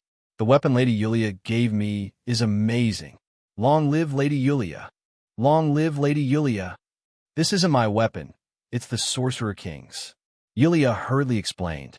But when everyone saw Yulia looking a bit flustered, they all felt a chill in their hearts. "For Lady Yulia, kill Jaldabaoth. Kill him." A group of holy knights jumped down from the city walls, charging toward Jaldabaoth with rune weapons in hand. The priest stood atop the city walls, casting magic, eager for Yulia to see their heroic figures. "Everyone, give it your all." Yulia smiled and spoke. Those who saw her smile felt a sudden shiver in their hearts. Even those who were not fanatical followers of Yulia were moved by her smile at that moment. Seeing the holy knights with rune weapons charging forward, the Demon Emperor Jaldabaoth clearly took a step back. "Humans, don't think that just because you have powerful weapons, you could defeat me." Whoosh! A glowing arrow shot toward Jaldabaoth. Jaldabaoth awkwardly dodged it. Nia, holding the rune bow, shot arrow after arrow at Jaldabaoth, all of which were skillfully avoided by him. This made everyone even more convinced that the rune weapons could indeed hurt Jaldabaoth. In the past, when people from the Holy Kingdom attacked him, he didn't even bother to dodge. Charge! Ainz Ooal punched the ground, creating a powerful shockwave. All the holy knights who were near him were thrown into disarray, their horses tumbling and their bodies knocked to the ground. The weapons flew out as well. Remedios saw a rune sword that had fallen to the ground. Remedios rushed over, picked up the sword, and charged toward Ooal. Remedios seemed to unleash all the suppressed emotions she had been holding back recently. The archers on the city walls, also armed with rune bows and arrows, drew their bows and shot at Ooal was fully focused on dodging the arrows. This gave Remedios an opportunity. Martial skill enhancement. Martial skill super enhancement. Martial skill flowing speed. Martial skill holy light slash. Seizing the moment, Remedios struck Ooal's chest with the sword. The moment Ooal was hit, he was sent flying, rolling several times before crashing to the ground. Remedios felt that this scene seemed familiar, as if she had seen it before when she was dealing with Peroroncino in Kalenshaw. Back then, he had been just as dismissive toward her. But soon, Remedios realized that it was the rune weapon that made this attack truly effective. Ooal rose to his feet and spat out a mouthful of blood. "When my injuries are healed, it will be your turn to die." After leaving those words, Ooal flew off. Remedios wanted to chase after him, but she couldn't catch up. After all, he had wings. Remedios looked behind her, not far away, and walked directly to Yulia's side. "Why didn't you attack Ooal just now? If you had, you could have killed him right away." The response Remedios received was a seductive, black-stocking-covered leg. Yulia kicked Remedios over, sending her crashing to the ground. "If I had done what you said, do you think Ooal wouldn't counterattack at the moment of his death? With Ooal's strength, it would be easy for him to take all of our lives before he dies. At that point, everyone here would be dead. So what? As long as we can kill Ooal, even if we all die, it's worth it." Remedios shouted. Yulia said nothing and walked over to the injured holy knight, taking out a magical tool. "Heal." Meanwhile, some officers and nobles on the city walls, having heard Remedios' words, felt displeased. They had joined a fight against Ooal to gain military merits and secure their futures. Who in the world wanted to perish together with Ooal? Peroroncino had just returned to Nazareth. I wonder how Shaltier's teachings with the Holy Queen are going after all this time. Upon arriving on the third floor, Peroroncino saw the vampire brides practicing a dance routine. They were dancing to "I'm Feeling Good" by Ryan B., dressed in an eclectic mix of outfits. Some wore black silk dresses, others police uniforms, nurse outfits, or even cosplaying as zombie girls. The most outrageous was one with an F-cup figure cross-dressing as a man. With that F-cup, there was no way anyone could mistake her for a man. They danced while tossing random objects, creating a chaotic yet mesmerizing scene. Watching them, Peroroncino began to feel a bit thirsty. Yes, thirsty. As a gentleman, Peroroncino knew that spying was improper. So instead, he walked out openly and confidently. The vampire brides noticed Peroroncino and were about to bow in greeting, but he stopped them. "Carry on. I'm just here to watch casually." As he watched, well, things started to take a turn. In the kingdom, within the territory of Count Sprilip, Decisive led his personal guard to this place in search of vampires. Before their arrival, messengers had already been sent to inform Count Sprilip of their visit. Under normal circumstances, the Count should have sent someone to receive them. Even if he hadn't, the two messengers responsible for delivering the message should have returned to the group to report. Along the way, Decisive noticed that the residents here seemed different from those in other territories. Their eyes seemed to shine with light, filled with hope for tomorrow and optimism for the future. "Such a good lord is rare these days," Decisive remarked. "With the warrior captain leading us, we'll be able to handle the vampires as easily as before. Do not let your guard down. From this moment on, the entire army is to remain vigilant." "Yes, sir." As Decisive was nearing the Count's castle, he noticed someone spying on them. Gazef made a few hand signals to his deputy, who immediately understood and led a few men to circle back. The spies sensed something was wrong and turned to leave. Martial skill, flowing speed. Gazef leaped off his horse, his body suddenly accelerating as he charged toward the spy. The spy tried to flee in panic, but Gazef's deputy and his men blocked the path ahead. "Who are you?" Gazef demanded, pointing his sword at the spy's neck. "My lord, I'm just passing by," the spy stammered. Swish! A flash of light streaked by as Gazef's sword cleaved a nearby tree in half with a single strike. "Spare me, my lord. Spare me. I'll talk. I'm just a spy hired by the Count, tasked with monitoring for suspicious individuals around the Count's estate." "So, you're one of the Count's men." Everyone lowered their weapons, but just as they let down their guard, the spy suddenly bared his fangs and lunged at Gazef, aiming to bite his neck. Gazef reacted instantly, kicking the attacker away. The vampire thrall rolled to his feet and pounced toward the nearest soldier. Unlike Gazef, the soldier wasn't quick enough to react. As the soldier tried to resist, his body suddenly went limp and he collapsed to the ground. Without hesitation, Gazef struck the vampire slave down with a single slash, then kicked aside the corpse. "Are you all right?" Gazef shook the soldier who had been bitten. "I'm fine," the soldier weakly replied, looking extremely drained.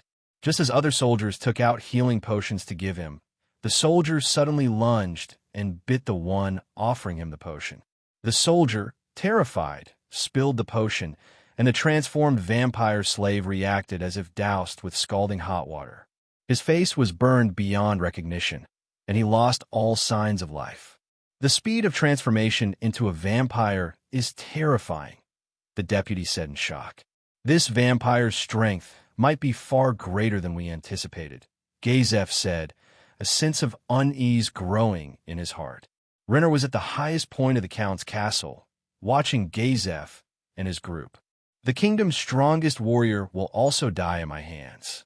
I can't wait." Renner's expression was eerily unsettling. At that moment, Count Sprillup approached. "Everything is ready, Lady Renner," Sprillup said emotionlessly. When he learned that Renner was the leader of the organization, he was truly shocked. After the shock came happiness, because the fact that Renner had built this organization with her own strength was proof of her abilities. A princess, building a power of her own without anyone's help. He couldn't even imagine how one would do such a thing. But Renner had done it. Sprillup truly admired Renner from the bottom of his heart. Gazef and his group entered the Count's castle, but there wasn't a single person to be seen along the way. From the outside, the castle looked lively. Gazef entered the house and casually wiped the banister of the stairs. Not a speck of dust was found. This meant that someone had definitely cleaned it recently. Gazef and his group searched the castle inside and out numerous times, but found no one. The small squad of 10 men, led by his deputy, who had been sent to gather information from nearby villagers, had not returned either. With no clues or leads, Gazef felt as though he had struck cotton with his fist, completely ineffective. As night fell, Gazef ordered everyone to stay temporarily in the Count's estate. When morning came again, and the roll call was taken, 8 people were missing. To ensure their safety, everyone had slept in the hall, with guards assigned to keep watch. All the guards were present and reported nothing unusual. Yet the 8 individuals had vanished without a trace. "We retreat. We go back the way we came." Gazef gave the order with a sense of resignation. "Commander, aren't we going to search for the missing brothers?" "I would like to, but right now we have no leads." Everyone vanished without a sound. Not even I noticed anything.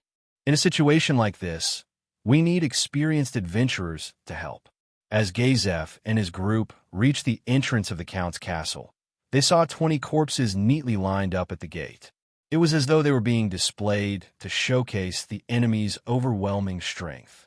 The expressions of these 20 people were filled with sheer terror, as though they had witnessed something truly horrifying.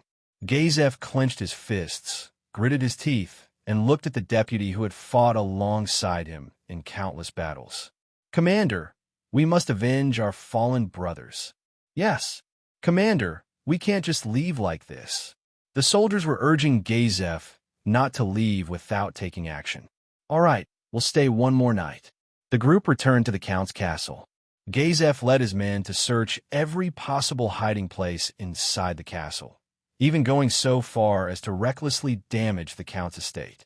Decisive knew very well that their enemies were hiding somewhere, watching them without their knowledge. And there was more than one enemy. Peroroncino was currently in the slain theocracy, disguised and entering with Shaltir. As a religious state, this place highly revered humanity, and other races were often stranded in the slain theocracy. The Black Scriptures, huh? I'm curious to see them for myself. In Nazarick, Albedo was watching as Hanzo came to report on Peroroncino's whereabouts. Albedo smiled. I originally planned to create an opportunity to eliminate you, but I didn't expect you to give me the chance, Albedo said. Albedo woke up Rabido and equipped the artifact-level item that had been prepared in advance, the Space-Severing Cauldron. This item could prevent teleportation and the transmission of messages within a certain range. Lord Ainz, I will eliminate this person who seeks to take your position as the master of Nazarick, Albedo thought to herself. In the slain theocracy, as Peroroncino and Shaltir entered the city, a merchant dressed in extravagant clothes approached Peroroncino. Lord Peroroncino, I am an informant under Lord Albedo's command, and I welcome your arrival. How did you know I was here? It was Lord Albedo who informed me. I apologize for monitoring your movements, but it was for the safety of the Supreme One. It's fine. Peroroncino waved his hand, indicating that he understood. In case of danger, he didn't have to inform anyone himself. There would be someone to come to his rescue. Peroroncino and Shaltir had come to the slain theocracy for the first time, so safety was their top priority. Shaltir is able to use top-level teleportation magic, so common methods of teleportation restriction cannot limit her portals. Then you're in charge of gathering intelligence. Have you investigated the members of the Black Scripture of the slain theocracy? Peroroncino asked. Lord Peroroncino, Lord Albedo's order was to investigate some peripheral intelligence. Important intelligence like this regarding the slain theocracy isn't something I can easily find out, the merchant replied. You should not have been a member of the Great Tomb of Nazarick from the beginning, right? Peroroncino asked. Lord, that is correct. I joined Nazarick later on, the merchant answered. Then you're of no use to me. Go do whatever you need to do. Peroroncino waved his hand, signaling the merchant to leave. However, the merchant didn't leave and instead looked embarrassed. Can't you understand my words? Peroroncino didn't want to give any favor to someone who wasn't a core member of Nazarick. Hearing this, the merchant immediately kneeled down. My lord, please forgive me. It was Lord Albedo who instructed me to come and meet you, and I was told to follow you first. Shaltir. Peroroncino turned to Shaltir, who was standing nearby. She was dressed in very simple clothes, looking like an ordinary human girl. Shaltir walked up to the merchant. Look into my eyes. The merchant was immediately charmed by Shaltir. Why do you want to follow us? Shaltir asked. Lord Albedo instructed me to use any means necessary to ensure that you don't leave this place for the time being. Hearing this, Peroroncino fell into deep thought. Albedo shouldn't have any reason to look for me.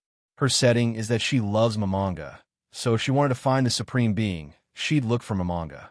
And she said to use any means. This doesn't feel right. It's too strange.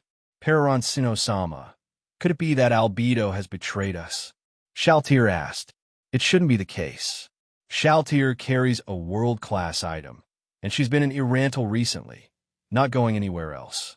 Peroroncino thought for a moment and then spoke. Shaltir, ask him if he's ever seen Albedo. Have you ever seen Albedo? Shaltir asked the person. I haven't seen her. I've only heard her voice. Then the Albedo he's talking about must not be the same one we're talking about, Peroroncino said, as if coming to a conclusion. Message. Peroroncino intended to contact Momonga, but beep, beep, beep. This sound is the sound that occurs when the connection cannot be established. Shaltir, you try to contact Momonga. Peroroncino hurriedly said to Shaltir. Message. Beep, beep, beep. Open a portal. Peroroncino continued to shout. Portal. Shaltir raised her hand and cast the portal skill, but nothing happened. Full gear. Peroroncino immediately transformed back into his larger form, the winged humanoid carrying the Hoe-Bao.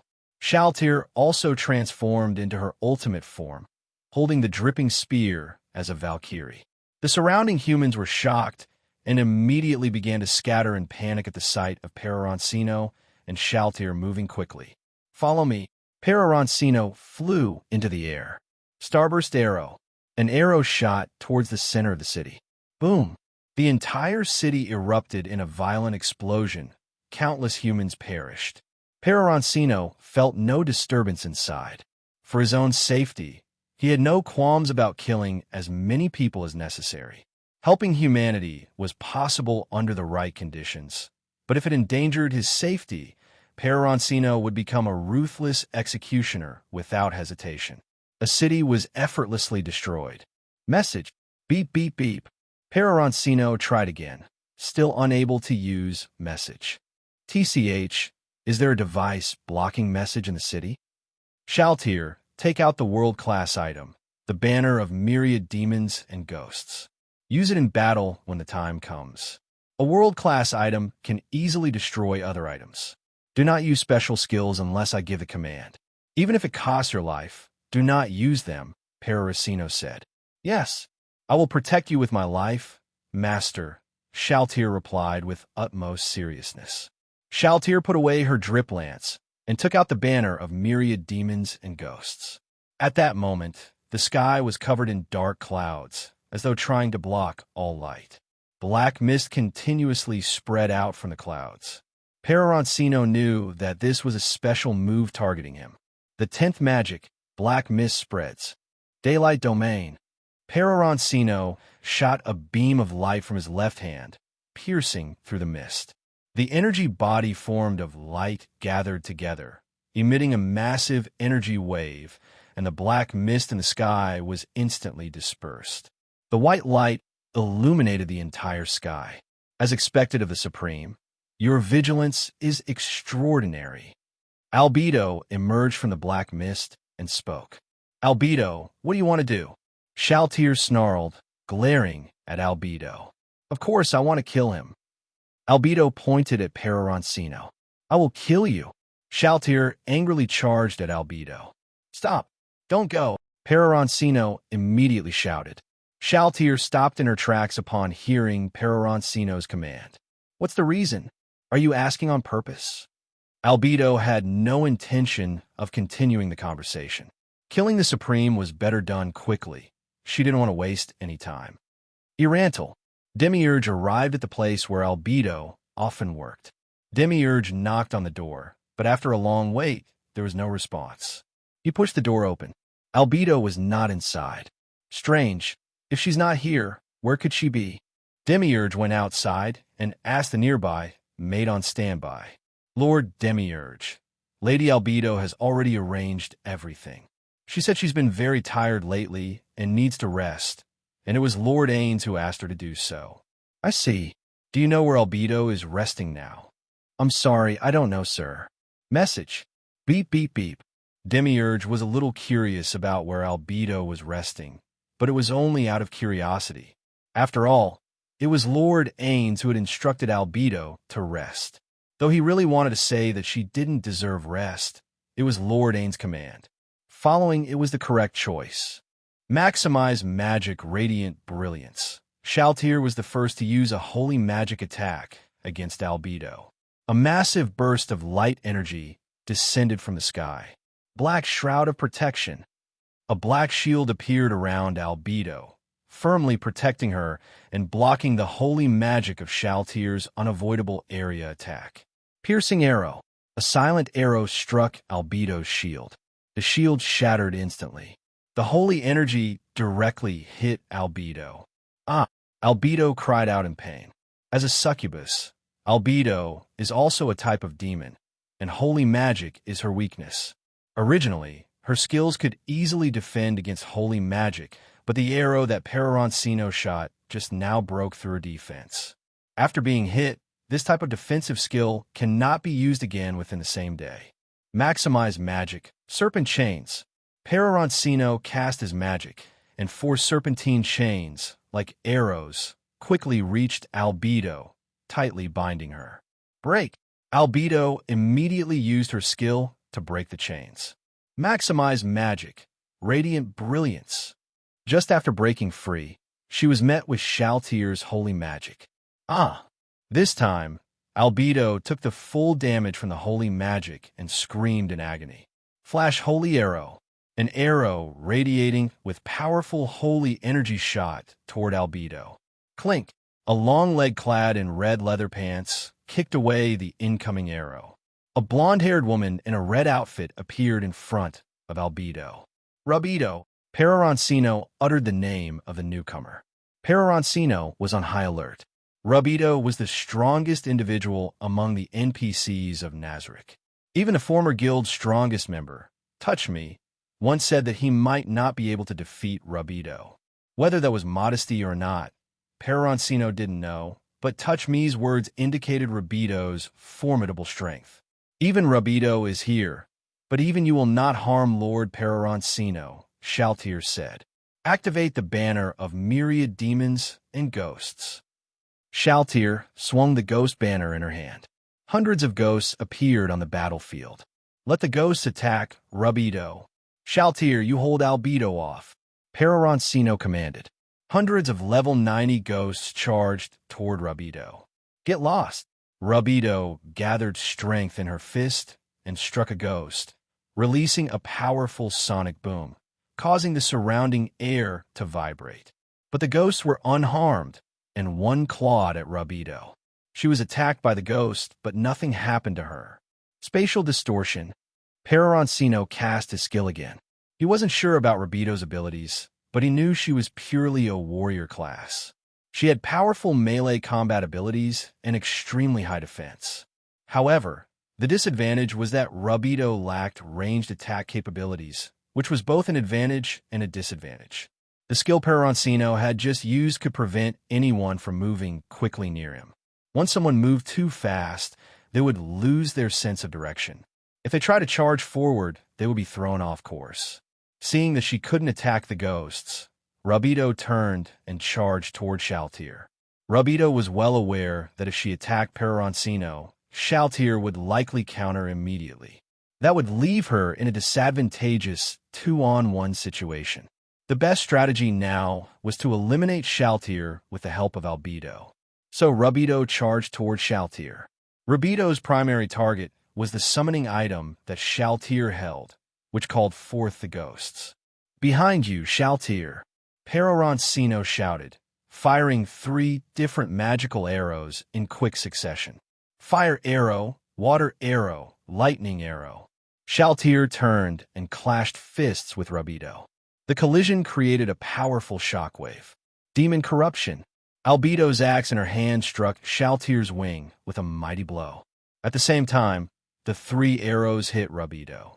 The 3 arrows, each with a different elemental attribute, struck the same spot, causing significant damage to Rubido.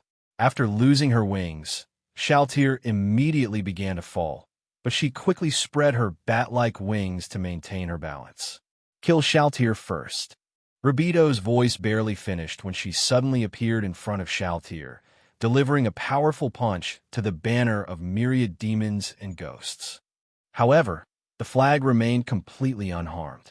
That's a world-class item, Albedo exclaimed in astonishment.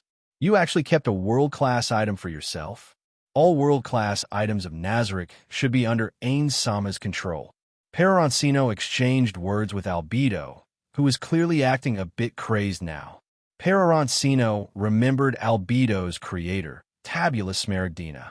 In his impression, Tabula Smaragdina was a strange person. Everyone has a fixed personality, but Tabula Smaragdina was different. He didn't have a fixed personality, as if he had multiple personalities.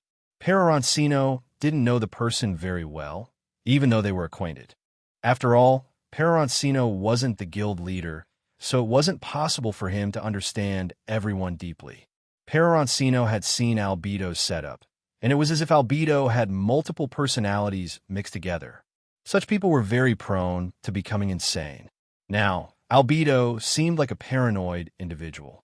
Numerous ghosts launched attacks against Rubido.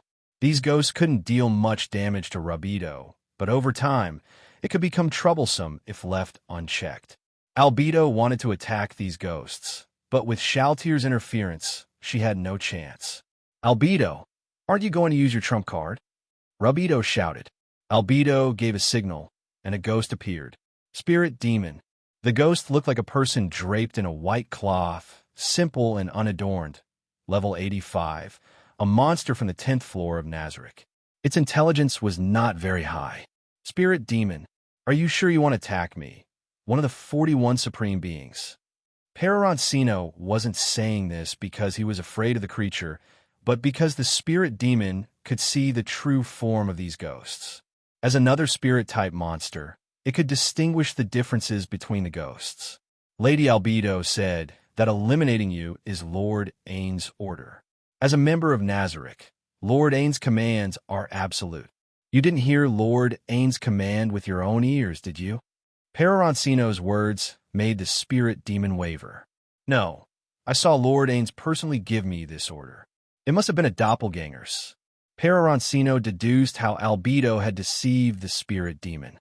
Ridiculous! How dare doppelgangers impersonate Lord Ainz? Albedo laughed.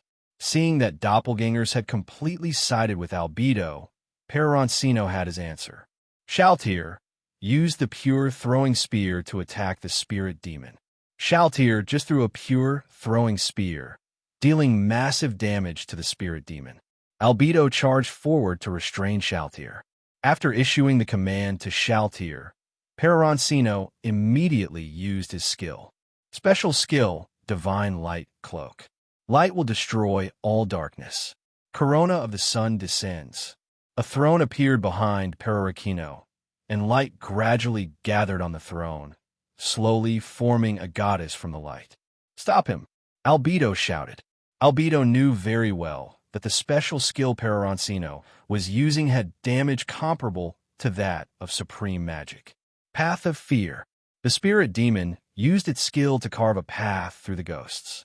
The ghosts summoned by the banner of myriad demons and ghosts could only deal physical-type damage and lacked any usable skills, so they couldn't inflict any meaningful damage on normal spirits. Rubido charged toward Peroroncino. Peroroncino remained unfazed and continued to cast his skills. Shattered Star. Rubido also used her special skill. If this skill hit Peroroncino, it would definitely take half of his life. Just as Rubido was about to reach Peroroncino, Shaltier charged forward. Due to the distraction caused by the ghosts, Albedo could not stop Shaltier. Shaltier, unable to defend herself in time, used her body to block Rubido's attack. Shaltier was struck through, and her stomach was pierced. Rubido ignored Shaltier and, deciding to spare her, attempted to continue attacking Peroroncino. However, the severely injured Shaltier grabbed her from behind. Summon minions. Countless bat-like dark creatures appeared and surrounded Rubido. Boom! A shockwave radiated from Rubido's body, destroying all the minions summoned by Shaltier.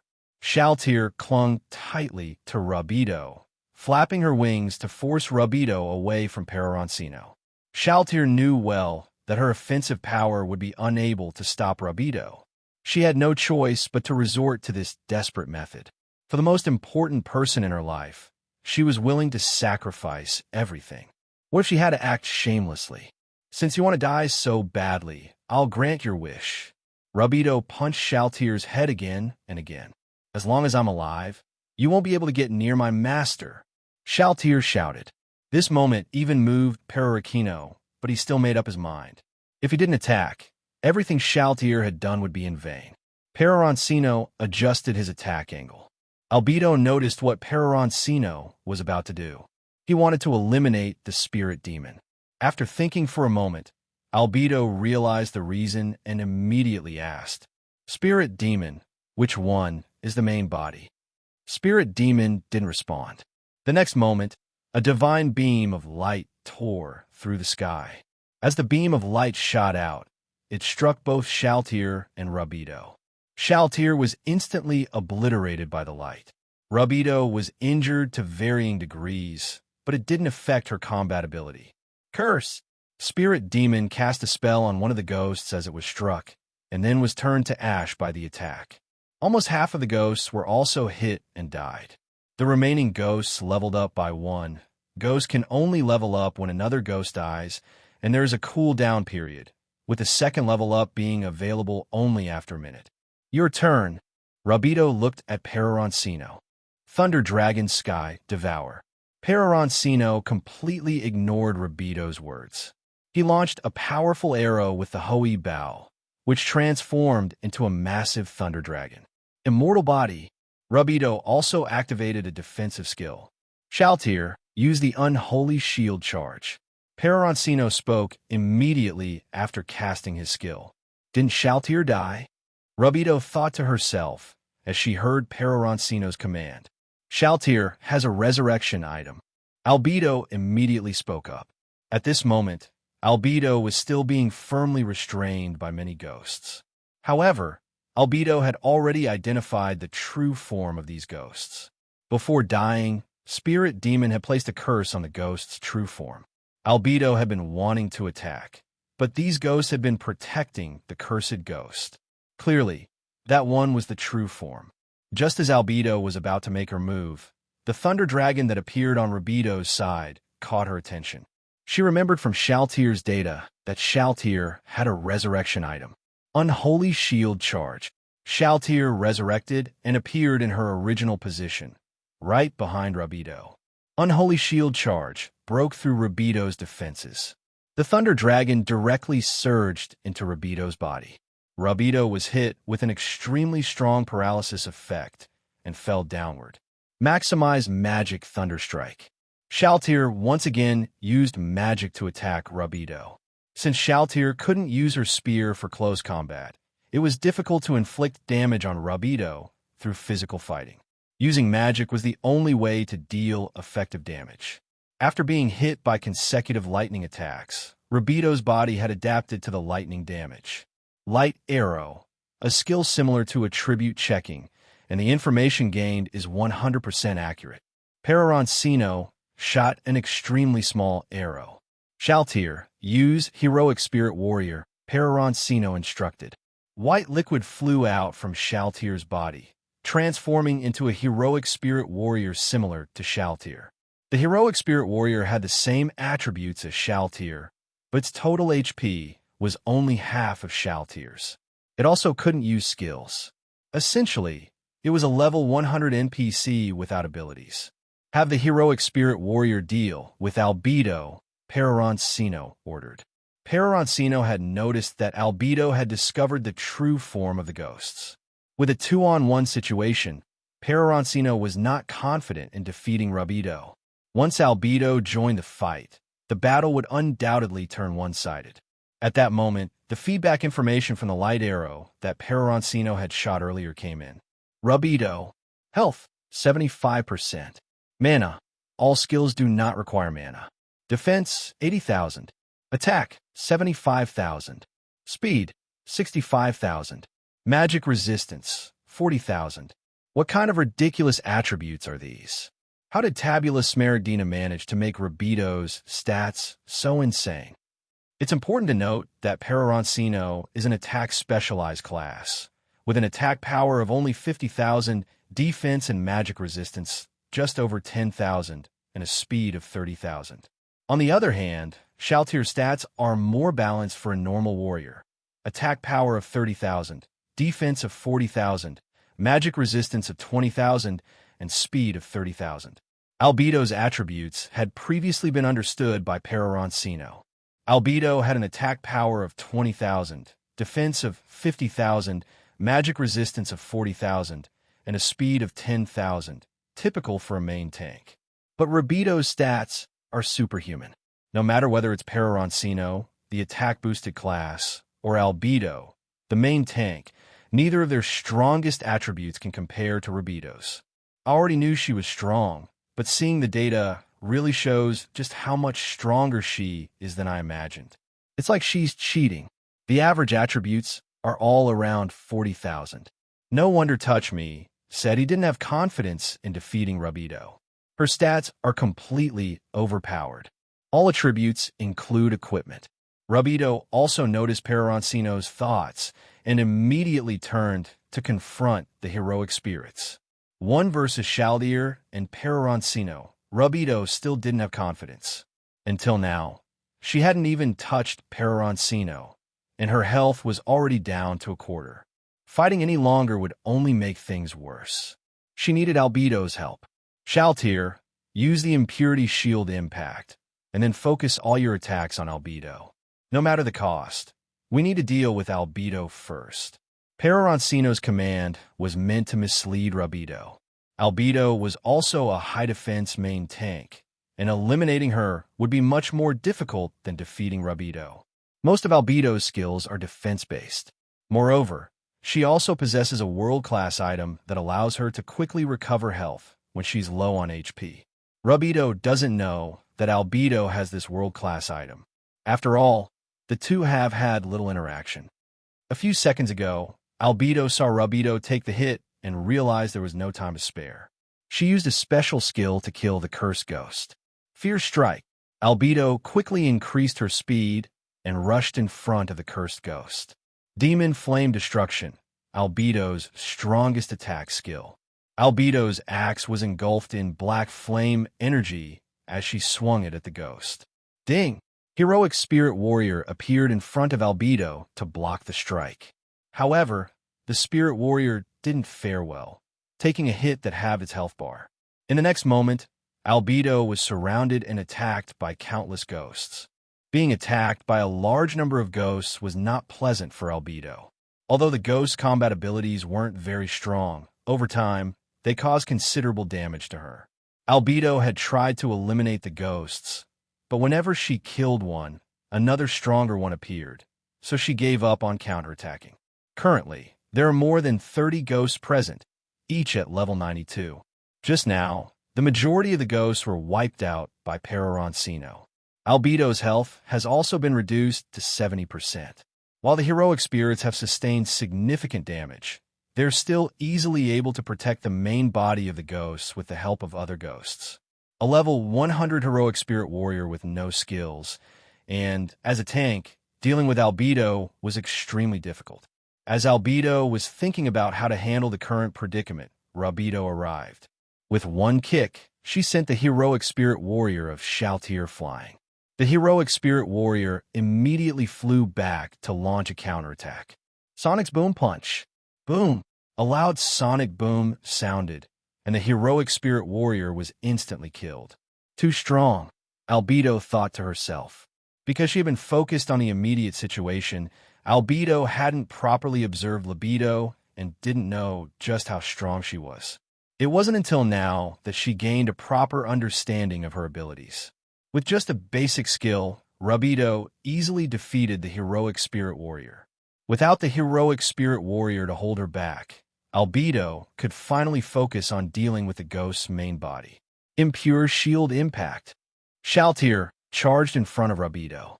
The Impure Shield Impact had a very strong repelling effect, and the user could choose between repelling or not repelling with the attack. Chaltier used the skill to send Rabido flying 1,000 meters away. Maximize Magic Radiant Light. Albedo didn't expect that Chaltier's attack target would be her. By the time she realized it, it was too late to use a skill to defend. Without using a defensive skill, she couldn't withstand Chaltier's attack. Albedo screamed in agony. Chidori Strike. Rabido activated her skill. Rabido's speed sharply increased as she delivered a flying kick toward Chaltier. At the same time, Peroroncino wasn't idle either. Special skill. Song of Heaven's Roar. Darkness represents destruction. Lock-on skill. Sky Dragon Wraith. Peroroncino shot a seemingly ordinary black arrow. The moment the arrow was released, a ghostly black dragon, twisted and demonized, appeared. Surrounding the black dragon were floating skulls shrouded in black mist. Because of Peroroncino's earlier words, Rabido thought this attack was aimed at Albedo. She didn't pay any attention at all. With a single flying kick, she struck Shaltir. Wind Tiger Fist. Rabido threw a punch toward Shaltir, and a fierce tiger manifested on her fist. Shaltir's armor was shattered, and her body sustained significant damage. Rabido suddenly sensed killing intent. When Shaltir saw that Peroroncino was attacking Rabido, she understood his intention. Pure Throwing Spear. The special Holy Attribute Spear, which was guaranteed to hit, struck Rabido.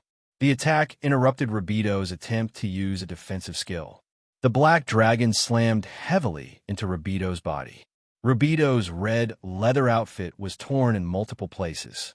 This leather, like Shaltir's armor, had extremely high defensive properties. However, the skill Peroroncino had just used had a percentage-based defense penetration effect. The guaranteed hit effect meant the damage wasn't insignificant. Rabido felt that both her physical defense and magic resistance had drastically decreased. Both had been reduced by nearly half. On the other side, Albedo, free from any distractions, successfully killed the ghost's main body. However, because Albedo had abandoned her defense in an attempt to forcefully kill the ghost, she had sustained considerable damage. Her health had already dropped to 60%. Rabido's health was now down to 65%. Shaltir's health was at 80%. Peroroncino had not taken any damage throughout the entire fight. Maximize Magic Divine Light Prison. Peroroncino held the Ho E bow in one hand and released the skill. Bang! A crisp gunshot rang out. It interrupted Peroroncino's skill, but only caused minimal damage to him. The sound of that gunshot, "It's CZ-2128 Delta," Peroroncino said. "See through. Far sight." Peroroncino used 2 observation skills and discovered CZ-2128 Delta hiding far in the distance. Wait, this isn't right. It's a doppelganger's. Peroroncino instantly recognized that it wasn't CZ-2128 Delta, but rather a doppelganger's. Is she the doppelganger's that sided with Albedo?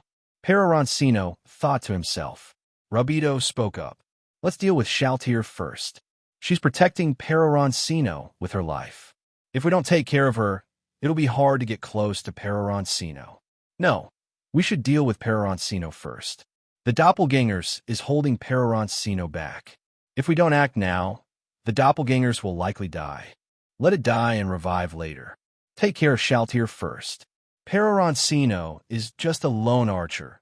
We can slaughter him at will. All right. Albedo hesitated for a moment before agreeing with Rabido's plan. After Peroroncino confirmed CZ-2128 Delta's location, he drew his bow and locked onto the target. Star-piercing arrow shone. The white arrow, moving at the speed of light, shot through the air and precisely hit the doppelgangers.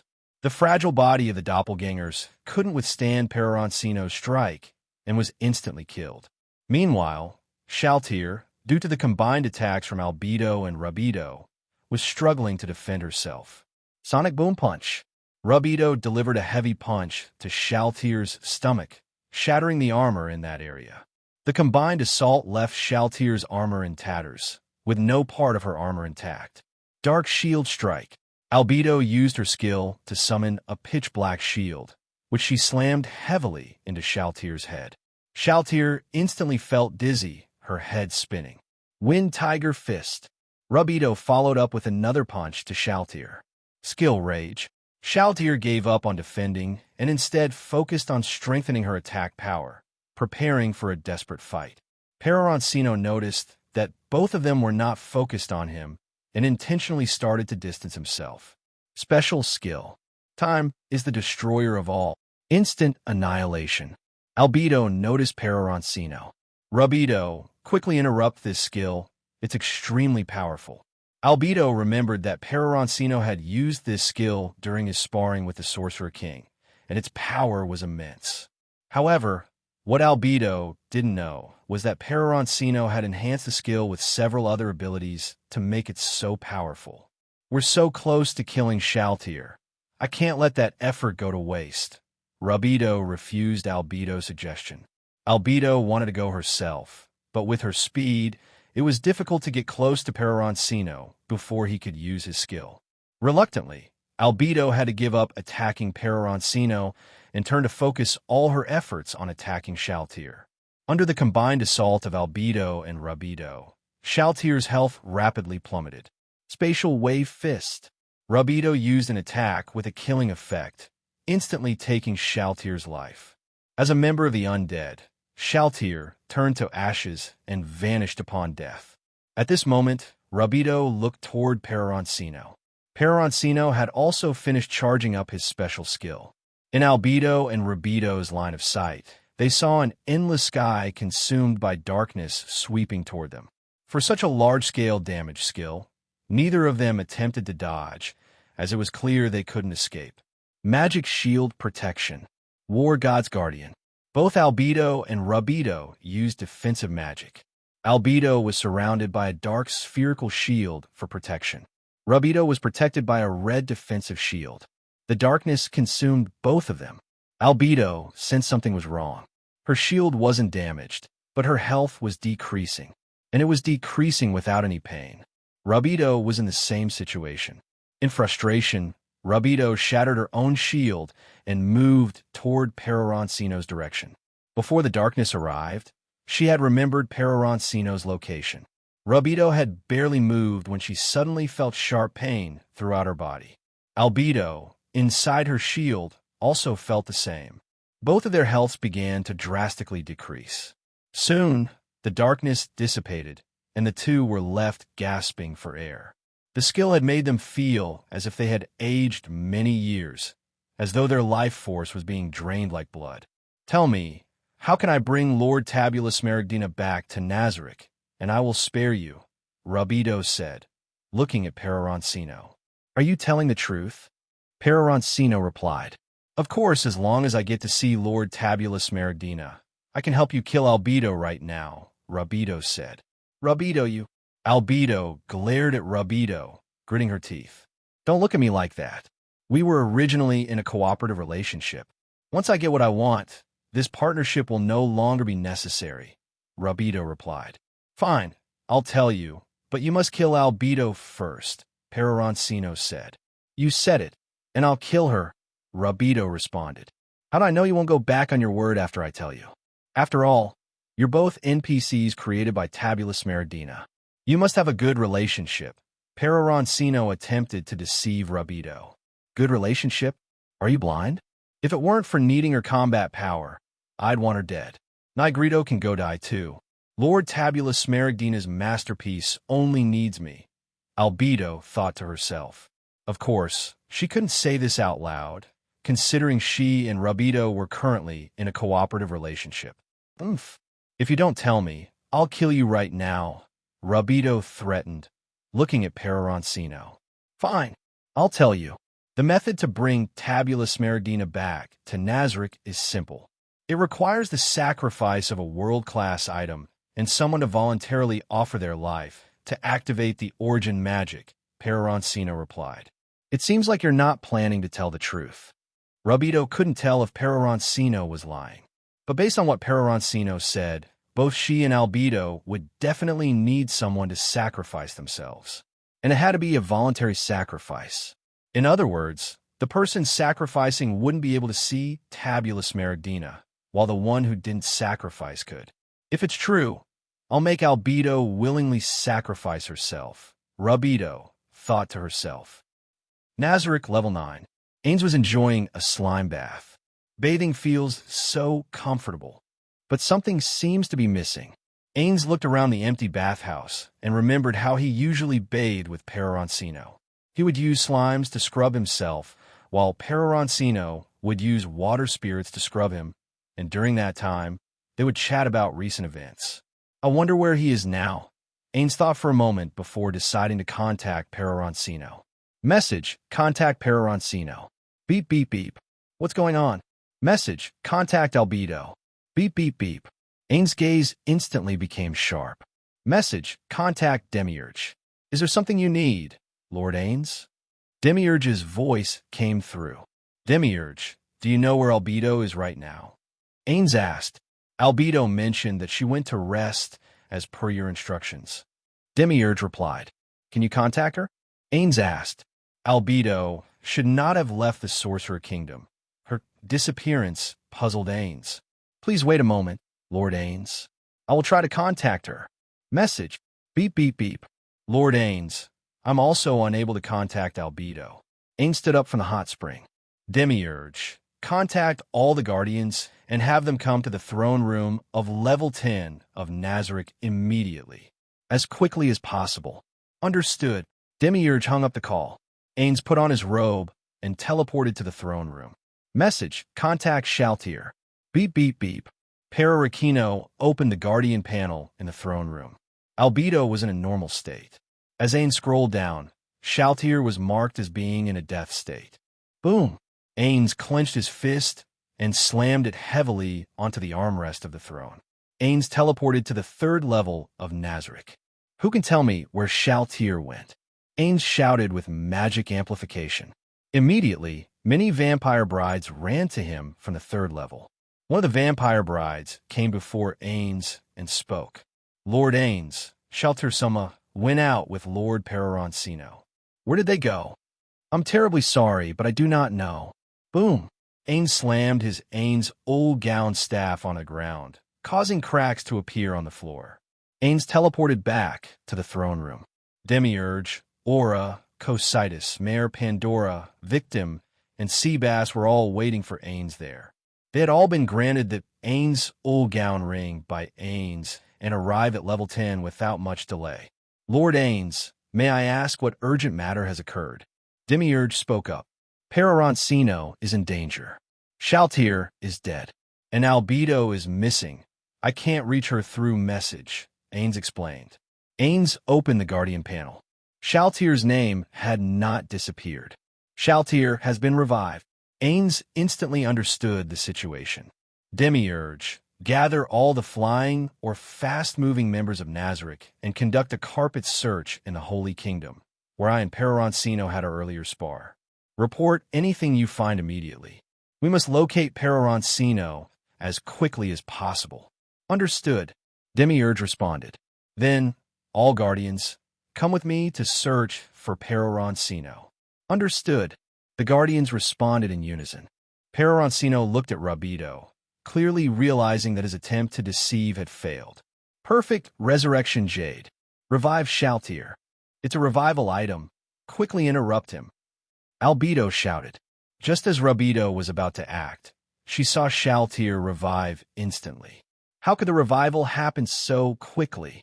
Shaltir was revived in an instant, Albedo exclaimed in astonishment. That was also a world-class item, Rabido replied.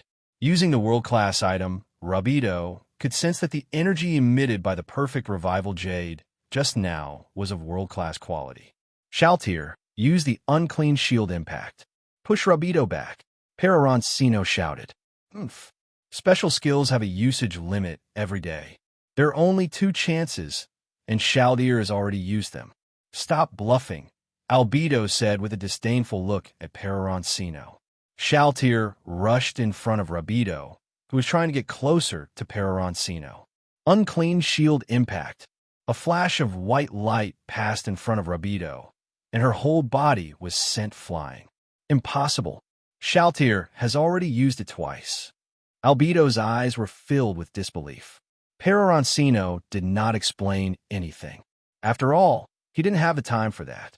Although Peroroncino was still maintaining a very high health line, Rabido's combat power was too terrifying. Peroroncino couldn't afford to make a single mistake.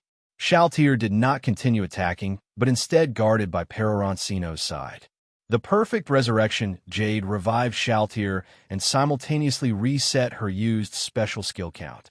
Peroroncino checked his mana and noticed that he had already used more than half of it, while Rabido's health was still not below half. Starburst Arrow. The arrow shot out at high speed, hitting Rabido precisely. An explosion sounded, and damage appeared on Rabido's body. Due to the special skill Peroroncino used earlier, Rabido's defense was reduced by half, which meant that Rabido was not as resistant to damage now. Maximize Magic. Crimson Nova. Shaltir cast the spell. The towering flames directly engulfed Rabido. Shockwave. Rabido swung her fists, causing the air to tremble, and the flames surrounding her were scattered by the shockwave. Maximize magic, demon power. Albedo unleashed a skill, and a massive demon fist charged toward Peroroncino. Shaltir, ignore Albedo and focus on stopping Rabido, Peroroncino ordered. Peroroncino didn't dodge, and instead took the hit from Albedo head-on. Maximize magic, thorn chains. Peroroncino cast a spell, and a chain covered in thorny spikes appeared next to Albedo, binding her tightly. Ultimate secret skill. Destruction is rebirth. Corona God Arrow. A regular arrow appeared in Peroroncino's hand. Peroroncino placed the ordinary arrow onto the Hoey bow. At that moment, a shadowy figure appeared behind Peroroncino, as if possessing him. The figure's eyes glowed with white light, filled with confidence as they drew the bow, resembling the legendary archer Hoey, the god of the sun. Albedo, what is that technique? Rabido asked for the first time, feeling a sense of fear. She immediately inquired. I don't know. I've never seen this skill before, Albedo replied. What's the use of you then? Charge. Rabido activated her skill. Shaltir blocked in front of Rabido, but Rabido used her own speed to bypass Shaltir. She charged straight toward Peroroncino. Just as Rabido was about to reach Peroroncino, she suddenly changed direction. What's going on? Rabido said in shock. She hadn't intentionally changed direction, but her body moved against her will. It's Peroroncino's previous use of spatial distortion, Albedo explained. Albedo was also approaching Peroroncino, but during the skill's activation, movement was still possible. An archer pulling against a tank. Just having hands isn't enough. Albedo tried to approach Peroroncino, but couldn't do it. She didn't dare to remove the teleportation restriction. If she did, Peroroncino would surely escape. But without remove the teleportation restriction, she couldn't touch Peroroncino. Rabido gave up on using her sprinting skill and tried to approach Peroroncino using her normal speed. However, with her normal speed, she couldn't bypass Shaltir. She would definitely be intercepted by Shaltir. But Rabido couldn't remain passive. Albedo, cover me. Rabido shouted at Albedo. Albedo immediately charged toward Shaltir. Pure throwing spear. Shaltir released her special skill. The white energy short spear hit Albedo, causing significant damage to her. Rabido seized the opportunity to try to bypass Shaltir. Unclean shield impact. Rabido was once again knocked back. Shaltir had been keeping an eye on Rabido. At that moment, it was only because Albedo was too close to her. If she didn't counterattack, Albedo would definitely use control skills to restrain her. Shaltir had no choice but to attack Albedo first to create some distance. The seemingly ordinary arrow was shot out, and true to its appearance, it seemed plain and unremarkable. Rabido immediately backed away, trying to dodge the arrow's attack. But the arrow seemed to have tracking capabilities, relentlessly following Rabido. Albedo, block this attack for me. Rabido shouted. Albedo hesitated for a moment before replying. Okay. Albedo tried to approach Rabido. Pure, throwing spear. Shaltir couldn't just stand by and watch. She immediately attacked Albedo. Ah! Albedo cried out in pain. Maximize magic, radiant glory. Ah! Shaltir! Divine light descended, and Albedo screamed in agony. Self-time acceleration. After casting the spell, Shaltir charged toward Albedo. Spear of penetration. Shaltir drew her long spear and thrust it directly at Albedo's face. Albedo quickly blocked with her axe. At this point, Rabido knew it was unlikely that Albedo would help her. She was being completely restrained by Shaltir. Do or die, Rabido thought to herself as she steeled her resolve. Extreme burst momentum. Rabido's fists glowed as she slammed them together. The power of her left hand transformed into an energy form and was completely absorbed into her right hand. Boom! Rabido's fist collided with the arrow, creating a violent explosion. Shaltir and Albedo both instinctively looked toward the source of the explosion. Both of them knew that whether Rabido survived or not would determine the outcome of the battle. Peroroncino was panting heavily. The skill just now was huge in scope, and it consumed 100% of his mana. If the mana was insufficient, health had to be used to make up for it. At this moment, Peroroncino's health was already below half. Peroroncino stared intently at the smoke. A figure suddenly rushed out of the smoke. Rabido looked in a terrible state, with one eye blind, her body covered in wounds, and her clothes torn, leaving only a few fragments. Peroroncino, who had seen many battles, didn't pay attention to such details during the fight. Extreme acceleration. Rabido activated her speed enhancement skill. Damn it, the skill duration is over. Peroroncino suddenly realized that the effect of the space distortion skill had ended, and now, with no mana, he couldn't use any more skills. Shaltir, come protect me. After speaking, Peroroncino flapped his wings and retreated while pulling the Ooal bow, continuously shooting light arrows. Die for me, die quickly, Peroroncino shouted as he pulled the bowstring, attacking relentlessly. Peroroncino's physique was like a fragile glass cannon. With half health and no mana, facing a close combat warrior was a disaster waiting to happen. Rabido, seeing her own health, knew that if she didn't land an attack on Peroroncino this time, she would have no chance left. Special skill, Blood Crumble. Rabido's body was surrounded by her own blood flowing from her wounds, which gathered into her left fist. Her right fist was completely useless, like rotten flesh attached to her right arm, completely ineffective. Self-time acceleration. Shaltir, in a frenzy, charged towards Peroroncino.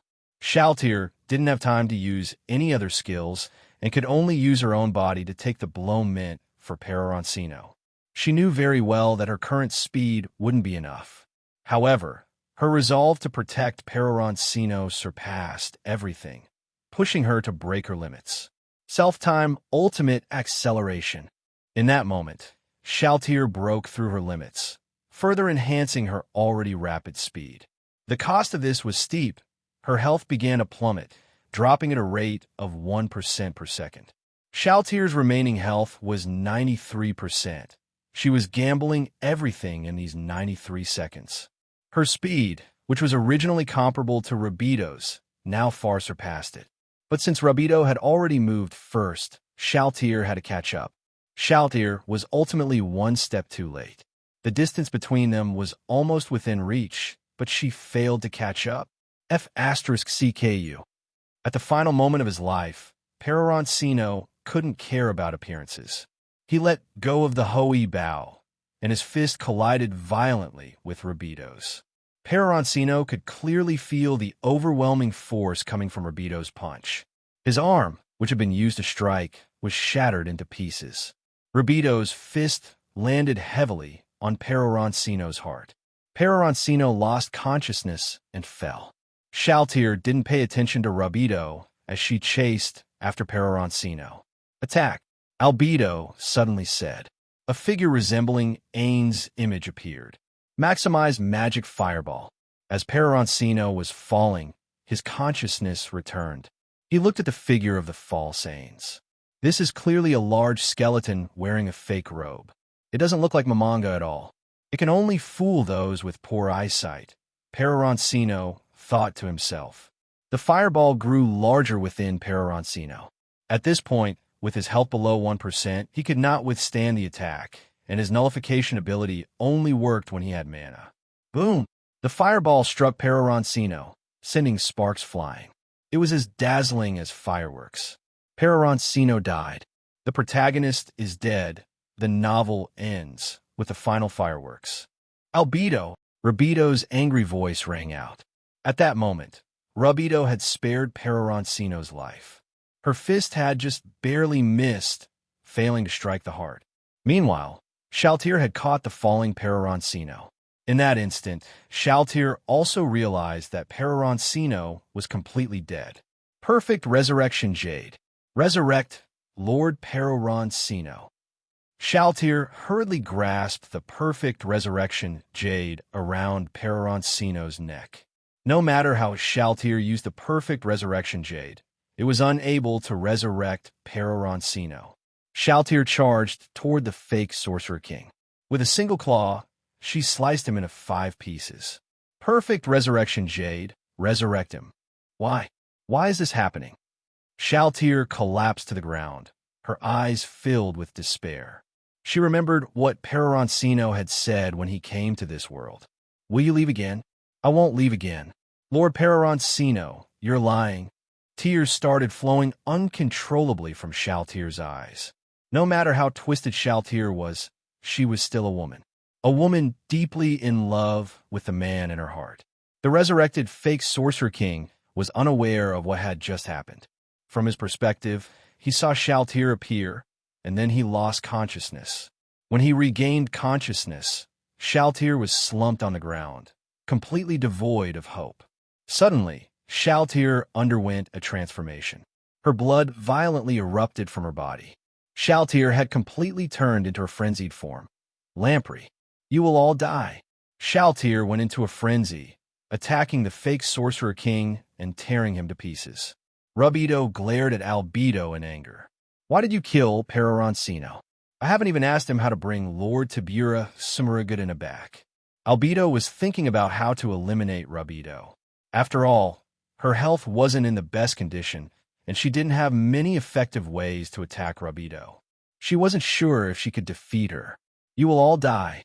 Shaltir's angry voice echoed. Shaltir's intelligence was currently at a negative level. She focused on Rubido, since it was her who had attacked Peroroncino, so she decided to strike her first. Rubido, in his current state, had no health left, low armor, and no defensive equipment. The Berserk Shaltir significantly increased her attack power and attack speed, but the number of skills she could use was limited, with only a few special skills available. However, dealing with a nearly dead Rubido was more than enough. Shaltir charged at Rubido like a mad dog. Rubido was caught off guard by Shaltir's incredibly fast speed. Slash! Shaltir left a blood mark on Rubido's arm. At this point, Rubido's health was at 0.8%. Rubido, let's deal with Shaltir first. I'll explain everything to you later. Rubido remained silent, and Albedo took it as agreement. With the cooperation between Rubido and Albedo, Shaltir was clearly no match for the two of them working together. Albedo took on the role of control and tanking, while Rubido handled the damage output. The two worked in perfect harmony. Shaltir's health was already low due to burning her life force, and now, with the combined efforts of the two, her health was rapidly decreasing. It was now below 5%. Black Shield Suppression. Suddenly, Albedo's control skill hit Rubido. Albedo, you've been lying to me all this time. Rubido suddenly understood everything. However, the crazed Shaltir didn't care about any of that. Rubido, who was under control, was subjected to Shaltir's relentless attacks. Rubido was torn into 8 pieces by Shaltir, followed by a series of gruesome scenes. With only 5% of her health remaining, Shaltir was still something Albedo could deal with. After taking care of Shaltir, Albedo took the perfect resurrection jade from her hand. This can't be discovered by Lord Ainz. If she is revived, anyone present will be brought back with their memories intact. As the guardian overseer of Nazarick, Albedo had conducted experiments using Nazarick's resurrection system. When resurrecting Nazarick's NPCs, it was true that they would lose the memories from before their death. Now, with no witnesses left, whatever Albedo said would be accepted as truth. Lord Momonga will surely understand me, so I need to deceive everyone else. Let me think about how to fabricate the story. No, it should be about stating the facts. Albedo revealed a sinister smile. Peroroncino, where exactly are you? Ainz had already sent people to search every corner of the Holy Kingdom, but nothing had been found. Ainz-sama, we've managed to contact Albedo, Demiurge said to Ainz. Where is she? Is Peroroncino with her as well? Ainz asked hurriedly. Ainz-sama, Albedo said she wanted to come over. She'll explain everything to you face to face, Demiurge replied. Albedo is in the slain theocracy. Mamanga, along with many of the Guardians, teleported to Albedo's location. What everyone saw was Albedo, covered in blood, her armor tattered and broken.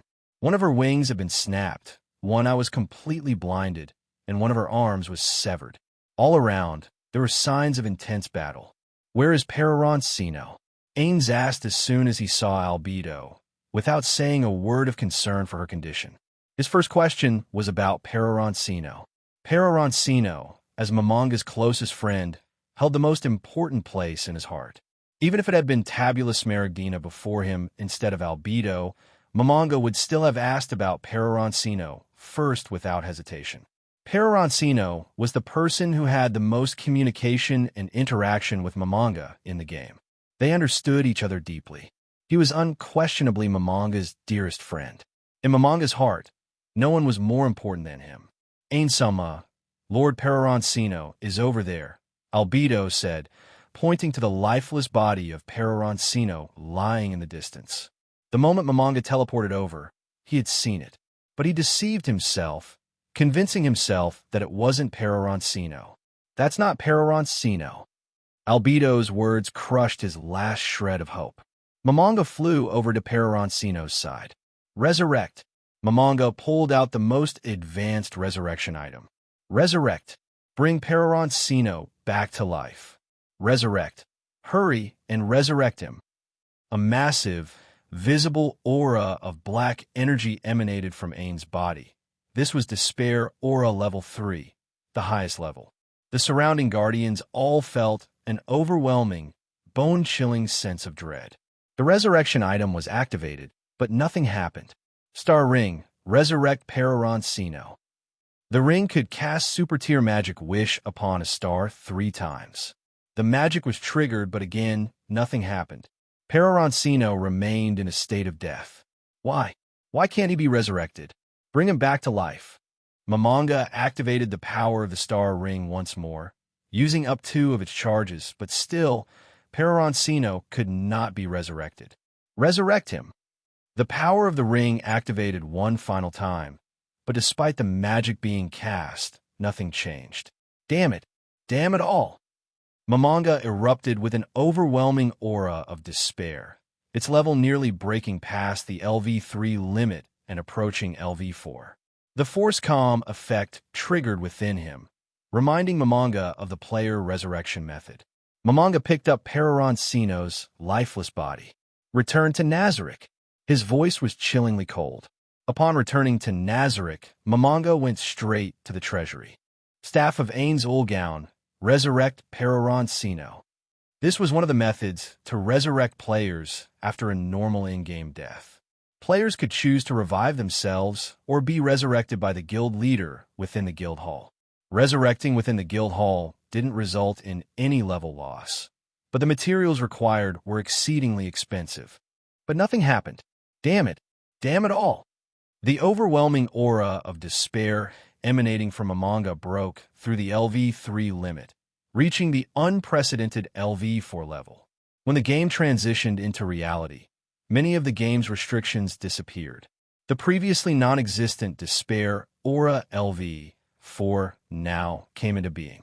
However, breaking through skill level caps, much like creating original martial arts techniques, was an extremely difficult feat. The Guardians silently watched Mamanga, not daring to speak.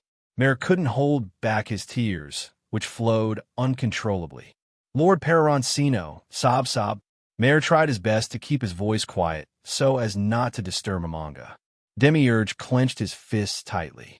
As a Guardian, I allowed one of the last 2 supreme beings to perish. I am unworthy. I am utterly unworthy. But he refrained from taking any action, knowing that this was not the time or place. The others lowered their heads, remaining silent. Albedo was the last to step through the portal. As she did, a faint smile crossed her face. As expected of Lord Ainz, he easily grasped my intentions and immediately played along with my act. So realistic.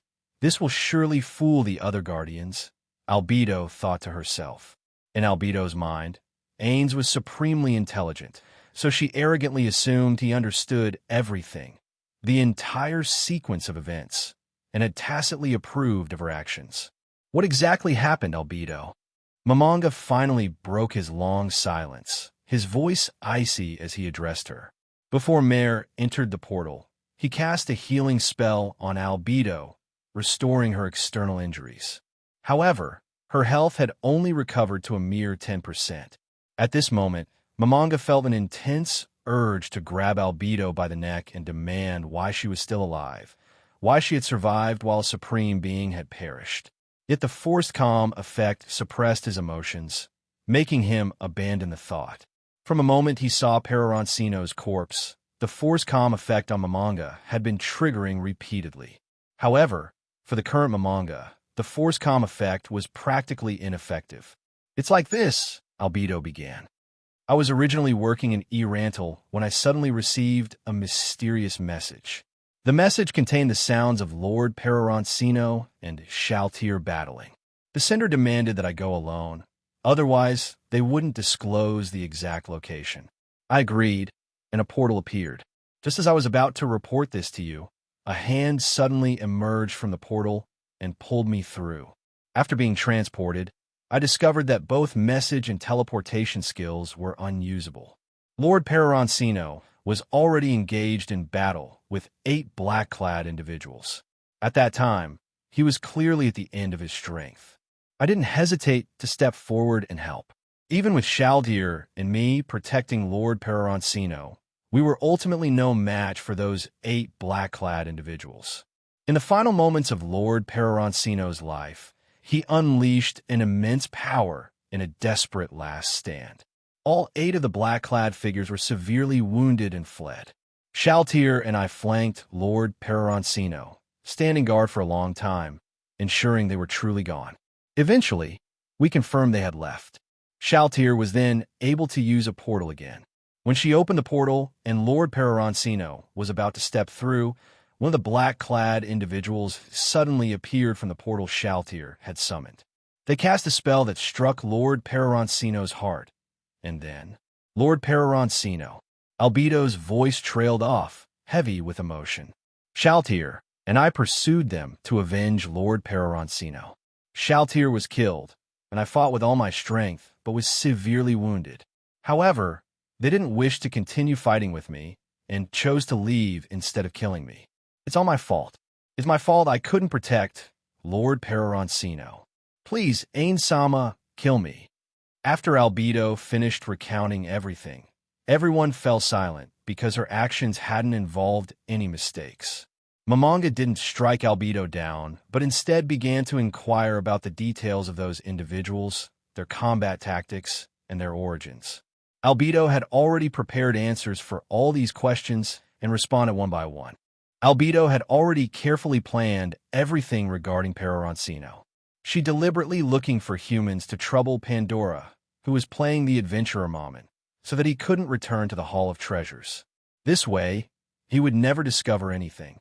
Albedo had the highest authority after the Supreme Being, making it very easy for her to enter the treasury.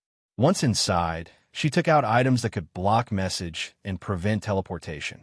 After killing Peroroncino, she had people send the items back to the treasury. Once Pandora left the treasury, it was then guarded by individuals Albedo had arranged. Albedo secretly placed a low-ranking character in charge, as the lower the rank, the less they knew, ensuring that no suspicion would fall on her. The most important factor was that everyone in Nazarick trusted Albedo. This was the key to her being able to carry out her plan flawlessly. After asking Albedo about the events, Ainz immediately ordered his subordinates to search for the whereabouts of the black-clad individuals. Ainz-sama, upon arriving there, I asked Albedo about the appearance of the enemies and the direction they fled in. I then sent out all of the Hanzo and others with fast movement or exceptional scouting abilities to conduct a thorough search, Demiurge explained. Currently, none of the scouts are missing, and they have found nothing. Momonga clenched his fists and slammed one into the wall. Demiurge had done very well. Momonga knew he had done everything he wanted to do at this moment. Ainz-sama, I bear great responsibility for Lord Peroroncino's death. As the one in charge of intelligence, I failed to uncover the conspiracy against Lord Peroroncino. Please allow me to accompany Lord Peroroncino in death, Demiurge said seriously. There's no need for that. Right now, the most important thing is to find the mastermind behind this. Ainz Ooal Gown staff, resurrect Shaltir. 400 million gold coins melted and slowly merged together, transforming into Shaltir. Shaltir, what exactly happened? Mamanga shouted loudly, impatiently asking. Shaltir was a bit confused after being resurrected. What happened? Shaltir asked, still dazed. Damn it all. Mamanga's despair aura erupted once again, stronger than before. Shaltir, what the hell happened? Why did Lord Peroroncino die in the slain theocracy? Demiurge angrily asked. Lord Peroroncino is dead. Suddenly, many images flashed through Shaltir's mind, but they were all blurry and indistinct, with neither the images nor the sounds clear. Mamanga searched Peroroncino's body and found the world-class item legendary command, but he couldn't find the perfect resurrection jade nor universal humanoid transformation. Albedo, have you seen the perfect resurrection jade on Peroroncino? Ainz, I have never seen it. Perfect resurrection jade. Shaltir murmured, then looked toward Albedo. Albedo's heart trembled. Has Shaltir remembered it? Shaltir glared at Albedo. For some reason, she felt an overwhelming sense of anger. Shaltir was already furious over Lord Peroroncino's death. But when she looked at Albedo, all her anger seemed to shift directly onto her. The more she looked, the angrier she became, and her emotions reached the verge of a breakdown. As for why she was angry, Shaltir didn't know and didn't care. She only had one thought now: to tear Albedo apart. As it is well known, living beings have instincts. When you deeply hate someone, when the hatred runs to the very bone, your body will instinctively want to attack them, and your conscious mind will be influenced by that instinct. At that point, nothing else matters. Shaltir's berserk state was entirely driven by the biological instincts of a living being. Shaltir's body began to change. Gradually, she transformed completely into the form of a lamprey. She lunged directly at Albedo under the gazes of the many guardians. I'm going to kill you. I'm going to kill you. Albedo had already noticed that something was wrong with Shaltir. But now, she couldn't defend herself. She had to act as if she was completely unprepared against Shaltir. Albedo was knocked to the ground by Shaltir, who relentlessly attacked her. Shaltir, stop! Mamanga called out. However, Shaltir completely ignored Mamanga's orders.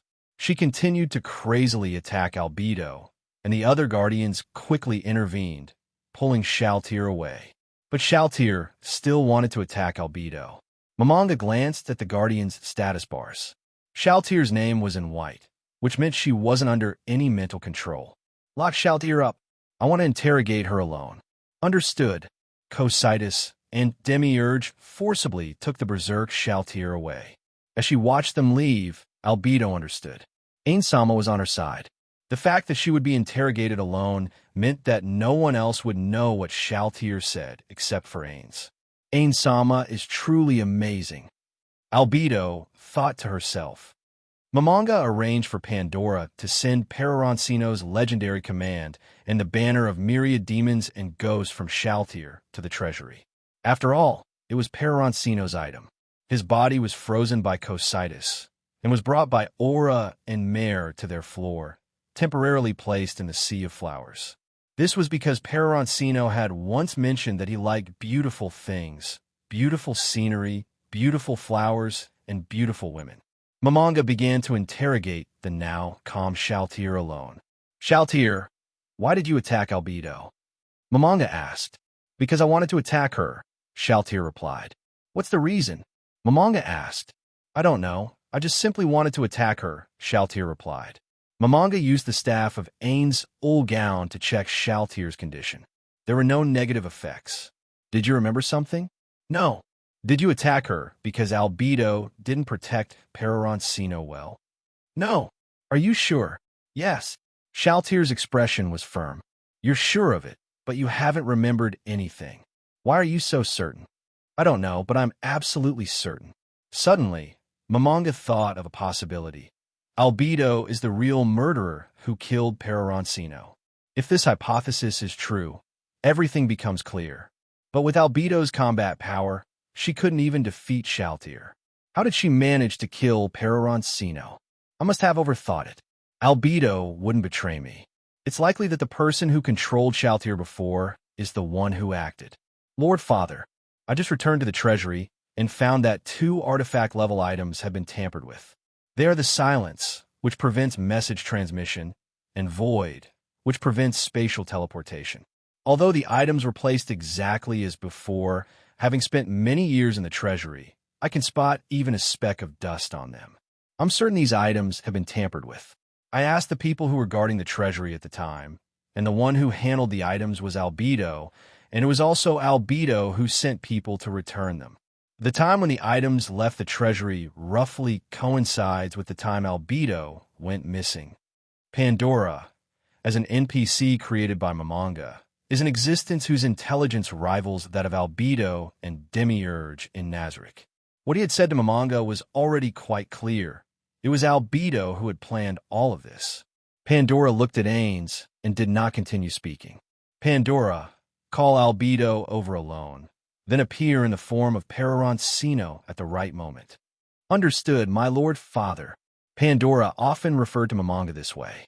At first, Mamanga felt a bit awkward and wanted to tell him to stop, but after hearing it so many times, he had gotten used to it. Pandora then left. Mamanga looked at Shaltir, hesitated for a long time, and then spoke. Shaltir, was Peroroncino killed by Albedo? Shaltir thought for a long time before replying. I don't remember. Mamanga, who had been clenching his fists, slowly released them. Albedo, I hope this wasn't you. If it was, I will make you wish you were never born, Mamanga muttered to himself. Shaltir, you stay here for now. And so, Shaltir was temporarily confined there. Until everything was cleared up, Mamanga did not plan to let Shaltir leave. Ainz-sama, may I stay with Peroroncino-sama? Shaltir asked, her eyes devoid of light. Peroroncino's death was a devastating blow to her. Shaltir thought to herself that death would be a way to escape, but Mamanga had resurrected her with 400 million gold coins. If she died like this, she would be betraying him. And since the killer hadn't been found, she couldn't die. Yes, but you can only stay there, Mamanga replied. Understood. Shaltir used the ring given to her by Peroroncino to teleport to the 6th floor. The 6th floor was centered around an arena, divided into 4 areas: a forest, a sea of flowers, a lake, and a prairie. In the game, the entire 6th floor was arranged by Bukabu Kagama. Bukabu Kagama had made significant contributions to Ainz Ooal Gown. Therefore, she was the only one qualified to use guild points to create 2 level 100 NPCs. The NPC Rubido, created by Tabula Smaragdina, was an NPC made by a special method, created personally and unrelated to the guild Nazarick. Nigredo and Albedo were created using guild points, and Nigredo is not a level 100 NPC. Peroroncino's body was sealed in ice by Cositus and placed in the Sea of Flowers. Shaltir quietly lay next to Peroroncino's body, not speaking, quietly gazing at him. Albedo walked towards Ainz's bedroom. Ainz-sama will surely praise me. Albedo thought to herself. Albedo reached the door of Ainz's bedroom, knocked, and pushed the door open. Greetings, Ainz-sama. Do you have anything else to say about Peroroncino? Mamanga spoke up. Ainz-sama's words seemed to have a hidden meaning. Is he hinting at something? Albedo thought to herself. As for the death of Peroroncino-sama, I admit to undeniable negligence. Please punish me, Ainz-sama. I'm not talking about that. You were involved in Peroroncino's death, weren't you? Mamanga said.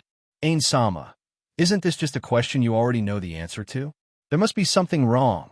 Albedo thought to herself.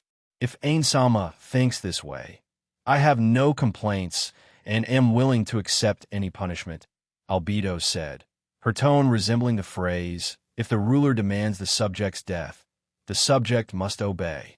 Before and after Peroroncino's incident, you took away the treasure hall's silence and void. The evidence is conclusive. Do you have anything else to say? At that moment, Peroroncino, played by Pandora, appeared. Albedo, we didn't expect this, did you? I'm still alive, Peroroncino said, looking at Albedo. Albedo instantly realized that this wasn't the real Peroroncino. If it were the real one, he would have killed her already. The fact that he was talking to her meant it couldn't be true. I'm very happy to see that Peroroncino-sama is unharmed, Albedo said, without any issues in her words. Pandora also did not notice anything wrong. As for silence and void, Momonga did not continue to ask. It was Albedo who spoke up. Regarding the 2 artifacts I took from the treasure hall, when I received the message from that group, the first thing I judged was that only Peroroncino-sama and Shaltir were unable to teleport or use message. So, I took those 2 items, trying to see if I could use them to counteract that effect. But after I gave the 2 items to Peroroncino-sama, Peroroncino-sama, also said that they couldn't negate the effect, didn't you? Albedo looked at Pandora and said. Pandora then returned to her original appearance. I'm sorry, Albedo. I was just playing a little joke with you, Pandora said. Indeed, Pandora suspected me, which is why Ainz-sama would hint at it. As expected of the one I love the most, Albedo thought to herself. It's okay. It's understandable that you would suspect me. After all, I am the only survivor, Albedo spoke. Soon after, Pandora left. Albedo had not yet left. Albedo, do you have something else to say?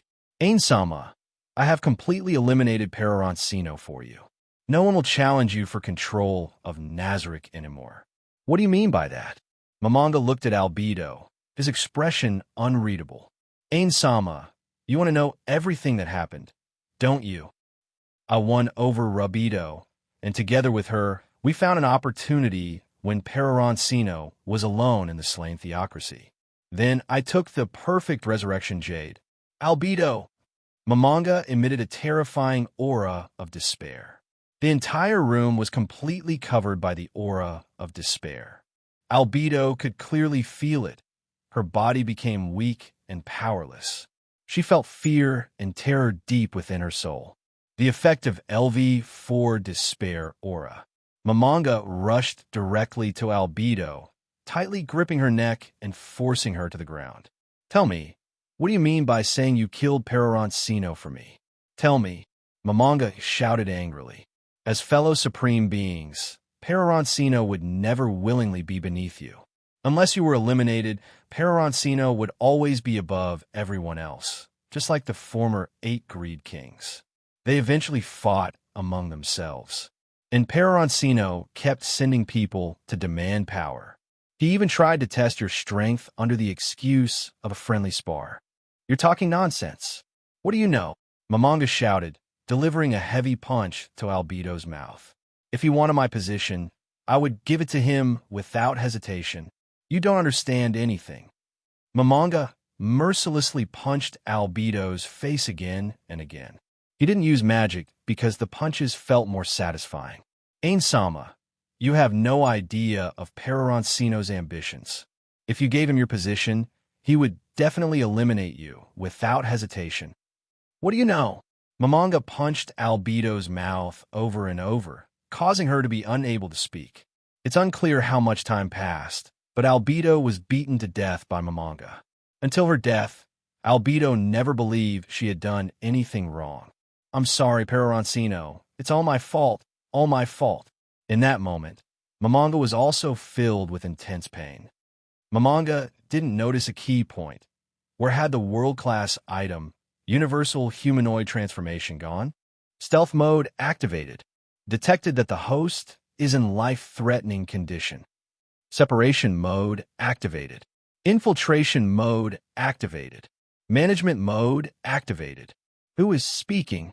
In his dazed state, Peroroncino heard these words. When he fully regained consciousness, he found himself in the elf kingdom. There were many elf corpses nearby. Peroroncino remembered that after his death, Universal Humanoid Transformation Stealth Mode was activated. It transferred his consciousness to Universal Humanoid Transformation and then detached from the original body, entering Infiltration mode. Only world-class items can detect Universal Humanoid Transformation Stealth Mode.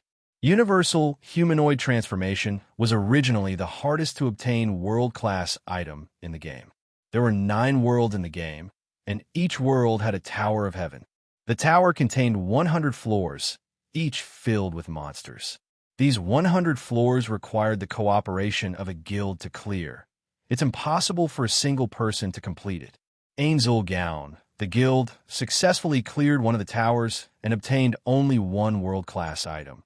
One of 20, said to be one of the 20 strongest world-class items, which disappear after being used due to their overwhelming power. They also learned that clearing all the towers in the 9 worlds would grant the strongest world-class item in the entire game. However, it took nearly half a year for Momonga and the others to clear just 1 tower. During this time, they spent a tremendous amount of time and effort on the tower. Many floors needed to be repeatedly challenged, and strategies had to be changed, which was both time-consuming and exhausting.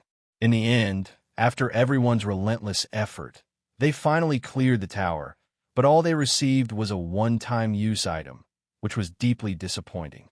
At that time, most of the guild members lost the desire to continue challenging the Tower of Heaven. After half a year of hard work, the reward they received was incredibly disappointing. Universal Humanoid Transformation was the final reward prepared by the developers for clearing the 9 towers. Universal Humanoid Transformation cannot be stolen and is bound for life. It also has an AI control mode. The AI control mode perfectly complements all class skills, seamlessly linking them together. Once it reaches max level, using the AI control mode allows it to eliminate the top players in the game with a single combo. It's like facing a top-tier AI player in a fighting game. Once the skill combo begins, you'll start questioning your life. However, the downside of Universal Humanoid Transformation compared to other items is that it has too many skills. Just Momonga alone could master over 1,000 skills. Universal Humanoid Transformation possesses all the skills in the game, hundreds of thousands of skills, and there are too many combinations that can work together. While players might struggle to use them, the AI can fully control them. However, all of Universal Humanoid Transformation skills are in hidden mode, only activating when the bound player is in life-threatening danger. The purpose of this is to prevent paying players from completely dominating the game and achieving a monopoly. After all, this item is extremely overpowered. Yet, even when the game shut down, no one had cleared all 9 towers of heaven. The reason was that the rewards for clearing the towers were so disappointing that no one wanted to attempt them anymore. In the later stages of the game, the towers were even removed, and the strongest world-class item, Universal Humanoid Transformation, was sealed away. Through this long voice introduction, Peroroncino fully understood Universal Humanoid Transformation. I didn't expect the game developers would give me such an overpowered item. It's a shame I couldn't level it up completely. Albedo, I will make sure you die a miserable death. Message. Damn, I forgot that Universal Humanoid Transformation's level isn't high enough to use the message skill without a scroll. Shit, I didn't set a teleportation point, and I can't teleport there. High-level teleportation doesn't work if the level is too low. If I could contact Momonga, I could kill Albedo right now. This is ridiculous. Still, safety is the most important thing. Soul theft. Peroroncino probed the memories of a dead elf. It was like watching someone's experiences from the perspective of an observer. Disguise. Peroroncino transformed into the appearance of the elf. It's better to be low-key when entering the elf kingdom. By the way, which way is east? After walking for a long time, Peroroncino realized he was lost. If I had revived those dead elves and followed them, I would definitely have found the way. Damn it. Why do these trees look exactly the same no matter which way I go? Peroroncino didn't know how long he had been walking, but after a whole day, he finally found a town. As for why he didn't use flight, It was, of course, to remain low-key. What if he were discovered and encountered danger? Peroroncino had nearly died before, and he didn't want to experience that again. Half-Elf City. This should be a friendly place, right? Peroroncino walked toward Half-Elf City. During the few hundred meters, Peroroncino couldn't shake the feeling that the trees around him seemed almost alive. I have a bad feeling about this. Peroroncino turned around to leave, but suddenly felt a chill behind him. A red-haired woman appeared and tapped him on the shoulder. "What are you doing here?" The woman's tone was very calm, but made Peroroncino feel a sense of danger because her speed was too fast. With universal humanoid transformation, Peroroncino was no match for her. "Do you believe me if I say I'm lost? An elf getting lost in a forest? Do you think I believe that?" The woman seemed to be joking as she spoke. "Actually, I'm just passing through," Peroroncino replied. The red-haired woman's gaze was filled with distrust. "All right, I'll tell the truth. I have a friend who is a half-elf, and I wanted to see if he's here." Peroroncino began to fabricate a story.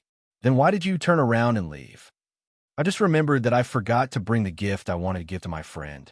I'll come back once I find it," Peroroncino said, then attempted to turn and leave. "Come in. Look for your friend. Maybe he's here," the red-haired woman said. From her words, it was clear she wouldn't allow Peroroncino to refuse. "I'd be crazy to trust you," Peroroncino thought to himself. Another good candidate to become a treant. The red-haired woman, or rather, Bukabukagama, thought inwardly. Peroroncino followed Bukabukagama into the half-elf city. The streets were filled with young half-elves playing and running around. Whenever they saw Bukabukagama, they would politely ask, "Lord Mayor, would you like to play with us?" Bukabukagama kindly declined each time. As for looking for someone, Bukabukagama never mentioned it, and Peroroncino didn't ask. Once inside the city, Peroroncino noticed there wasn't a single adult half-elf in sight, only children. The only adult present was Bukabukagama. "Lord Mayor, where are you planning to take me?" Peroroncino asked. "Of course, I'm taking you to where you'll be staying. Are you expecting to sleep on the street?" Bukabukagama replied. After Peroroncino followed Bukabukagama with a sense of unease for a while, Bukabukagama placed him in a rather luxurious villa. The architectural style was somewhat modern. Peroroncino could tell that this person was likely a player, someone who, like himself and Mamanga, had crossed over into this world. This explained why the other person was so strong. However, Peroroncino did not intend to reveal that he was also a player. He wasn't sure about the other's attitude. If he revealed that he was a player, the other person might treat him differently. "Lord Mayor, may I ask where you live?" Peroroncino inquired. "I also live here. You'll stay on the second floor, and I'll stay on the first floor," Bukabukagama replied. After arranging the accommodation, Bukabukagama asked Peroroncino if he wanted something to eat. But Peroroncino, having just eaten a large meal earlier, declined. He thought that any food from an unknown source was likely suspicious. Bukabukagama didn't press the matter further and left after asking. Peroroncino used detection magic to confirm that there was nothing in the room monitoring him, nor was there any poison. Once he confirmed it was safe, he lay down on the bed and fell asleep. After all, since the other party didn't directly act against him, it meant she still wanted to keep him alive. Peroroncino had walked for a long time and was very tired, so when he decided to sleep, he simply did so. Bukabukagama, using her detection, observed Peroroncino and thought to herself. Peroroncino's current level couldn't detect Bukabukagama's magic of observation. Such a carefree attitude. Just fell asleep immediately. I thought this guy had some skill. Oh well, never mind. Bukabukagama headed down to the basement of the villa. There were many small bathtubs, and the older children who had been playing around during the day were soaking in them. Through the use of special nutrient fluids, these forest elves could break their level caps and undergo a racial transformation into treants. This one seems to have reached the limit. Bukabukagama looked at a girl. Skill: race transformation. The girl visibly absorbed the nutrient liquid at an incredible rate, and green shoots began sprouting from her body. Her hair turned entirely into leaves. The forest elf had completely transformed into a treant.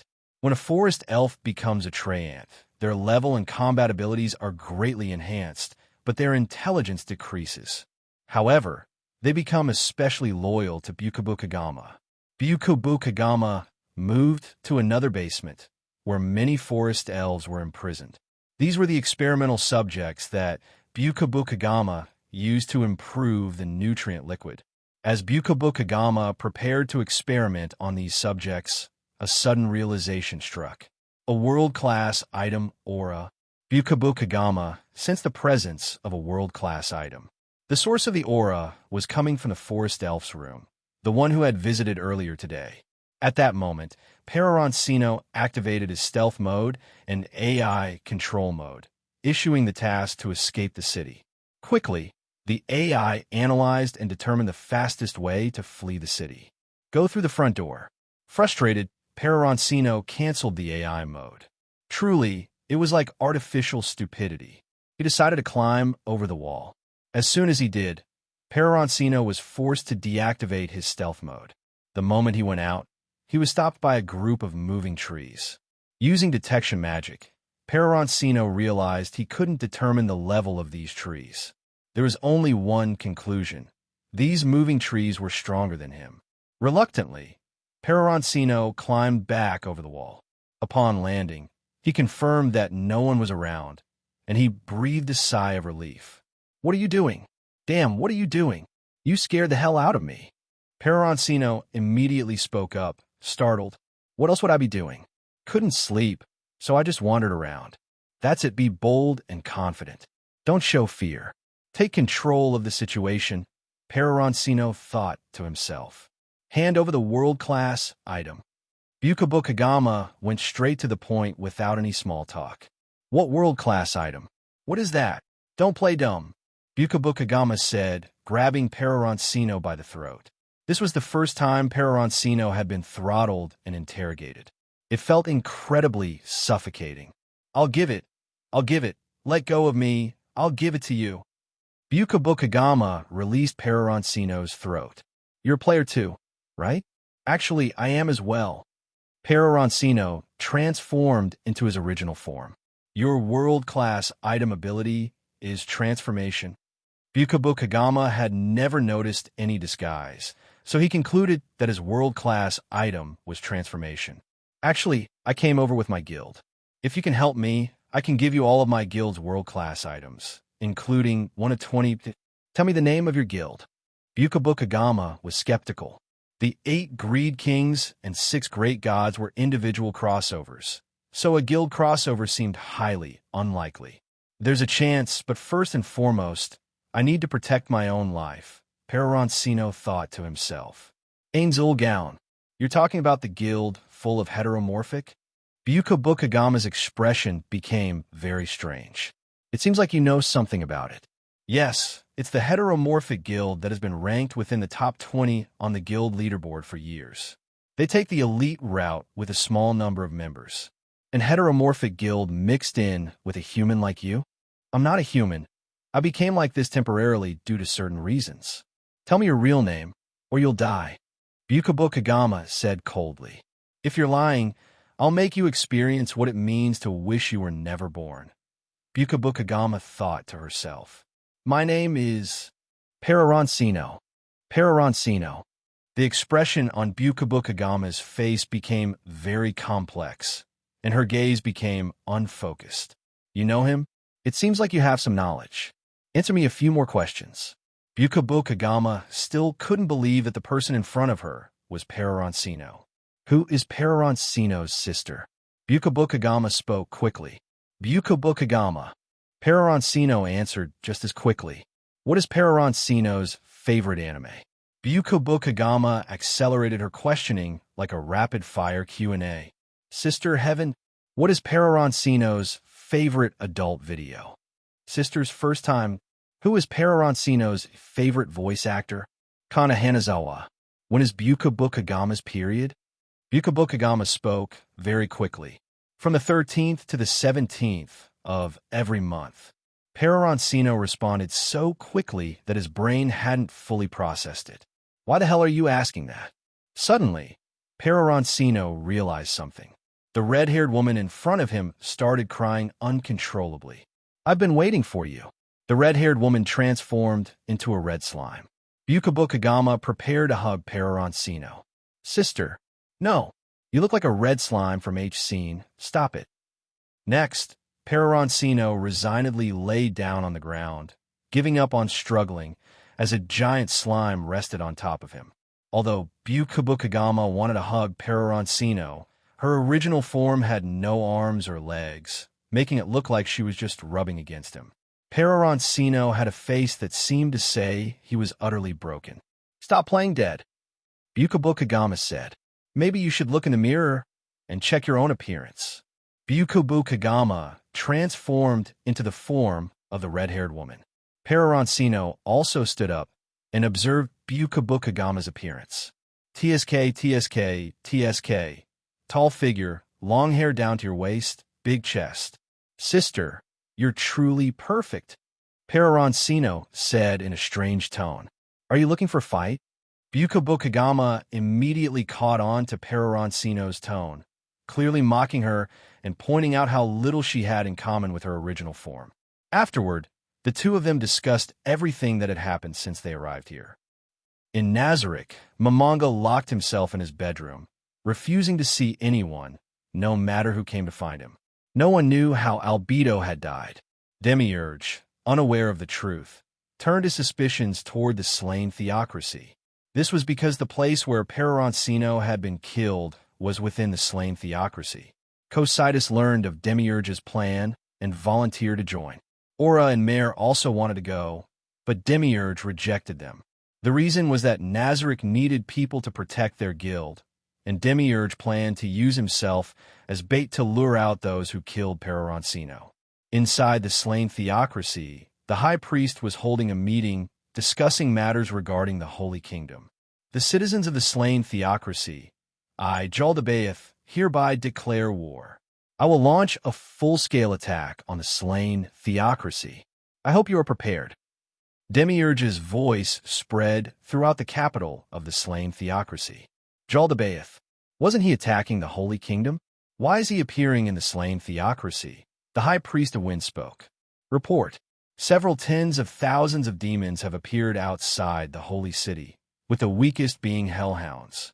Moreover, there are many demons that only appear in books. A soldier rushed in to report. Immediately summon all members of the Black Scripture. We must defend the holy city. The High Priest of Earth spoke as he left. Yes. The soldier hurriedly ran off. Could this be related to the destruction of Border Town? The High Priest of Fire spoke. The town that Peroroncino had once destroyed. On the city walls, the leader of the first seat of the Black Scripture Captain, looked at the densely packed demons below the city wall. It seems things are getting interesting, Black Scripture Captain said with a half-smile. Demiurge was just about to launch a meteor fall on the capital of the slain theocracy. Ding, ding, ding. It was a message. Demiurge and Consolidating returned to Nazarick. But Lord Ainz, regarding Lord Peroroncino's situation. Peroroncino has returned. 1 hour earlier, Bukabu Kagama brought Peroroncino directly to the outskirts of Nazarick. Without hesitation, she launched an attack on Nazarick. 10th tier magic, Thunderstorm Fury. The lightning struck Nazarick, and a huge commotion alerted the temporary guardians of the first floor of Nazarick, Aura and Mare. As soon as Mare and Aura stepped out, they saw Bukabu Kagama. Bukabu Kagama had come to Nazarick in her true form. Lady Bukabu Kagama.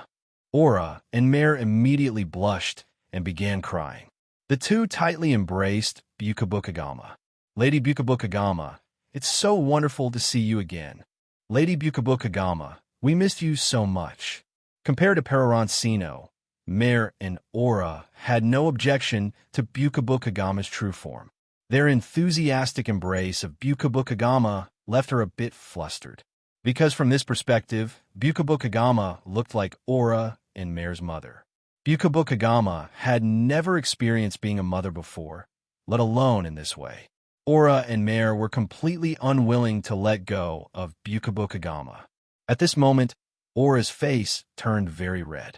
Peroroncino recognized it. This was the face of someone innocent and pure, blushing when seeing someone they admired. And the reason Aura's face turned red, Peroroncino roughly guessed it. Aura might be a lesbian.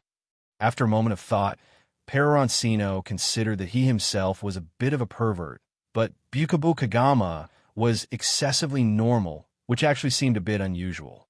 Moreover, Peroroncino once saw Aura blushing uncontrollably when she heard the sound of Bukabukagama's voice coming from her watch.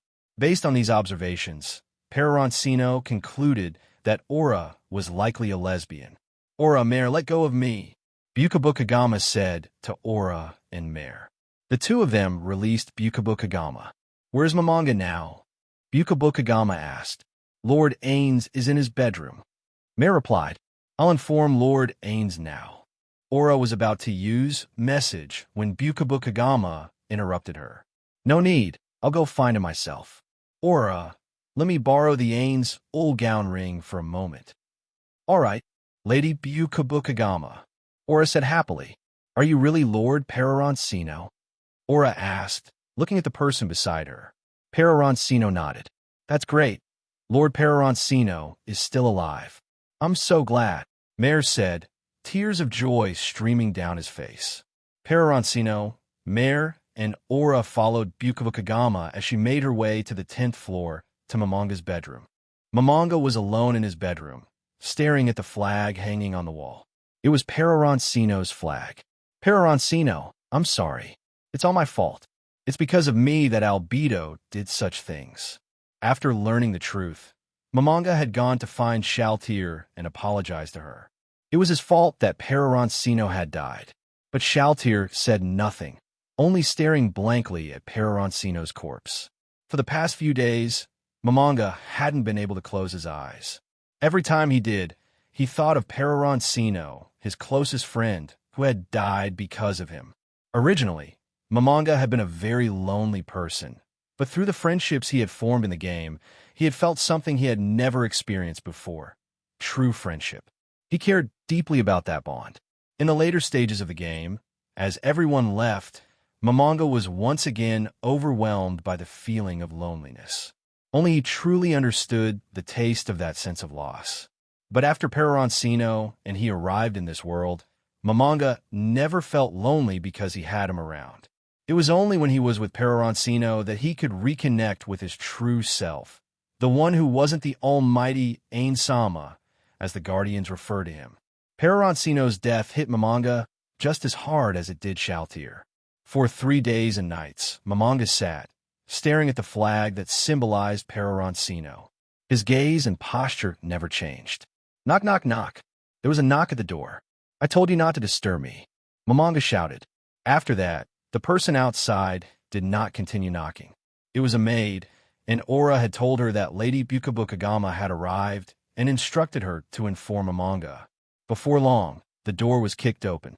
Mamanga turned to look, and the newcomer was a massive red slime. You are. Bukabukagama." Bukabukagama didn't answer him, transforming into the form of a human woman. It was to slap Ainz, as trying to slap in slime form would only result in the body pressing entirely onto Mamanga. Bukabukagama quickly moved in front of Mamanga and slapped him across the face. Mamanga was sent flying by the force of the slap and crashed to the ground. "I'm sorry, Bukabukagama. It's all my fault. It's all my fault." Mamanga's voice was filled with regret. Mamanga stood up but didn't dare to look Bukabukagama in the eye, knowing that he had made a grave mistake. Seeing Mamanga's demeanor, Bukabukagama felt embarrassed to continue hitting him. After all, Mamanga probably hadn't known the truth from the start.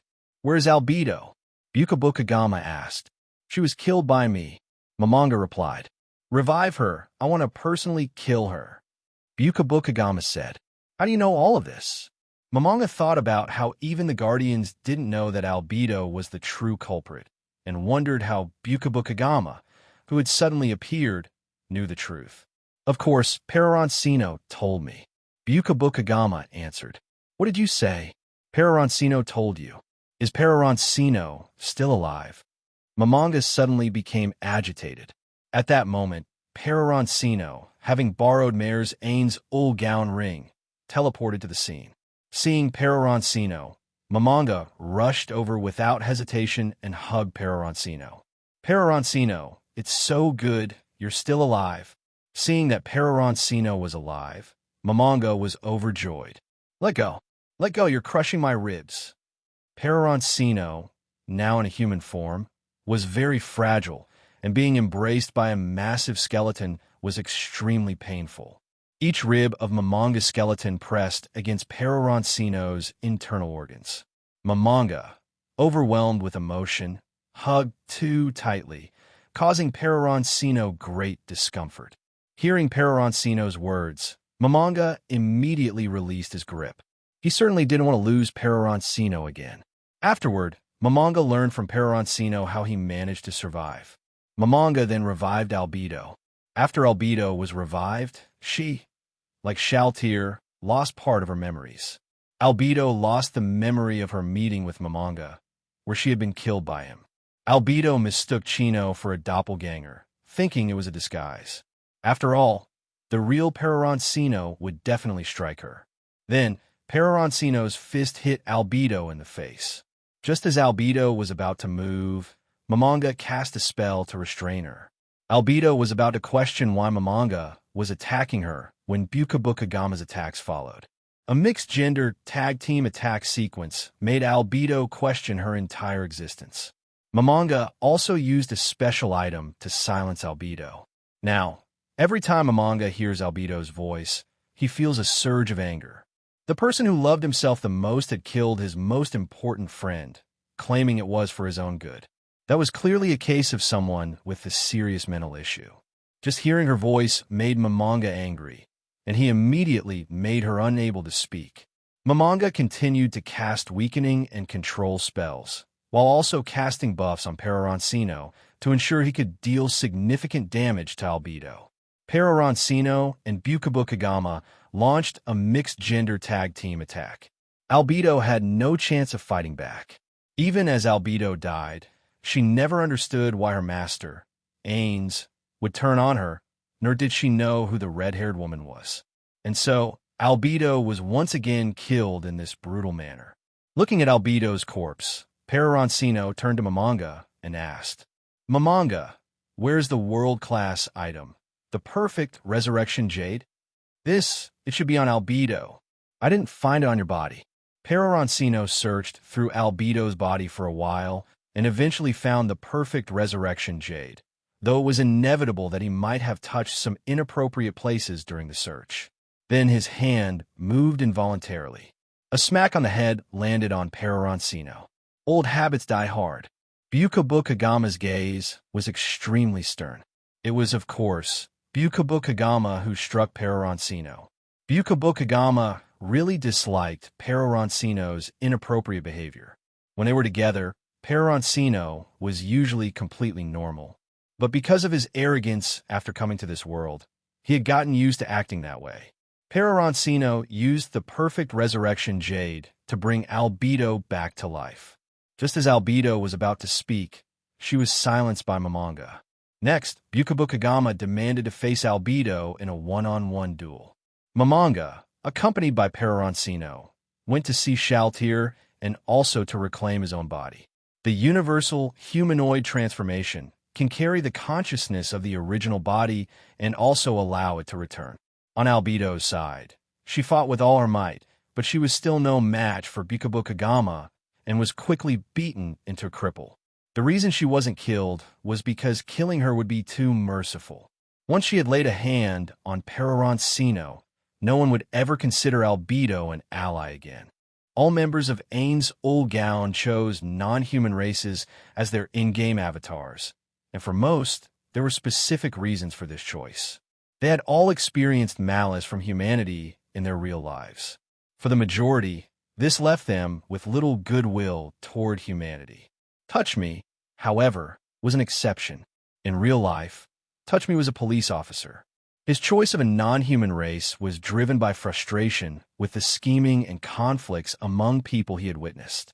As a police officer, he had seen countless instances of scheming among close friends and family members, people crossing moral boundaries for the sake of so-called interests. Yet, none of this swayed Touch Me's commitment to justice. He remained steadfast in his principles. In contrast, Albert, the creator of Demiurge, was someone who operated on the fringes of the law in real life, frequently interacting with the police. He had a strong dislike for these figures who seemed to carry a halo of justice around them. This was the reason he often quarreled with Touch Me in the game. Despite always being targeted by Albert, Touch Me never blamed him. This was because Touch Me was a just person, though admittedly, that might sound a bit far-fetched. The real reason was that Touch Me believed Albert's negative feelings toward the police might have stemmed from his own past experiences. Meanwhile, Touch Me had grown up under the care of a heroic figure, which shaped him into the person he was today. On the last day before Yggdrasil's servers shut down, Touch Me was pursuing a criminal. Let's use their in-game name since a real name is hard to come up with. You can't escape. Surrender now. Touch Me raised his handgun and aimed it at a man dressed in black ahead of him. Ha ha! So it's you, Touch Me, the man in black said with a laugh. Touch Me froze for a moment. Touch Me? Then he remembered that was his in-game name. Who are you? Why, of course, I'm the drug lord you've been hunting for 5 years, Black Crow. But perhaps you'll recognize me better by another name, Albert. Albert, you're actually Black Crow. At that moment, Touch Me was utterly shocked. The person he had spent so much time with was, in fact, the very target he had been pursuing in real life. Albert, however, casually took out a bottle of liquor and began drinking on his own. Touch Me, I hate people like you who live in the light. Why is it that people like you are born into the light, while I've had to grow up in a pitch-black darkness where there's no hope? Even after I wash my hands of everything, why do you people still have to hunt me down? I want my next generation to live in the light, too. Why can't you just let me go? Albert said, his voice heavy with emotion. Then you can do something legitimate. Touch Me replied calmly. Something legitimate? Do you think I've had that kind of opportunity? Who wouldn't want to live in the light if they weren't forced by circumstances? Albert shouted angrily. Leniency for confession, severity for resistance. If you come clean about everything, it could reduce your sentence, Touch Me said, unwilling to continue debating such matters. Even in a time like this, you're still spouting such righteous nonsense. I know exactly what I've done. It's absolutely a death sentence. Even if I confess everything, the best I can hope for is a temporary reprieve, Albert replied with a bitter smile. Here, have a drink. Albert extended the bottle toward Touch Me. You should think carefully. This is the kind of fine liquor you couldn't afford in a lifetime of hard work. Are you sure you want to pass this up? Touch Me didn't dare relax for even a moment. If Albert managed to escape, everything would be ruined. You know, Albert continued, since the day I can remember, I've been fighting just to survive. For myself, I've killed countless people. I knew that to keep living, I have to hurt others. Just like the law of the jungle, it's survival of the fittest. It's either me or someone else who dies. In the Delta region, no one's hands are clean. When I finally had the means to leave that place and live as an ordinary person, I thought of something. If it's so easy to be an ordinary person, why are there still so many people heading to the Delta? I captured many newcomers to the Delta, and from them, I learned this. If a person has no value, they're destined to live worse than a dog. In that moment, I realized I couldn't give up the power I held. When I reached the pinnacle, I gave everything up, chose a successor, and faded into obscurity. But you people won't let it go. You have to hunt me down to the very end. Well then, come on. Let's see who the real hunter is. Harming others must be punished. The innocent must not suffer, and since no one else is stepping up to defend them, I will. Since you chose this path, you must have known this day would come. Touch Me said firmly. You speak of humanitarianism, but do you know how many people die every year at their workplaces? They're just trying to survive in this world. Who stands up for them? The cheapest thing in this world is human life, Albert retorted. Touch Me was about to respond, but Albert cut him off. It's almost time. I need to get going. Touch me having you accompany me on this journey. It's truly a blessing. Thank you, Albert said with an expression of sincere gratitude. In that moment, Touch Me suddenly realized something. Touch Me immediately activated his microphone and shouted, "Everyone, be careful. There's a bomb here." Boom! A series of explosions erupted within a kilometer radius, killing countless officers, including Touch Me. The very first to be killed was Albert himself. In his final moments, just before his death, Albert saw a blinding flash of light. Amid the chaos, Touch Me was consumed by an endless darkness. When he opened his eyes again, he found himself in a jungle. Touch Me extended his hand, only to discover that it was not a hand but a claw. These claws, they looked familiar. He walked to a nearby river and looked at his reflection in the water. This is my in-game character. Am I not dead? Touch Me tried to log out of the game, but couldn't find the control interface. Looking at the insect-like reflection resembling an ant in the water, Touch Me recalled the choice he made when he first entered the game. At the time, he wanted to choose an ant as his race, but since no such race existed, he chose the one that resembled an ant the most. The reason was that he liked ants. Ants worked together with unity, fearlessly facing death, never scheming against one another, and always striving for the benefit of the group. He admired the nature of ants. First, I need to figure out where I am. Touch Me glanced around. Peroroncino and Momonga arrived at the 6th floor, where Shaltir was located. "Shaltir," Peroroncino called out, but there was no response. "Shaltir, Peroroncino is not dead." Momonga spoke to Shaltir, but still, Shaltir did not react, as if she couldn't hear them. "What happened to Shaltir?" Peroroncino asked, looking at Momonga. "After Shaltir found out that you were dead, she became like this." "According to Aura, this has been going on for a long time," Momonga replied. Peroroncino called out to Shaltir a few more times, but there was still no response. The only way to wake her up was to use Peroroncino's true form. Artificial humanoid reversion to true form. Chino's body, like data, transformed into lines of code and entered Peroroncino's body. Peroroncino opened his eyes, and with a single force, all the ice around him shattered. He stood up. At that moment, Shaltir also reacted. She stared at Peroroncino, her eyes gradually regaining their light, shifting from dull and lifeless to full of expression.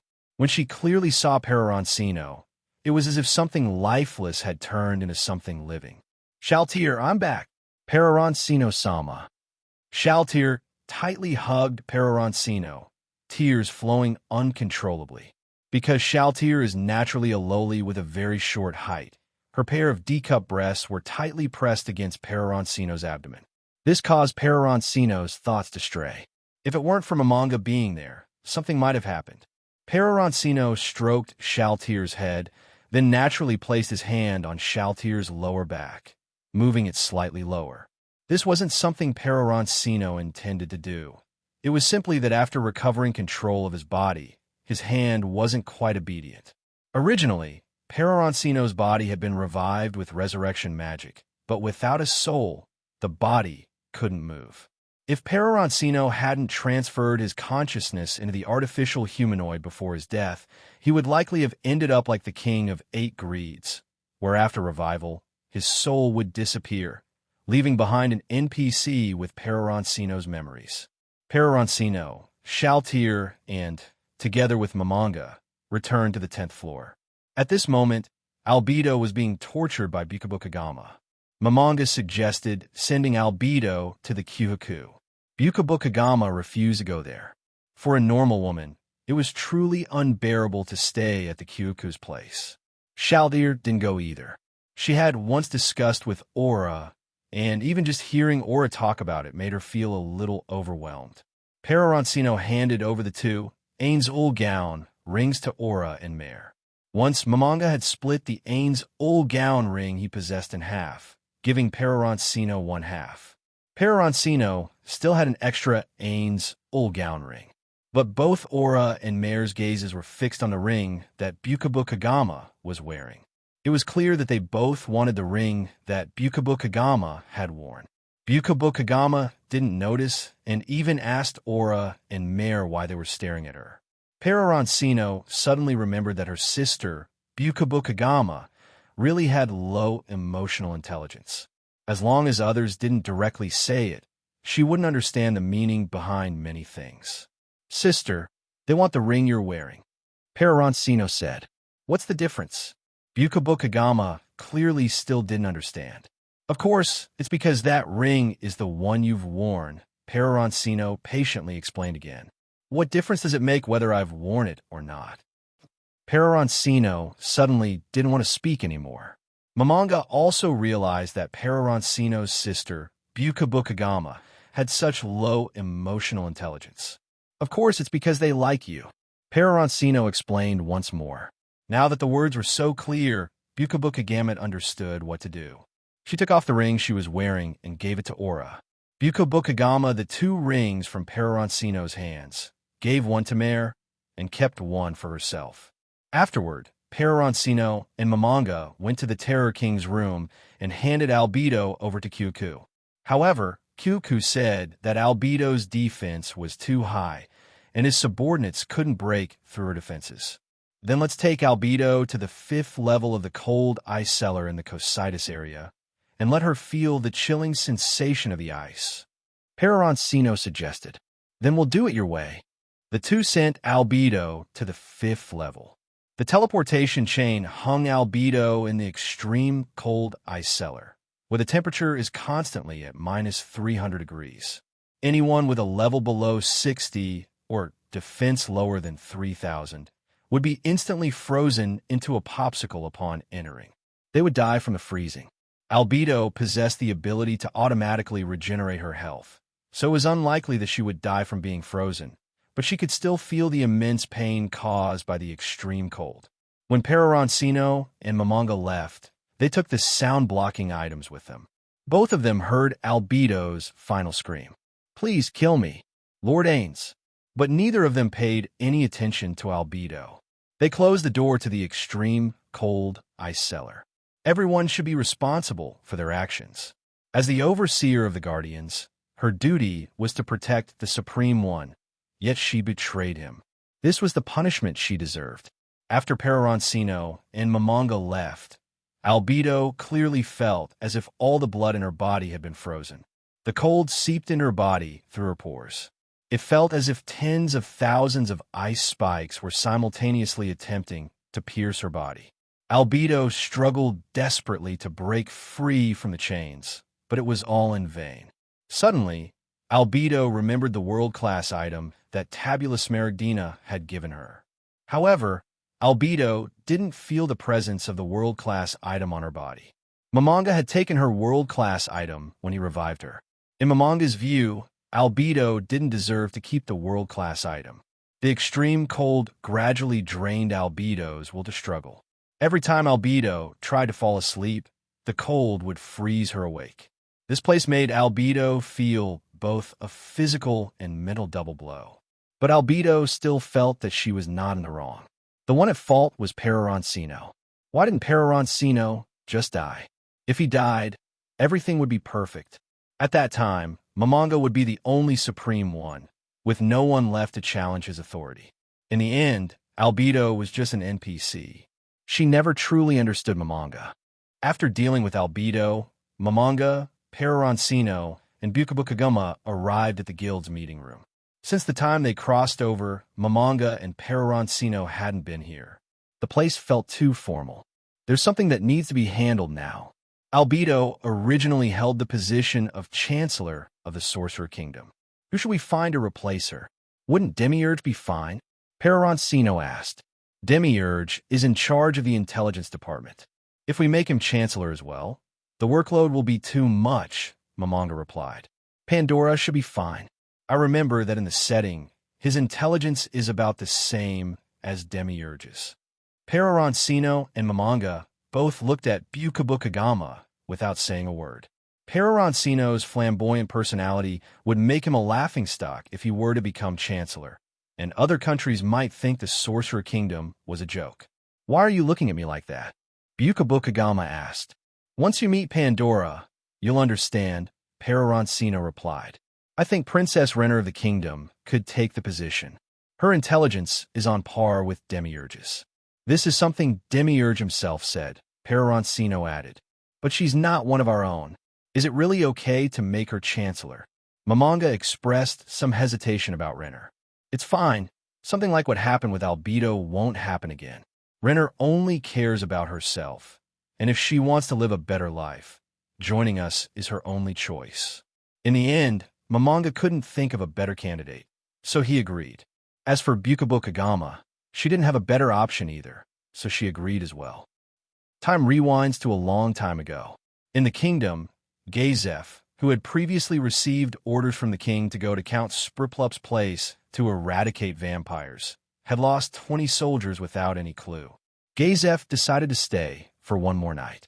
During the day, Gazef led the whole team to search for villagers and inquire about the local situation. However, after passing through more than 10 villages, they couldn't find a single villager. Things were becoming very strange.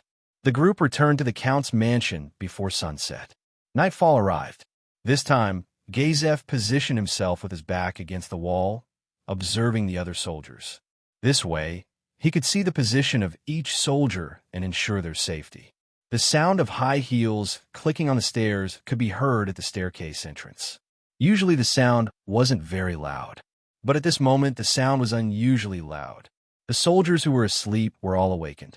Everyone's gaze turned to the staircase, while Gazef's gaze was focused on the others. He wasn't sure if this was the enemy trying to attract his attention, perhaps to take advantage of the situation and attack the other soldiers.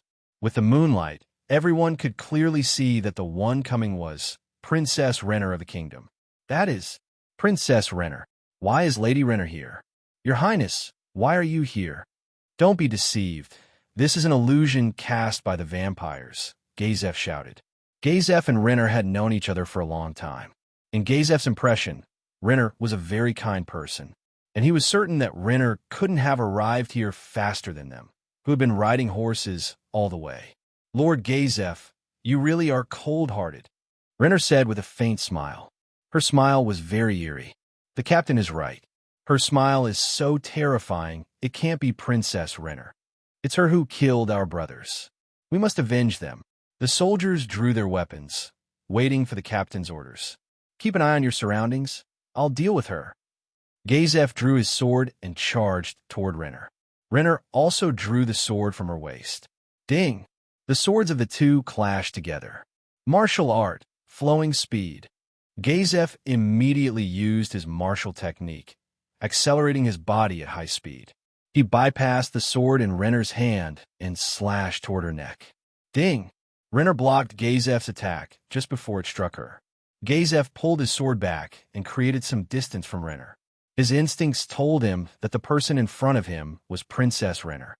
But Gazef felt that he must have been mistaken. How could such a strong person possibly be a princess who had always lived in the castle? Martial art, powerful strike. The sword in Gazef's hand seemed to be enchanted, emitting a red glow. Light wall. With a wave of her hand, Renner summoned a light wall that blocked Gazef. Gazef slashed to the light wall. The light wall only cracked, but wasn't shattered. Help! There are vampires here too. There are vampires here as well.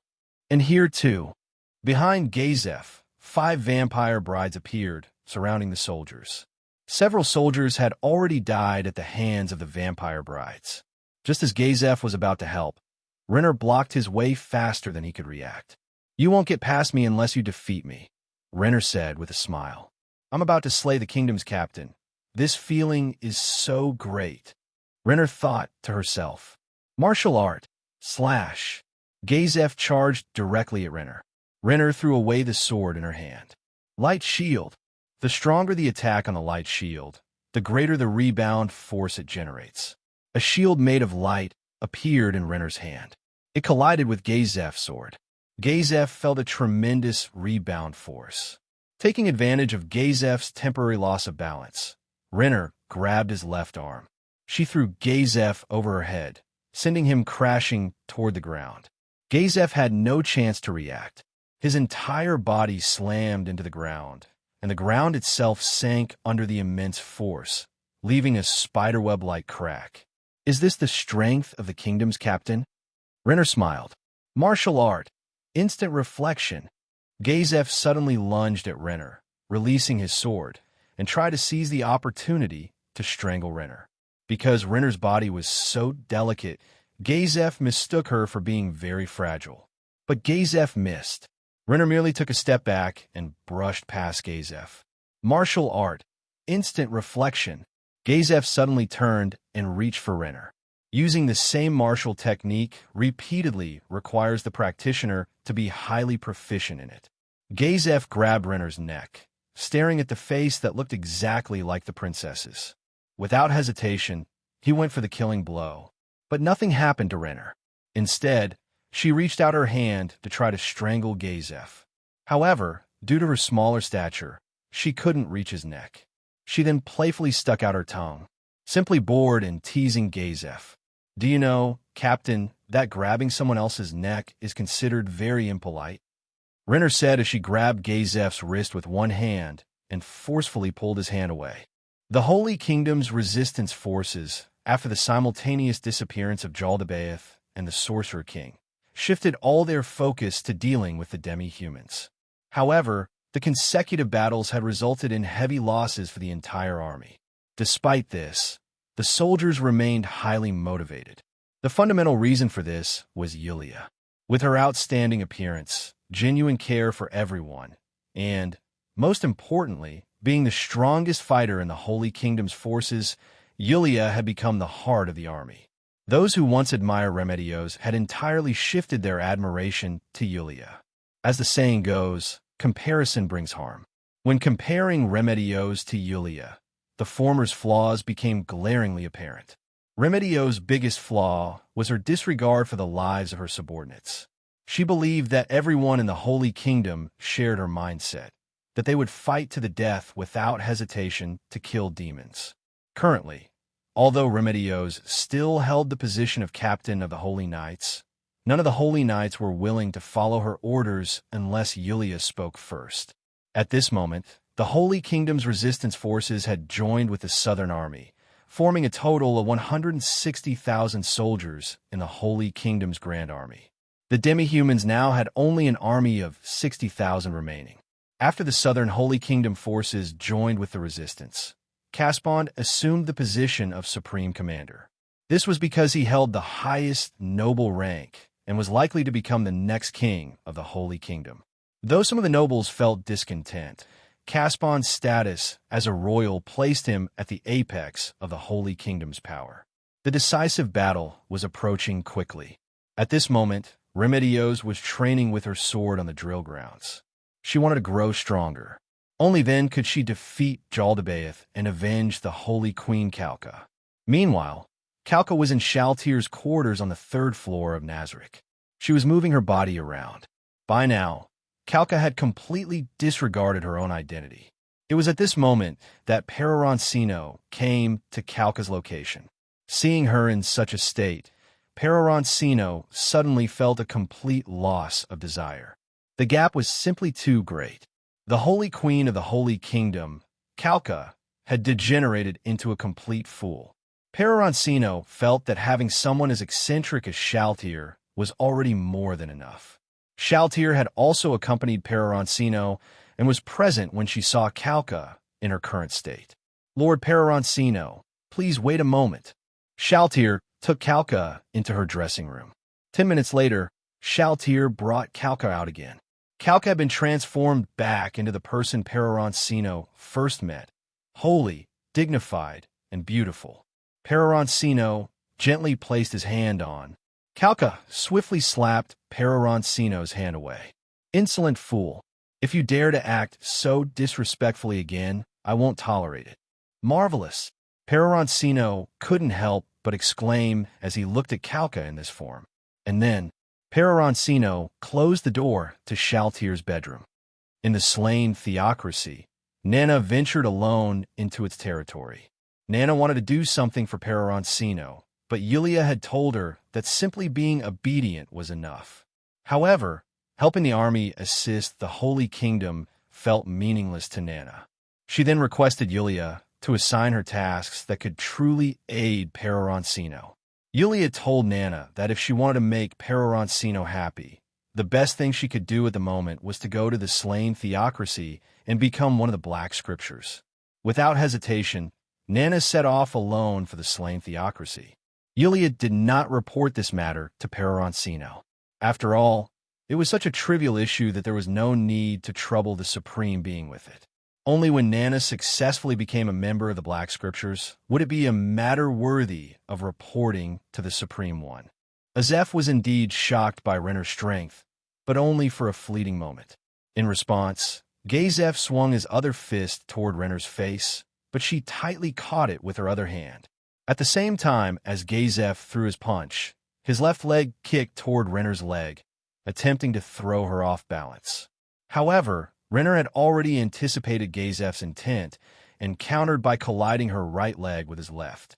In the next instant, from Renner's perspective, a large forehead was barreling straight toward her. When Gazef realized all his attacks had been blocked, he didn't hesitate to use a headbutt. Before becoming the warrior captain, Gazef had often engaged in life-or-death brawls. To him, the means didn't matter. Winning was all that counted. Caught off guard by the sudden headbutt, Renner was momentarily stunned. She released Gazef and stumbled back a few steps, her head spinning. Though Renner had greater defense than Gazef, her head wasn't as tough. Gazef seized the opportunity to pick up a sword from the ground and slashed at Renner.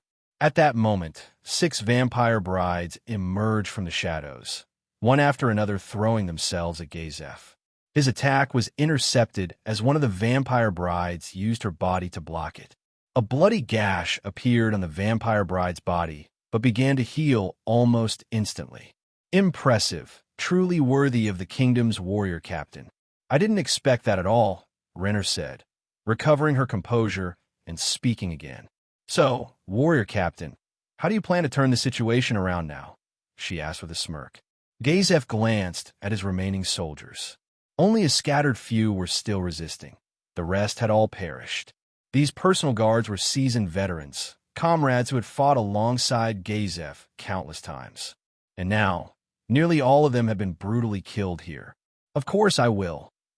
Gazef adjusted his breathing, forcing himself not to let anger cloud his judgment. Sixfold light slash. Gazef executed his technique, striking the 6 vampire brides before him. Each received a deep gash across their chests, leaving massive wounds. The severity of the injuries greatly hindered the vampire's ability to regenerate. If Gazef were to attack them again, it could very well result in their deaths. But Renner had no intention of letting Gazef have his way. Just as Gazef finished executing his martial skill, a slender leg struck him in the stomach. The force sent Gazef tumbling backward. He rolled twice before stabilizing himself and landing firmly on his feet. Holy Ray! Renner opened her palm, conjuring a magic circle. A beam of light shot forth from the circle in her hand. Gazef quickly raised his sword to block the attack. Light blade! Renner unleashed another spell, summoning a sword made of pure light that flew toward Gazef from the magic circle. Seeing the light blade, Gazef realized that his own sword couldn't block this attack. He immediately dodged to avoid it. The light blade moved with incredible speed, grazing Gazef's arm before embedding itself into the wall. A bloody gash appeared on Gazef's arm. By now, all of Gazef's soldiers have been wiped out. Renner gave Gazef no time to catch his breath. She picked up a sword from one of the fallen soldiers and charged at him. Gazef immediately launched a counterattack. Martial art, slash. Clang. The 2 swords collided. Gazef kicked toward Renner's lower body without hesitation. There was no room for chivalry in combat. However, Renner evaded with an almost ghostly retreat. The sudden lack of resistance caused Gazef to lose his balance and stumble slightly. In that instant, Renner's sword thrust toward Gazef's neck. Clang! A flying sword struck Renner's blade, deflecting her attack. Renner turned toward the figure standing by the window. Brian, Gazef instinctively called out upon seeing the newcomer. As Brian approached, he clearly saw Renner. Princess Renner? Brian, she's not the princess. Gazef said. Ah, right. There's no way the princess would be here. Brian quickly realized. Actually, I really am the princess. Renner said, telling the truth, though it was obvious no one believed her. Stop joking. The princess's strength isn't nearly enough to defeat Gazef, Brian said. How did you end up here, Brian? Gazef asked. I sensed something was wrong, so I followed, Brian replied. Now that the two strongest of the kingdom are here, do you think you can defeat me together? Renner said with a smile, her attitude completely playful. After all, as soon as the fight began, she had already determined that Gazef wasn't her opponent. Renner smiled joyfully, but to Gazef and Brian, the smile was unsettling and even a little terrifying. Let's go. Brian charged first. Secret sword, swallow returning to the nest. Brian's speed increased drastically as he swung his sword toward Renner's neck. However, Renner easily blocked it with her own sword. After Brian's attack was blocked, his speed increased once again as he swiftly retreated. Using the momentum from his sword swing, he quickly turned around and struck at Renner. Martial art, Dreaming Marsh. Renner used her self-created technique. Renner's sword thrust toward Brian's neck without any intention of blocking his attack. But Brian was no longer the fearful man he once was. He was confident that his sword would reach Renner first. Clang! Brian felt as if his weapon had collided with another sword, yet there was nothing in front of him. It felt strangely familiar to him. So, it's an illusion. Just like that guy from 8 Fingers, Brian said, alerting Gazef. Gazef didn't hesitate. He appeared behind Renner. Martial art, sudden impact. Gazef's sword strike came like an enraged bull, aiming for Renner's back. Shink, the sound of the weapon tearing through flesh, filled the air. Just as Gazef was about to land his blow on Renner, a sword pierced his abdomen. Wait, she's all an illusion. Brian suddenly realized. The Renner in front of him was a mirage. The real Renner was attacking Gazef. Martial technique, flow acceleration. Brian quickly rushed toward Gazef. Renner, whom he had ignored, suddenly launched an attack against him. Brian instinctively tried to defend himself, but he blocked nothing. This confirmed for him that it was indeed an illusion. As Brian had let his guard down against the Renner in front of him, her sword lightly pierced his chest. Impossible. Brian swung his sword and struck at Renner, but his blade passed right through her body. Can you tell what's real and what's fake? The Renner he had hit suddenly spoke. After saying that, the fake Renner vanished. Brian rushed to Gazef's side. While Brian's injuries weren't too severe, Gazef was in a different condition. During his rapid movement, he had been stabbed by a weapon, and the damage to him was much more severe. The two of them stood back to back, alert to their surroundings. Gazef, did you feel any murderous intent when you were attacked just now? Brian asked. No, I didn't feel any murderous intent at all, Gazef replied. Neither did I. Damn it, how is she doing this? Brian said, his expression serious. It seems like the two of you are only this strong, Renner reappeared, smiling as she looked at the two of them. The principle behind Renner's ability wasn't difficult to understand. She simply outranked both of them in speed, and she also had a special skill, absolute camouflage. Renner was merely disguising the fact that she had no murderous intent. Those with a level lower than hers were unable to see through her disguise. Renner's level was currently 46, and Peroroncino had long since informed her of the most efficient way to level up. Gazef was at level 45, while Brian was at level 44. Gazef broke through to the heroic realm during the battle at Crane Village, and Brian regained his confidence after meeting Gazef, allowing him to break through to the heroic realm as well. Both had surpassed the limits that normal humans couldn't break through their own strength. However, in the hands of Renner, who had been born with the special skill genius, none of this was particularly impressive. If Renner weren't a princess, she might have been able to break through to the heroic realm by relying on her own strength. It was the identity of being a princess that held her back. I'm not going to bully you too. Let's have a fair duel, Renner said, hoping to shatter the confidence of the two in front of her with a straightforward confrontation. The reason for this was that Renner had learned that Peroroncino had once resurrected Decisive. Renner didn't think Decisive was worth resurrecting, and she was also testing how far Peroroncino would tolerate her actions. Since parting with Peroroncino, Renner had been given the order, "Do as you see fit." This meant that Peroroncino had entrusted her with 100 vampire brides, leaving the planning of the kingdom's destruction entirely up to her. Renner felt that this meant Peroroncino truly trusted her. Or perhaps Peroroncino simply didn't care about what Renner did. Decisive and Brian were warily watching Renner. Her strange methods of attack were something neither of them could break through. "Sure, hit domain." Brian activated his domain. Renner took a step back, moving out of Brian's domain. She had already heard of Brian's ability. "Give me my sword." Renner tossed away the sword that had belonged to an unknown soldier. A vampire bride handed Renner a sword with an ornate scabbard. The sword appeared very delicate, suited for someone with a slender build. Renner drew the sword, which had 13 rune engravings on its blade. Peroroncino had used the administrator's staff to grant all the dwarven runesmith talent. This was the most powerful weapon the dwarves of the Magic Kingdom could craft at present. Peroroncino had given this custom-made weapon to Renner not long ago, before Peroroncino's incident. That weapon. Decisive sensed the difference in this weapon. It was far more powerful than the kingdom's prized razor blade. "This sword is called Black Jade," Renner said with a smile. Renner truly cherished this sword, but its power was so overwhelming that it felt as though it effortlessly cleaved through anything. One swing, and the target was gone. Renner, holding Black Jade, confidently stepped into Brian's sure-hit domain. Martial art, claw strike. Brian fused his 6-light slash into one concentrated attack, turning his technique, which usually targeted multiple opponents, into a single devastating blow.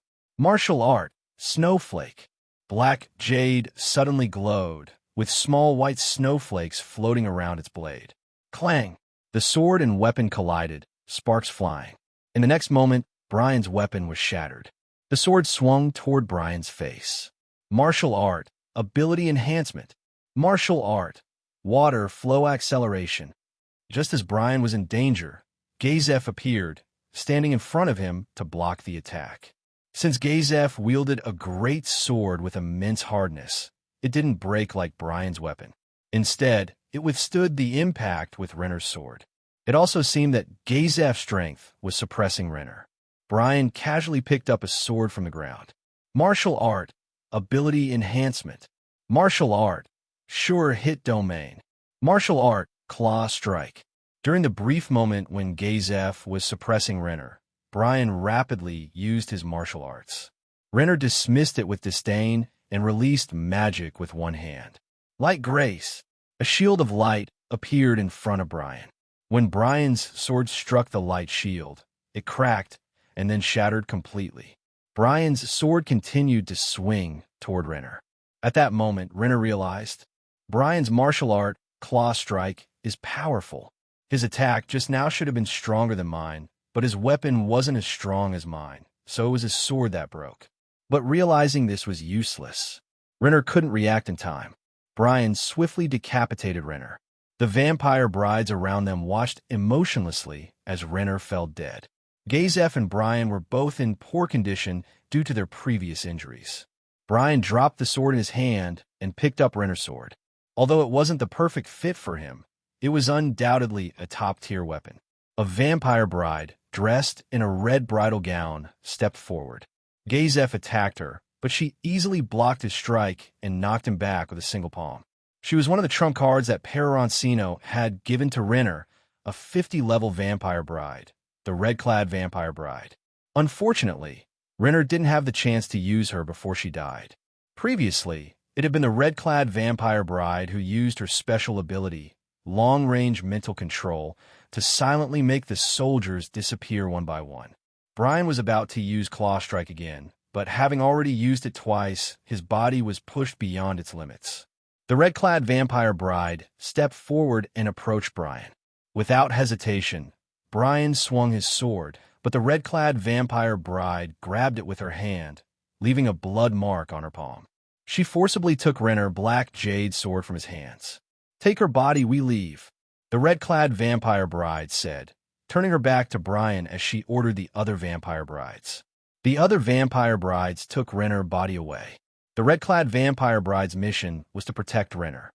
Now that she was dead, resurrecting her became her top priority. As for revenge, that was not her concern. She felt no emotion over Renner's death. The red-clad vampire bride was one of those vampires who didn't have many emotional fluctuations. After the red-clad vampire bride and the other vampire brides left, Decisive and Brian sat on the ground to tend to their wounds and drink healing potions. In the previous situation, they didn't have a chance to deal with their injuries. I didn't expect someone this strong." "Decisive, we made it out alive," Brian said, taking a deep breath. "Yeah, we survived." Decisive looked at his dead subordinates, his heart filled with mixed emotions. "If only I could have died with my men." Decisive thought to himself. "Decisive, now is not the time to be sentimental. We need to become stronger and then avenge them." Brian shouted loudly, recognizing the thoughts in Decisive's eyes. "That person just now is definitely not someone we can't defeat. If I was at my peak, I might have had a chance to defeat her by risking everything. So, Decisive, we have no choice but to keep getting stronger. Swinging our swords is our life." In that moment, Decisive felt the strength of Brian's resolve. It was once Brian who had given up, and Decisive saved him. Now, however, it was Decisive who wanted to give up, and Brian stepped forward, ready to save him. Although Demiurge was recalled to Nazareth, the demon army he brought did not retreat. In the holy city of the slain theocracy, the priests and knights of the slain theocracy were on high alert. Thousands of hellhound Cerberus charged toward the holy city. The four sharp claws of the hellhound Cerberus enabled them to climb the city walls, charging up to the top.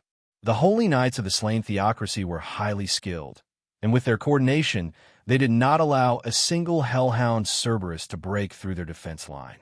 The priests also dared not use offensive magic because the hellhound were too close to the friendly holy knights.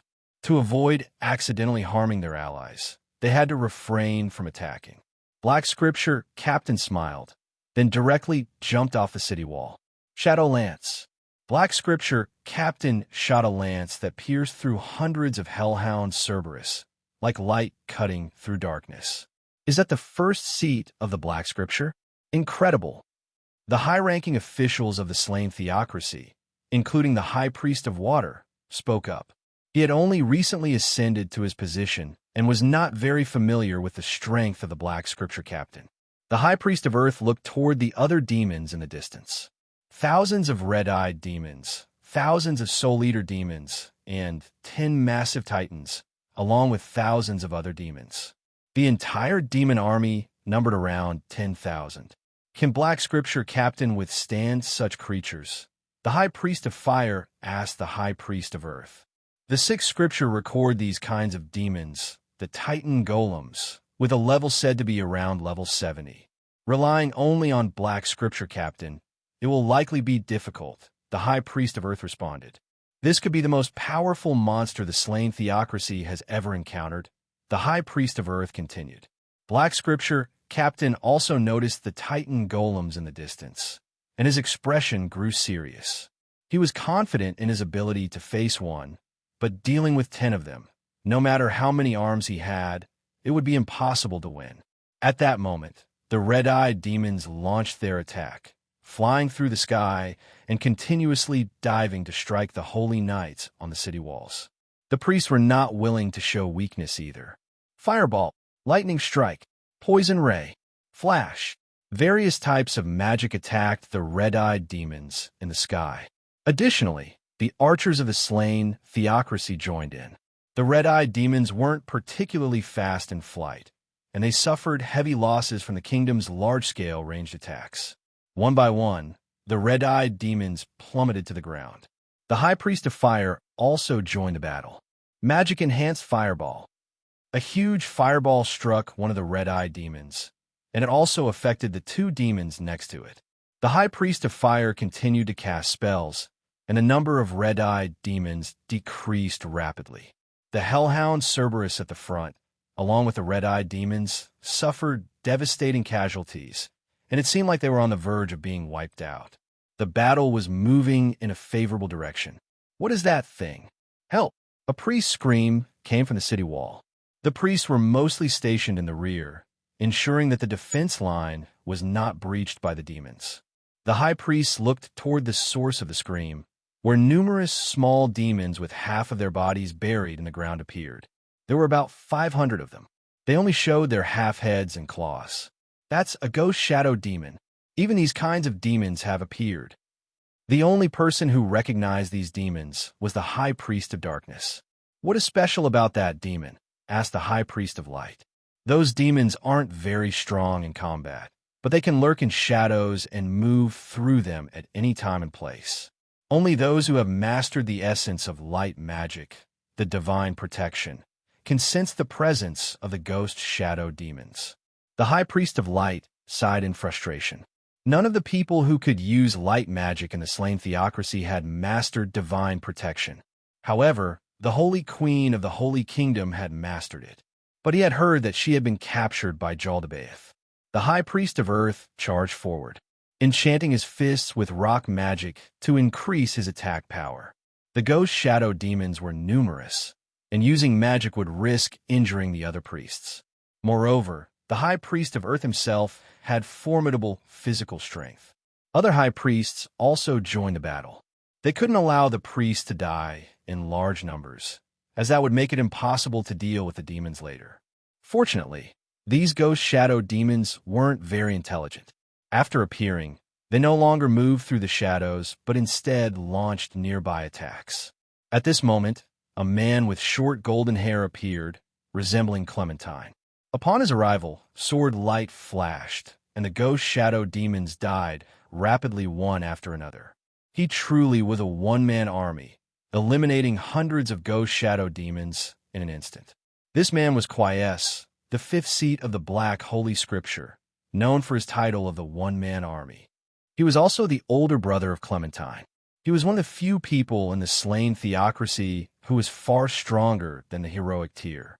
His appearance relieved the high priest considerably. After Quies eliminated all the ghost shadow demons, he turned his gaze toward the direction outside the city. The Titan golems came into view, and their massive figures caused Quies to feel a long-forgotten fear. Quies was well aware that his strength could not defeat even one of them. Although the Titan golems were incredibly powerful, they moved extremely slowly. They were completely out of sync with the rest of the army. At this moment, the Hellhounds and the Red-Eyed Devils had all been wiped out. Everyone's attention was now focused on the main demon army.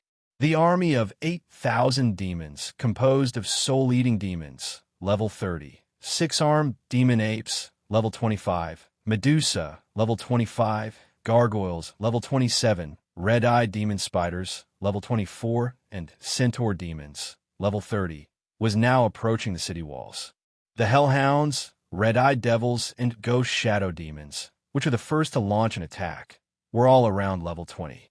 They could easily be considered appetizers. The average combat power of the people of the slain theocracy was around level 20. Since this was the holy city, no battles had occurred in the surrounding area. The elite forces of the entire city were only about 30,000. While these demons were not very powerful individually, their numbers were vast. Once they reached the city walls, the gargoyles, accompanied by the six-armed demon apes, flew into the air, throwing the six-armed apes onto the walls. The red-eyed demon spiders, using their unique ability, crawled up the walls like they were walking on flat ground. The six-armed demon apes that were thrown down killed many of the priests. The archers and holy knights shot arrows and cast spells, but the gargoyles were not as fragile as the red-eyed devils. They endured the magic and arrows, throwing the six-armed apes back down. In the first round, nearly 500 gargoyles flew up, but almost half of them were killed. After the six-armed demon apes landed, the tide of battle completely turned. The six-armed demon apes' six powerful arms made them formidable opponents. Even six holy knights working together could not defeat one of the six-armed demon apes. Fireball release. With the order given, a sea of fireballs flew from behind the soldiers. The majority of the next wave of gargoyles was immediately killed. The elite unit of the six scriptures, the Holocaust scriptures, had arrived. The captain of the Holocaust scriptures was a red-haired woman with sharp eyes and an imposing figure. She was dressed in a red robe and appeared to be around 33 years old, exuding a mature, domineering aura. Her name was Bukana, level 45. Her priests were all wearing matching red attire. The Holocaust Scriptures was one of the strongest special units, second only to the Black Scriptures in terms of combat power.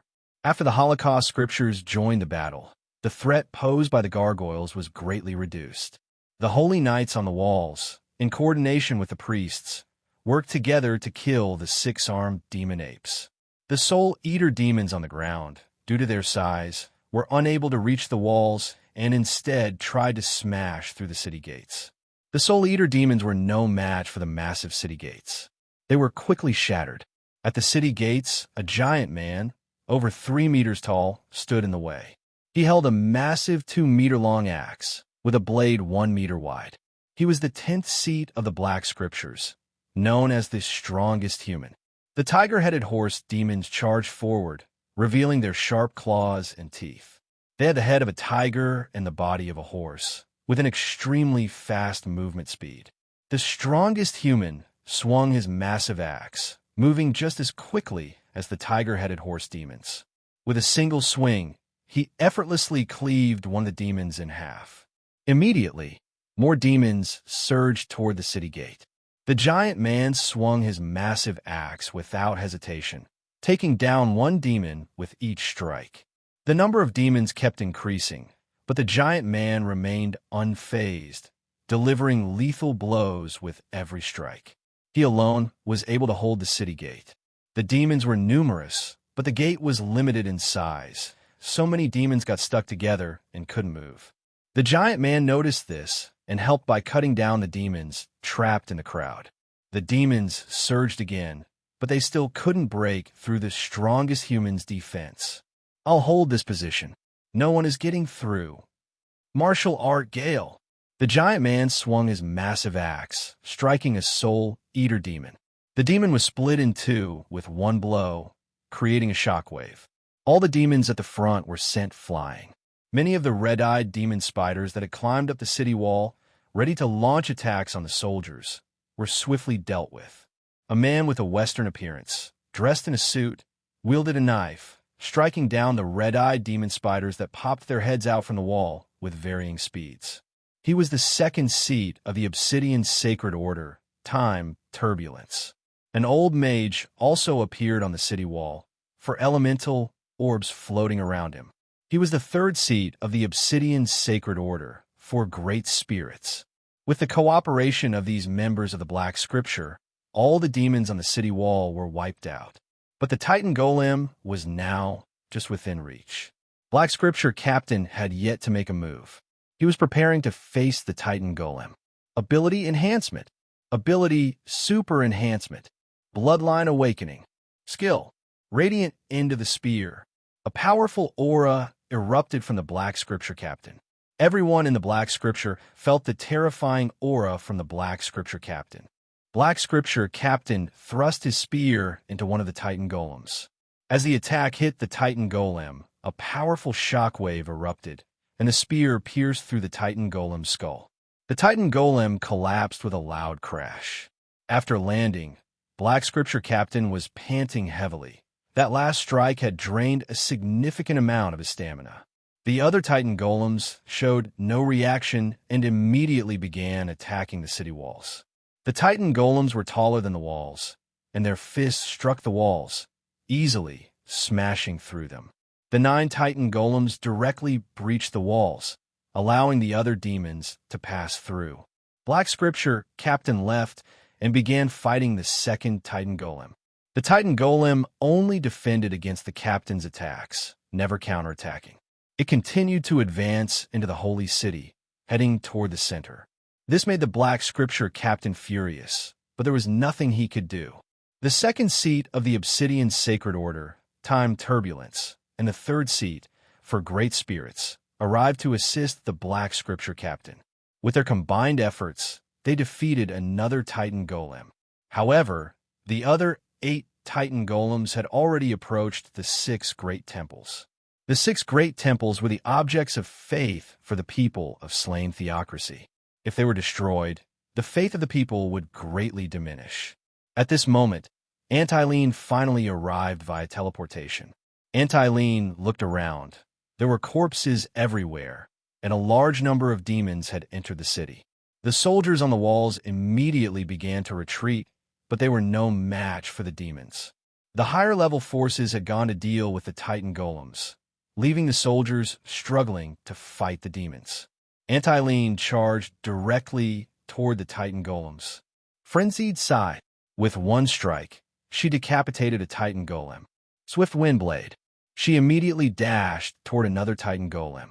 This time, the Titan Golem wasn't decapitated, but was instead struck by Ainz. Black Scripture captain glanced at Ainz, then looked at himself. Is the gap really this big? Black Scripture captain knew that Ainz was powerful enough to easily defeat him, but he hadn't expected the gap to be so vast. After he killed one Titan Golem, he was nearly exhausted, while Ainz could still fight. And from the look of it, she had killed the Titan Golem effortlessly. Ainz drove her scythe into the heart of the Titan Golem lying on the ground. The Titan Golem died completely. Ainz's impressive performance caused many demons to shift their target to her. Hundreds of manticore demons and hundreds of tiger-headed horse demons charged at Ainz. Ainz didn't even use any skills. Her figure flickered, and in just a few seconds, she killed all the demons. Then she rushed toward another Titan Golem. The remaining Titan Golems also noticed Ainz, and all of them turned their targets toward her. However, their slow movements were completely unable to hit Ainz. During the battle, Ainz once again decapitated a Titan Golem. The other Titan Golems, however, surrounded the city in a circle with Ainz at the center. Suddenly, the 5 Titan Golems' eyes turned red, and a massive surge of power erupted from the cores of the 5 Titan Golems, all of which struck Ainz. Violent explosions occurred around her, but Ainz was completely unharmed. She charged out and swiftly decapitated 5 more Titan Golems. The priest leaders immediately ordered an investigation into how these demons had quietly arrived at the holy city of the slain theocracy. If it were just Jaldabaoth, it might be understandable. But tens of thousands of demons suddenly appearing in the holy city of slain theocracy was almost impossible. As for the books left behind by the 6 great gods, which mentioned teleportation magic, the priest leaders did not even consider it. After all, such magic required level 100 to use, and the requirements for using it were exceptionally high, making it an impossible occurrence.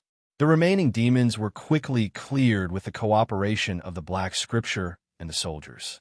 After Ainz finished killing the Titan Golems, she left without offering any help, leaving the others from the Black Scripture to work hard at clearing the demons. In the demi-human army, all the living members of the demi-human 10 elites, as well as the leaders of each demi-human race, looked at Colart, who was seated at the head of the table. Recently, all contact with Jaldabaoth had been lost, causing many demi-humans to consider retreating. However, Colart claimed she could still communicate with Jaldabaoth and even stated that the orders she received from him were to launch a full-scale assault on the Holy Kingdom's forces. Many demi-humans believed that Jaldabaoth was dead, but they dared not act rashly. If he was still alive, disobeying his orders would mean certain death, not just for the individual, but for their entire race. Jaldabaoth had, after all, exterminated 3 demi-human races single-handedly before becoming their leader. Colart had her own plans. She intended to command the demi-humans to fight and sacrifice themselves to resolve the crisis in the Holy Kingdom. Then, She would seek an indirect path to her true goal, assassinating Peroroncino and rescuing the Holy Queen. Although some still followed her orders, Carol commanded the demi-human army to split into two divisions, aiming to encircle the Holy Kingdom's forces from the front and rear. That was the official plan on the surface, but in reality, the demi-human army was already severely outnumbered compared to the Holy Kingdom's forces. Splitting their troops would only ensure that one division would be overwhelmed by the humans through sheer numbers. Many of the demi-humans failed to notice the flaws in this strategy, but Carol didn't give them a chance to voice their concerns. She simply turned and left. "Commander, this plan will put our troops at..." Swish! The foxfolk leader who spoke out had one of his arms severed. "Who gave you the right to question me?" Carol's expression was fierce, her gaze sharp and intimidating. "More ruthless. Be even more ruthless. I need to scare them into submission." This was Carol's inner thought. It was her first time acting so harshly, but she knew that dealing with demi-humans required such ruthlessness. Otherwise, they would never accept her authority. The other demi-humans, who had been on the verge of speaking up, fell silent, too afraid to continue. They had no choice. Carol had been placed in command by Jaldabaoth himself, and without seeing his corpse, none of them dared to defy her orders. After all, defying Jaldabaoth could lead to the annihilation of their entire race. Reluctantly, the demi-humans dispersed to make preparations. But one of the demi-human 10 elites, the Beastman General, called out to Carol. "Commander, wait. Is your plan just to send us to our deaths?" The Beastman General had been waiting for someone to speak up, but no one else stepped forward, so it fell to him to do so. After all, someone had to make the sacrifice. Carol stood with her back to the Beastman General, feeling deeply uneasy. She wasn't sure if she could kill him in one strike. Moreover, this man had a sterling reputation among the demi-human 10 elites. If Carol attacked him, she couldn't be certain whether the others would come to his aid. "The Demon Emperor Jaldabaoth personally appointed me as the Supreme Commander, and that means you are to obey my orders. Or do you intend to defy Lord Jaldabaoth's will?" Carol forced herself to adopt a sharp and commanding expression, but she couldn't pull it off. Her gaze ended up looking more like that of a harmless young girl. There was nothing she could do about it. She wasn't a born actor, and back in the Holy Kingdom, her expression had always been the same. "That's not what I meant. The Beastman General began to explain. "You have two choices, obey or die here." Carol's expression and gaze didn't convey much pressure to the Beastman General, but her words sent a chill down his spine. The Beastman General weighed whether it was worth gambling his entire race. After a moment of deliberation, he made his decision. "I choose a third option. I'll lead my people away from the Holy Kingdom." Without hesitation, the Beastman General turned and walked away. "I'll be sure to report this to the Demon Emperor, Jaldabaoth." Carol called after him. Maybe this isn't so bad. After all, it might still help resolve the Holy Kingdom's crisis, Carol thought to herself. The other demi-humans waited anxiously, wondering if the Beastman General would be killed by Jaldabaoth. But at that moment, the Holy Kingdom launched an all-out attack. Under Yulia's command, the Holy Kingdom's forces advanced like an unstoppable tide. 5 powerful members of the demi-human 10 elites, including the Snake King Roche, joined forces to attack Yulia simultaneously. After clashing with her, they quickly realized they were no match for her. Yulia's speed completely overwhelmed them. Even with all 5 of them working together, they couldn't land a single blow on her. Yulia's speed was on an entirely different level compared to theirs. Even after exhausting all their strength, the group couldn't even touch the hem of Yulia's clothes. In the end, they could only die with regret under Yulia's blade. The demi-human army was utterly crushed by the Holy Knight forces led by Yulia. This victory greatly boosted the morale of the other soldiers. The demi-human forces suffered defeat after defeat, unable to hold their ground against the Holy Kingdom's army. With their leaders gone, the demi-human army completely collapsed and began to flee. Yulia, leading a group of soldiers, tracked down Carol, who had been observing the battle from a distance. Carol had only intended to watch from afar and hadn't expected Yulia to come for her. By now, Yulia had reached level 50 with a speed nearly hitting 2,000, while Carol was only level 40, making her much slower by comparison. Without hesitation, Carol spread her wings and took to the sky. With a single leap and dash, Yulia effortlessly closed the distance to Carol and struck her down from the sky. Carol crashed to the ground and was about to get up when Yulia's blade was already pointed at her. "What are you trying to do? I'm your master's woman," Carol said. "Don't overestimate your worth. Whether you're here or not makes no difference. Besides, do you really think the master doesn't know about the things you've done?" "What do you mean?" Carol feigned ignorance. Yulia had no interest in wasting time with her excuses. She tied Carol up without hesitation. Carol tried to resist, but her strength was nowhere near Yulia's. Moreover, a group of holy knights was following Yulia and approaching rapidly. If they recognized her, Carol had no choice but to lower her head and stop struggling, allowing Yulia to bind her. With no leader, the demi-human forces fell into disarray, scattered like sand, and were quickly defeated by the Holy Kingdom's army. Yulia brought the bound Carol back to the Holy Kingdom's army, where many people immediately recognized her. "Isn't that Carol, the high priestess who was always by the Holy Queen's side? How did she become a demi-human? Could it be that the Holy Queen has turned into something like this too? No way. If it were me, I'd rather die than turn into a demi-human. Maybe she was a spy sent by Ainz Ooal Gown to infiltrate the Holy Kingdom." Voices rose one after another, filled with suspicion and disdain. Carol's heart churned with a mix of emotions. She had worked tirelessly for the future of the Holy Kingdom, yet it seemed none of these people recognized her efforts. Remedios also spotted Carol and immediately strode over, ignoring Yulia entirely. "Carol, where's Her Highness Kalka?" Remedios demanded, her expression murderous as she stared down at Carol, pressing her for answers. Seeing the cold and indifferent look in Remedios' eyes, the last emotional barrier in Carol's heart crumbled. "She's my prisoner. You have no right to interrogate her," Yulia said calmly, looking at Remedios. Remedios glanced at Carol, then at Yulia. "She must tell me right now," Remedios began, but before she could finish, Yulia's sword was already at her neck. Remedios fell silent and didn't finish her sentence. Instead, she turned and stormed off in anger. Yulia's strength was overwhelming, and Remedios knew that if she kept pressing, not only would she fail to get any answers, but she'd also end up severely beaten. Yulia brought Carol to her quarters. The nobles of the Holy Kingdom didn't dare to criticize Yulia, as her temper was well known. She was quick to resort to violence if things didn't go her way. However, when it came to the soldiers of the Holy Kingdom, she was exceptionally kind. She was concerned when they didn't have enough to eat or warm clothes, and often shared her own food with those in need. This kindness earned her the trust and admiration of the people and soldiers alike.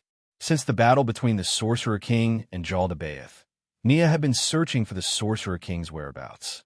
Initially, Nia didn't have the authority to lead a search, but with Yulia's support, some soldiers voluntarily followed Nia's lead without informing the Holy Kingdom's nobles.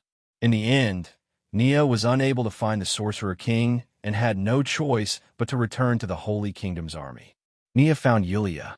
"Lady Yulia, do you know where the Sorcerer King is now?" "I don't know. That person has no reason to tell me their whereabouts. All you need to know is that the Sorcerer King is fine. With everyone around being one of our own, there's no way anything has happened." However, Yulia was unaware of Albedo's betrayal. Only a few knew about it. The Sorcerer King hadn't told the other Guardians, only stating that Albedo had a special mission and needed to leave Nazarick for a while. The only other person who knew the truth was Cositus, as Albedo was being kept in a place he guarded. In her bedroom, Yulia untied Carol. "Why not hand me over to the Holy Kingdom?" Carol asked. Carol was well aware that if she were handed over to the Holy Kingdom, she would most likely be executed. After all, she was now considered a traitor. "As one of my master's servants, they are not worthy of dealing with you," Yulia responded. You wanted to see Calca, right? I'll take you to see her. Yulia's words made Carol's body tremble. I can see Calca now. Carol didn't expect she would have the chance to see Calca again. Lady Shaltier, sorry to trouble you. Yulia contacted Shaltier using communication magic. Then, a portal appeared in front of Yulia and Carol. Without hesitation, Carol stepped through it. She was able to meet Calca as she wished, but if it weren't for Carol being so familiar with Calca, she would never have believed the person in front of her was Calca. Calca was dressed in a bunny girl outfit, which gave Carol a feeling of shock, almost like a heart attack. Carol, you came too. I never understood why you chose to side with them, but now I get it. Your choice was so wise. In Calca's eyes, Carol saw pink little hearts. Calca now gave her the feeling of a dancer from a special venue. As the High Priestess, Carol had destroyed many such places in the past, so she had encountered quite a few women involved in such professions. What did you do to the Holy Queen? Carol suddenly asked, directing her question at Peroroncino. I have 100 ways to make her obedient, and I've only used one of them, Peroroncino replied with a smile, looking at Carol. Peroroncino snapped his fingers, and Calca pressed herself tightly against Carol. She began to adjust Carol's clothes. Carol rejected Calca's kindness and pushed her away. But Calca once again moved closer to Carol, no matter how much Carol tried to push her away. She was relentless. The more Carol resisted, the rougher Calca became. She started tearing at Carol's clothes. Carol really wanted to beat up the woman in front of her, but the problem was this was Calca, the one she had once sworn to protect with her life. Peroroncino watched the scene with an appreciative look. Then, the door suddenly opened. A red-haired woman appeared at the door, playing around in broad daylight. Bukabukagama looked at Peroroncino with a mischievous expression.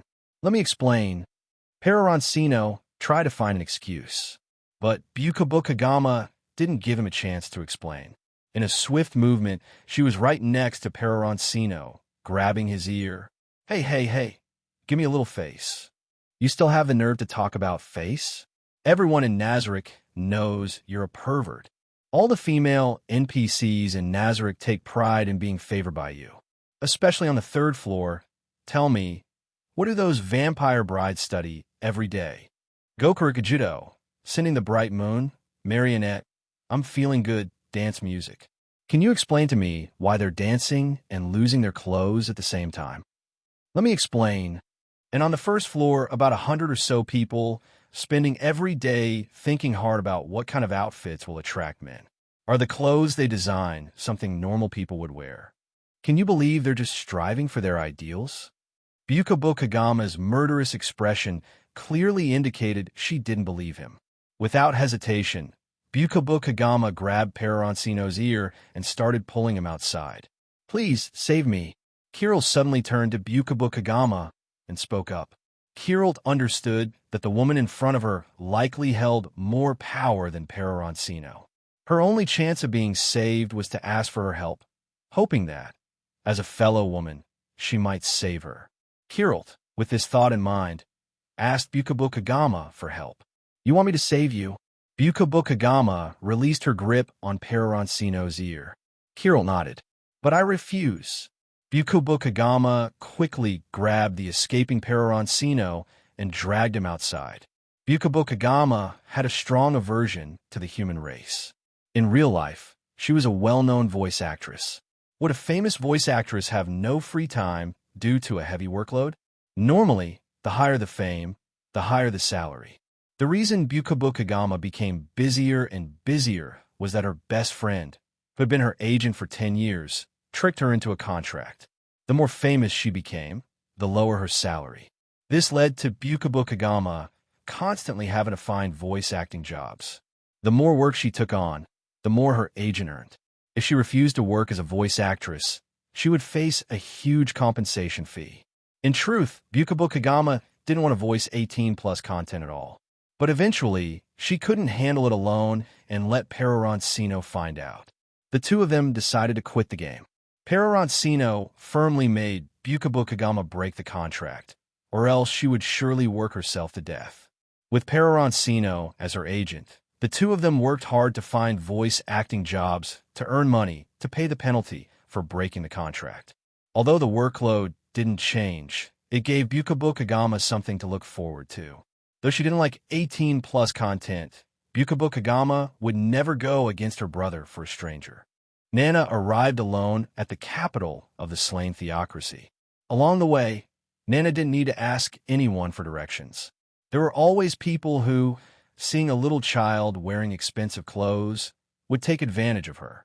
Then Nana would know how to get to the capital.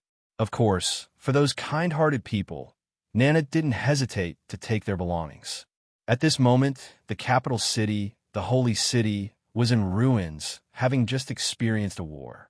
The checkpoint at the city gate was strict, but Nana didn't plan on using invisibility to climb the walls like before.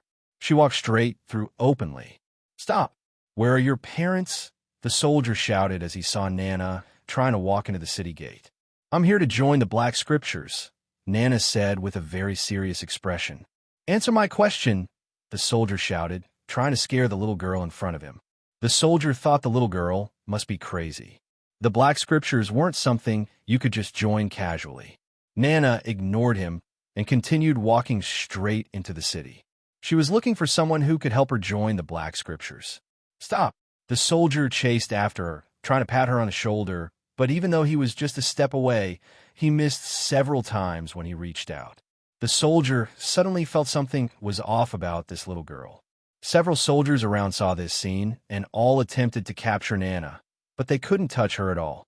Each time, it was just a hair's breadth away. Nana appeared to be walking normally, without suddenly speeding up or anything unusual. The captain of the soldiers blew the alert whistle. Hearing the whistle, the nearby soldiers in training all ran toward the scene. Nana calmly waited for the soldiers to approach.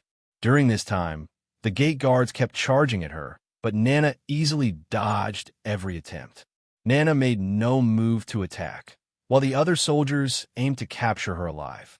Soon, a patrol squad of 3 soldiers arrived, and they surrounded Nana in layers, forming tight circles inside and out. They closed in together, determined to capture Nana. But Nana simply jumped lightly and leaped out of the encirclement. Everyone was stunned by her incredible jumping ability. There was also a brief glimpse of white lace in her attire. Though it was just for a moment, many people noticed. The soldiers spread out this time and charged at her, trying to capture Nana with a wheel battle strategy. But no matter how hard they tried, they couldn't even touch the hem of her clothes, which made the training captain feel troubled. "Who exactly are you?" the training captain asked. "I came here to join the Black Scriptures," Nana said. If it weren't for Yulia's instruction to Nana to avoid fighting as much as possible, Nana would have already killed all of these people.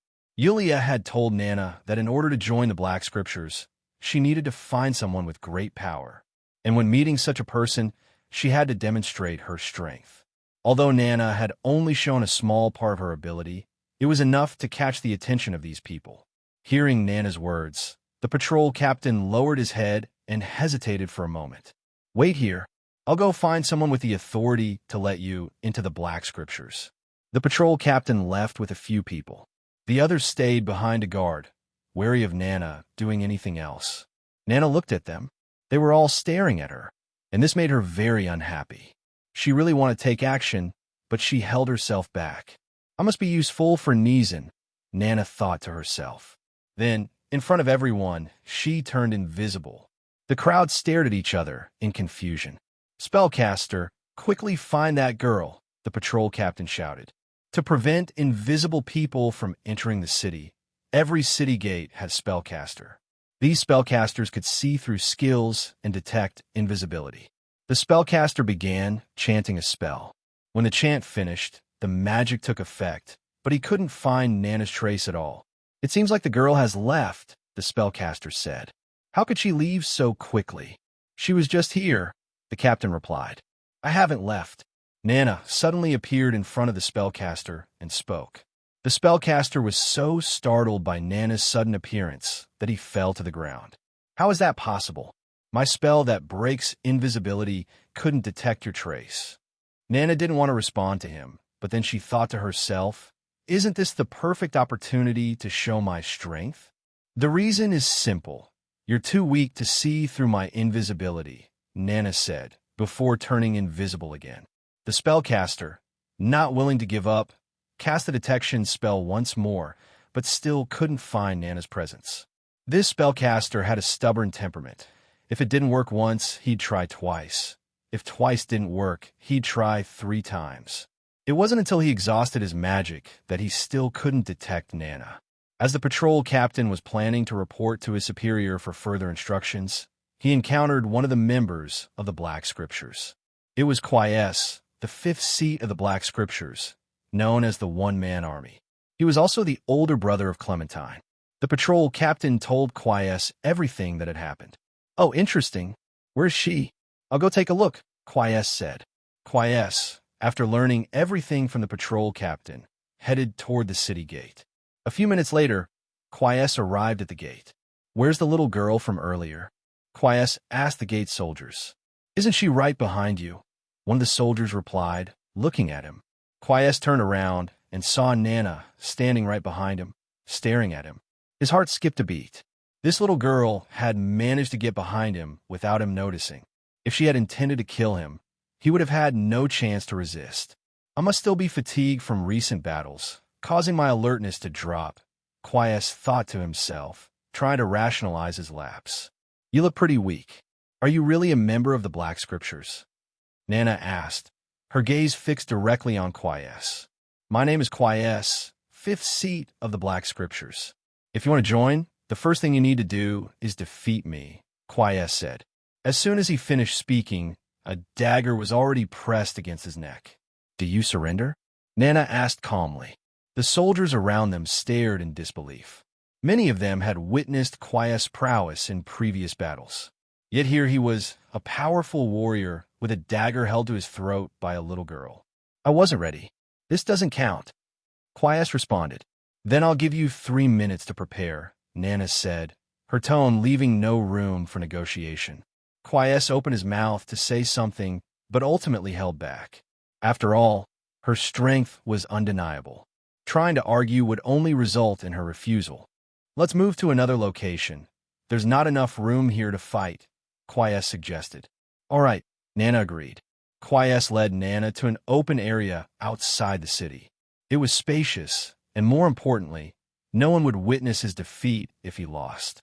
"Give me 3 minutes to prepare," he said. Ainz began casting spells. His swordsmanship was impressive, but his magic was even more formidable. As a beast tamer, he could summon creatures he had tamed at any time. Each of his 10 fingers bore a ring, with each ring corresponding to a different creature. The title One-Man Corps came from his ability to rival an entire military division with his own strength and summon beasts. Summon Giant Basilisk, Vulture Lord, Wind-Scented Hawk, Magic Ape, Hunter Lion, 3-Headed Wolf, Earth Dragon, Gale Horse, Gargoyle, Marionette Monster. 10 distinctly different summon creatures appeared before Ainz. "I'm ready. Let's begin," Ainz declared, feeling a bit more at ease as he looked at his summoned creatures.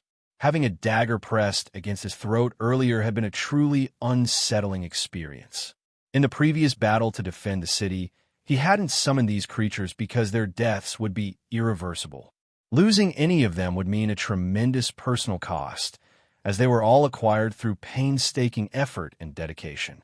Drawing the sword from his waist, Ainz prepared himself. In an instant, Nana's figure vanished. A second later, she reappeared beside the giant basilisk. With a single swing, she decapitated it. Ainz's heart nearly stopped at the sight. The giant basilisk was the strongest among his summoned creatures. Even a top-tier platinum-ranked adventurer would struggle to take it down in a one-on-one fight.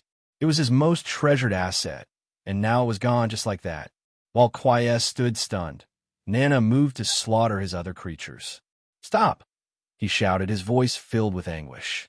As he yelled, Nana threw 2 daggers, striking the Vulture Lord and the Wind-Scented Hawk, killing them both simultaneously.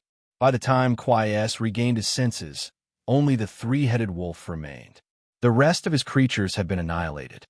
Originally, Ainz had the demeanor of a gentleman, but at this moment, he completely lost his composure.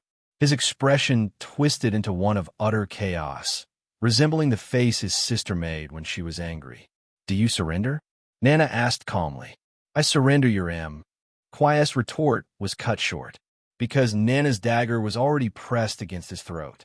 Moreover, since Ainz hadn't admitted defeat, Nana had thrown her other dagger, killing the three-headed wolf. Now, Ainz was left with no beasts at all, just a beast tamer with no beasts. Deep down, Ainz desperately wanted to kill Nana right then and there, but with her dagger pressed firmly against his neck, he didn't dare make a move. If he made any aggressive move, his life would likely be over. "I surrender," Ainz finally admitted, his heart bleeding with anguish. He had spent 5 years acquiring those beasts. Only he knew the hardships he endured during that time, but now all of it had vanished in an instant. He had originally intended to keep those beasts for life-saving purposes, but this wasn't a life-or-death duel with Nana. "You don't look too good. Does losing make you feel this bad?" Nana hadn't planned to ask, but considering she needed him to help her join the Black Scripture, she felt it was necessary to say something. "You killed all my beasts. How could I not feel bad?" Ainz shouted loudly. "Just summon more beasts," Nana replied matter-of-factly. "Summon? Do you even know what tier of magic is required to summon beasts like those? It requires 7th tier magic. And this kind of magic isn't even documented. There's no record, no incantation, nothing to summon them with. Do you have any idea how much effort I put into acquiring those beasts? And you just went and killed them all." "Well, you didn't tell me that beforehand," Nana replied calmly. "So, you're saying this is my fault?" "Yeah, exactly," Nana said without hesitation. Hearing her response, Ainz's anger skyrocketed to the max. "You little," he started, but midway through shouting, he forced himself to hold back. Why? Because Nana, who had just put her daggers away, now had them out again. And the look in her eyes, she genuinely seemed ready to kill.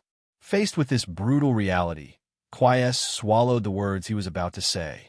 Without another word, he turned and headed back into the city. Nana followed closely behind him, as Ainz had previously said that defeating him was the first step to joining the Black Scripture. As they reached the city gate, Ainz turned his gaze toward the guard captain assisting with city defense. "She's a spy sent by another nation. Capture her," Ainz said, pointing at Nana. The moment his words fell, the finger he used to point at Nana was severed. Nana stood there holding a blood-stained dagger, and on the ground lay a freshly severed finger. Just moments ago, Nana had been ready to kill, but she recalled Yulia's instructions: no killing. Otherwise, she would lose the chance to become a member of the Black Scripture. It was because of Yulia's words that Nana refrained from ending Ainz's life outright. Then, in full view of everyone, Nana vanished, disappearing into thin air. The soldiers thrust their long spears at the spot where Nana had just disappeared, but they failed to strike anything. At this moment, Nana had already entered the holy city. Peroroncino had been feeling miserable these past few days. What used to be a life of indulgence and freedom was now dominated by Bukabukagama's return, who kept controlling him at every turn. The thousands of women's outfits that Peroroncino had collected were all confiscated by Bukabukagama. This frustrated him greatly. Furthermore, Bukabukagama had set the rule that Peroroncino could only engage in lewd activities at night, forbidding him from doing so at any other time. This had taken away half of his enjoyment. The worst part was that Bukabukagama had been constantly following Peroroncino around these days, not giving him any chance to leave Nazarick. Peroroncino had decided that today he would confront Bukabukagama and make it clear that he couldn't let her control him like this anymore. Just then, the door to his room opened, and Bukabukagama walked in. "It's already this late, and you're still not up," Bukabukagama shouted as she opened the door. Peroroncino and Bukabukagama had lost their parents when they were very young, and Bukabukagama had always taken care of Peroroncino as an older sister. "There's nothing to do. There's no reason to wake up early," Peroroncino said, staring directly at Bukabukagama. Bukabuk Hagama stared back at Peroroncino with an even fiercer gaze. Peroroncino wanted to look away several times, but he held himself back. Despite Bukabuk Hagama not looking particularly fierce, Peroroncino felt a deep reluctance to make eye contact with her. After a while of staring at each other, Bukabuk Hagama finally spoke. "That's true. You've grown up." Bukabuk Hagama had been in this world for over a century, and many of the memories she had once shared with Peroroncino had faded, as her true form was a slime. Slimes have low intelligence. So, Bukabuk Hagama's memory was not very good. The way Bukabuk Hagama interacted with Peroroncino now was similar to how she did when Peroroncino was still a child. Almost all of Peroroncino's adult experiences had faded from her memory. Although she could still remember some scattered bits, those were not important memories. Bukabuk Hagama turned and left Peroroncino's room. Peroroncino watched Bukabuk Hagama's back, feeling a sense of sadness. "I'm not rejecting you. I just don't want to be controlled," Peroroncino said, worried that Bukabuk Hagama might misunderstand. Bukabuk Hagama turned around and smiled at Peroroncino. Peroroncino thought that smile was incredibly beautiful. Renner was sent back to Nazarick by the red-clad vampire bride for resurrection. After being revived, it was clear that Renner did not lose her memories like other NPCs. Her memory was complete. Perhaps because she was a local of this world, she didn't suffer from memory loss. Right after her resurrection, she was called by Yuri to meet Momonga. Renner racked her brain, but couldn't figure out why Momonga wanted to see her. According to the plan, it was not yet time to take action against the kingdom. Renner arrived at the Great Hall of Nazarick. Momonga was sitting on the throne. "Your Majesty, the Sorcerer King." Renner knelt and paid her respects upon seeing Momonga. "Rise." Momonga looked at Renner and did not speak further. It seems very ordinary, without the unique aura of a smart person. Momonga thought inwardly as he observed Renner.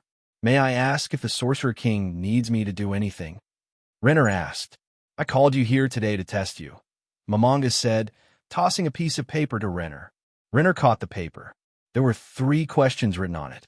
The first was a classic chickens and rabbits in the same cage problem, a very simple question that anyone with some intelligence could answer. The second was a challenging treasure division puzzle involving islands. This question was difficult, but answering it wasn't too hard. It just required a lot of time. The third was an Olympiad math problem. Momonga knew that even he would need a long time to deduce and verify the answer. Renner spent 1 minute reading the 3 questions and then thought for another minute. "Sorcerer King, Your Majesty, I already know the answers to these questions." "All of them?" Renner nodded. Momonga walked over to Renner and handed her a pen. "Write it down on the paper." Renner quickly wrote down all the answers. Truly a genius. To know the answers so effortlessly, Momonga thought to himself in admiration. "Please write the solution process for the 3rd question on the paper," Momonga said. Originally, Momonga had planned to have Renner explain the process verbally, but then he feared he might not understand, which could be embarrassing. Renner spent 5 minutes writing out the solution process for the 3rd question. Momonga stared at the paper for a long time. It wasn't that he couldn't understand what Renner wrote, but rather that it was so clear and straightforward. Anyone with a functioning mind could easily understand the solution process she had written. Not only is her intelligence incredibly high, but her ability to express herself is terrifying. Momonga thought in shock. Someone this powerful might be better off eliminated. If she ends up standing against Nazarick in the future, that could be very troublesome. Momonga briefly considered. "If you're worried, I can sign a slave contract with you, or even take a slow-acting poison. I am willing to accept either," Renner said, having sensed Momonga's thoughts. Since it was Renner's first time meeting Sorcerer King, she thought Momonga had a similar personality to Peroroncino's, trusting people without suspicion. But in this moment, Renner had fully understood Sorcerer King's personality. The Sorcerer King was cautious and careful, or in simpler terms, timid. Such overwhelming power, yet still afraid of this and that, Renner thought. "Can you read my thoughts?" Momonga asked. "You just looked at me without speaking, So you must have been thinking about whether I could be used as a subordinate, and the most important thing for a subordinate is loyalty. Loyalty can't just be talked about. It needs some chains to make it trustworthy. These words were entirely fabricated by Renner on the spot. She had figured out the Sorcerer King's personality perfectly. She simply said things that Momonga would want to hear. Momonga thought for a moment. Since Renner could say such things, she must be loyal. Renner, there's a position I need to entrust to you. Please go ahead, Renner replied. You will become the Sorcerer Kingdom's Chancellor. Renner was stunned. This was something she never could have predicted, no matter how hard she tried to imagine it. Isn't this a bit sudden, Your Majesty? Peroroncino told me that you have outstanding abilities. This position is perfect for you, Momonga said. What about the kingdom? That decision is up to you, whether to reveal your identity or keep it hidden. Your Majesty, what kind of approach do you want to take for the development of the people? Should be a brainwashing method, or... Renner's words shocked Momonga's worldview. This person even knows about brainwashing. Can you brainwash the people of Irantal? Yes, I'm confident I can make them willing to die for you at any time. Renner's expression changed. It went from innocent and pure to that of a cold, heartless creature. Just develop towards prosperity like a normal country. Next, it will be hard work for you. Everything will be handed over to you and Demiurge. With this, you have the authority to command the people of Nazarick. Do your best, Momonga said as he handed Renner a badge. Then, he was teleported to the Supreme Meeting Room in Nazarick. Peroroncino and Bukabukagama were both there. How is Renner as a person? Bukabukagama asked. She's incredible. She's like a monster. A skeleton calling a human girl a monster, Peroroncino teased. Momonga took out the paper with Renner's answers. Compared to me, she's definitely a monster. I spent 3 days and nights thinking about the last question, but I couldn't figure it out. She understood it in just 1 minute. Peroroncino took the paper and looked at it, clearly shocked. Peroroncino himself had been stumped by the question, feeling like he was reading a foreign language. But after seeing Renner's solution, it all became clear. Peroroncino handed the paper to Bukabukagama. After Bukabukagama read it, she too had an incredulous expression. She really is a monster. She completely overturned my understanding of advanced mathematics. Bukabukagama was the smartest among the three, but she was also stunned by Renner's answer. Have you been with her? Bukabukagama asked Peroroncino. Peroroncino awkwardly nodded. How many times? About 12 times. You beast, she's only 16. After the Sorcerer King departed, Renner used the teleportation item given to her by Peroroncino to transport herself to Irantal. As for where the former Chancellor Albedo had gone, she couldn't care less. The only things that mattered to her were herself and Climb. Renner's current goal was singular, to grant Climb immortality. That way, Climb could remain her loyal dog forever. Before she encountered Peroroncino, Renner had considered rewarding Climb with her body. But now, her body belonged to only one person, and that person was Peroroncino. To gain immortality and even be resurrected after death, with the only price being the offering of my body, what a bargain. Renner thought back to her recent death. Renner had never imagined that Brain would possess such immense strength. In her eyes, Brain was merely a slightly weaker individual compared to Gazef. As for Brain, Renner didn't dwell much on taking revenge for being killed by him. At the time, she had merely been toying with the two of them. Her demise was entirely due to her own recklessness. It was her fault for being overly careless. Renner walked through the streets of Irantal, observing the city's current state. Having been born and raised in the royal palace, Renner had never been allowed to leave, so very few people knew her face. She had no fear of being recognized in Irantal. Renner, a voice called out from behind her. The person even reached out to pat Renner's head. Renner naturally hugged the person's arm. Master, it's been so long, Renner said with an innocent smile. The person standing before Renner was none other than Peroroncino. Seeing Renner's expression, Peroroncino's heart skipped a beat. She truly embodied the essence of innocence to the extreme. Anyone unfamiliar with Renner would undoubtedly assume she was a pure and naive girl. Your acting has improved again. Peroroncino reached out and gently touched Renner's face. Renner naturally leaned her face into the palm of his hand. Master, what are you talking about? Renner doesn't quite understand. Her eyes seemed to radiate sincerity, as if the word itself was written within them. It almost made Peroroncino believe her. Renner's acting was terrifyingly convincing. If she were in the original world, an Oscar for Best Actor would undoubtedly be hers. I'm the one who recommended you to be the Chancellor of the Sorcerer Kingdom. Do you have confidence in taking on the role? Peroroncino asked, gazing into Renner's eyes. Of course, this kind of thing can be done effortlessly, Renner replied. Peroroncino couldn't tell whether she was speaking the truth or lying. You should know that the previous Chancellor was extremely busy and constantly stressed. Are you really this confident? Peroroncino asked. If I'm not mistaken, the previous Chancellor didn't trust humans, right? They wouldn't let humans handle any important matters, Renner replied. Spot on. You've got a sharp little mind, Peroroncino said, patting Renner's head. Hee. Renner's smile was infectious, drawing the attention of many around her. At that moment, Renner seemed like the very embodiment of adorable. Many people shot jealous glances at Peroroncino. Even Lady Yulia, such a perfect woman, is already his, yet he's still fooling around. How infuriating! Someone nearby muttered in a low voice.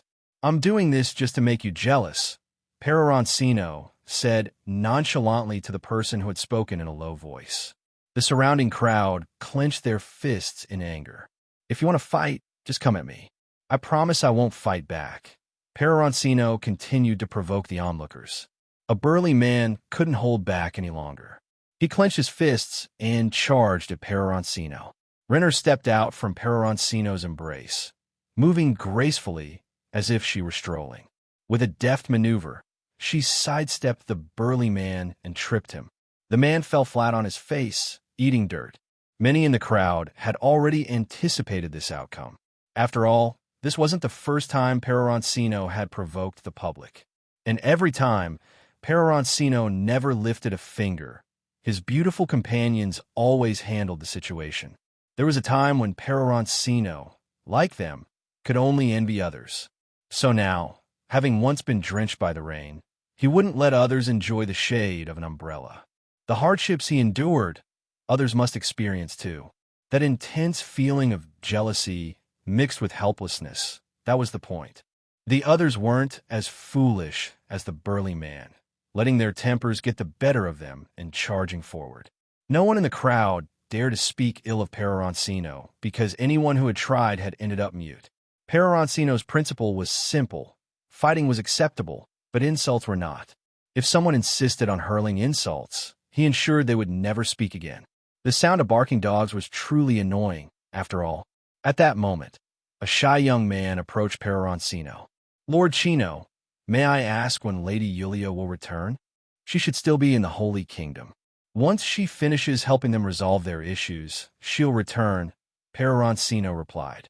Then, may I ask roughly when that will be? The young man asked again. About 1 or 2 months, Peroroncino answered without hesitation. Thank you, the young man said before turning to leave. Another 2 months before I can see Lady Yulia again. How depressing, the young man muttered regretfully. The surrounding crowd gradually dispersed. After all, staying to watch and endure this public display of affection was hardly enjoyable. Why would you bother answering such a lowly person's question? Renner asked, puzzled by Peroroncino's behavior. As someone who considered herself superior, Renner never interacted with those she deemed worthless. Doing so would only waste her time. She believed that Peroroncino should share her disdain for such insignificant individuals. If it had been her, she certainly wouldn't have given such a person the time of day. Because I was in a good mood, I guess, Peroroncino replied casually. Engaging in conversation with someone so insignificant, doesn't that waste your time? Renner pressed, still confused. Getting hung up on such things all the time makes life exhausting, Peroroncino said with a shrug. Renner still didn't understand. After all, A genius like her couldn't fathom the mindset of someone who simply went with the flow. Gazef and Brain treated their wounds briefly before hurrying toward the royal capital without delay. The fact that the deceased Renner hadn't reverted to her original form greatly surprised Gazef. He couldn't shake the feeling that the Renner who had died was the real Renner. Brain also noticed what Gazef was thinking. The two raced tirelessly toward the capital, exhausting many horses along the way. However, since they had plenty of soldiers with them, there were also plenty of horses, so they weren't worried about running out. After half a day of relentless galloping, the two finally returned to the royal capital. Their first priority upon arrival was to request an audience with Princess Renner, but they were denied by the guards. Covered in blood, albeit their own, they looked utterly disheveled. In such a state, they wouldn't be allowed to meet any members of the royal family unless it was a matter of great urgency. The two quickly changed into clean clothes and were then granted their audience with Renner. "Commander Gazef and Brain, what brings you to see me?" Renner asked, her expression tinged with a hint of curiosity.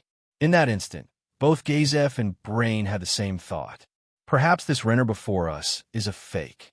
But they quickly dismissed the idea, deciding they were probably overthinking it. Such a thing was completely impossible.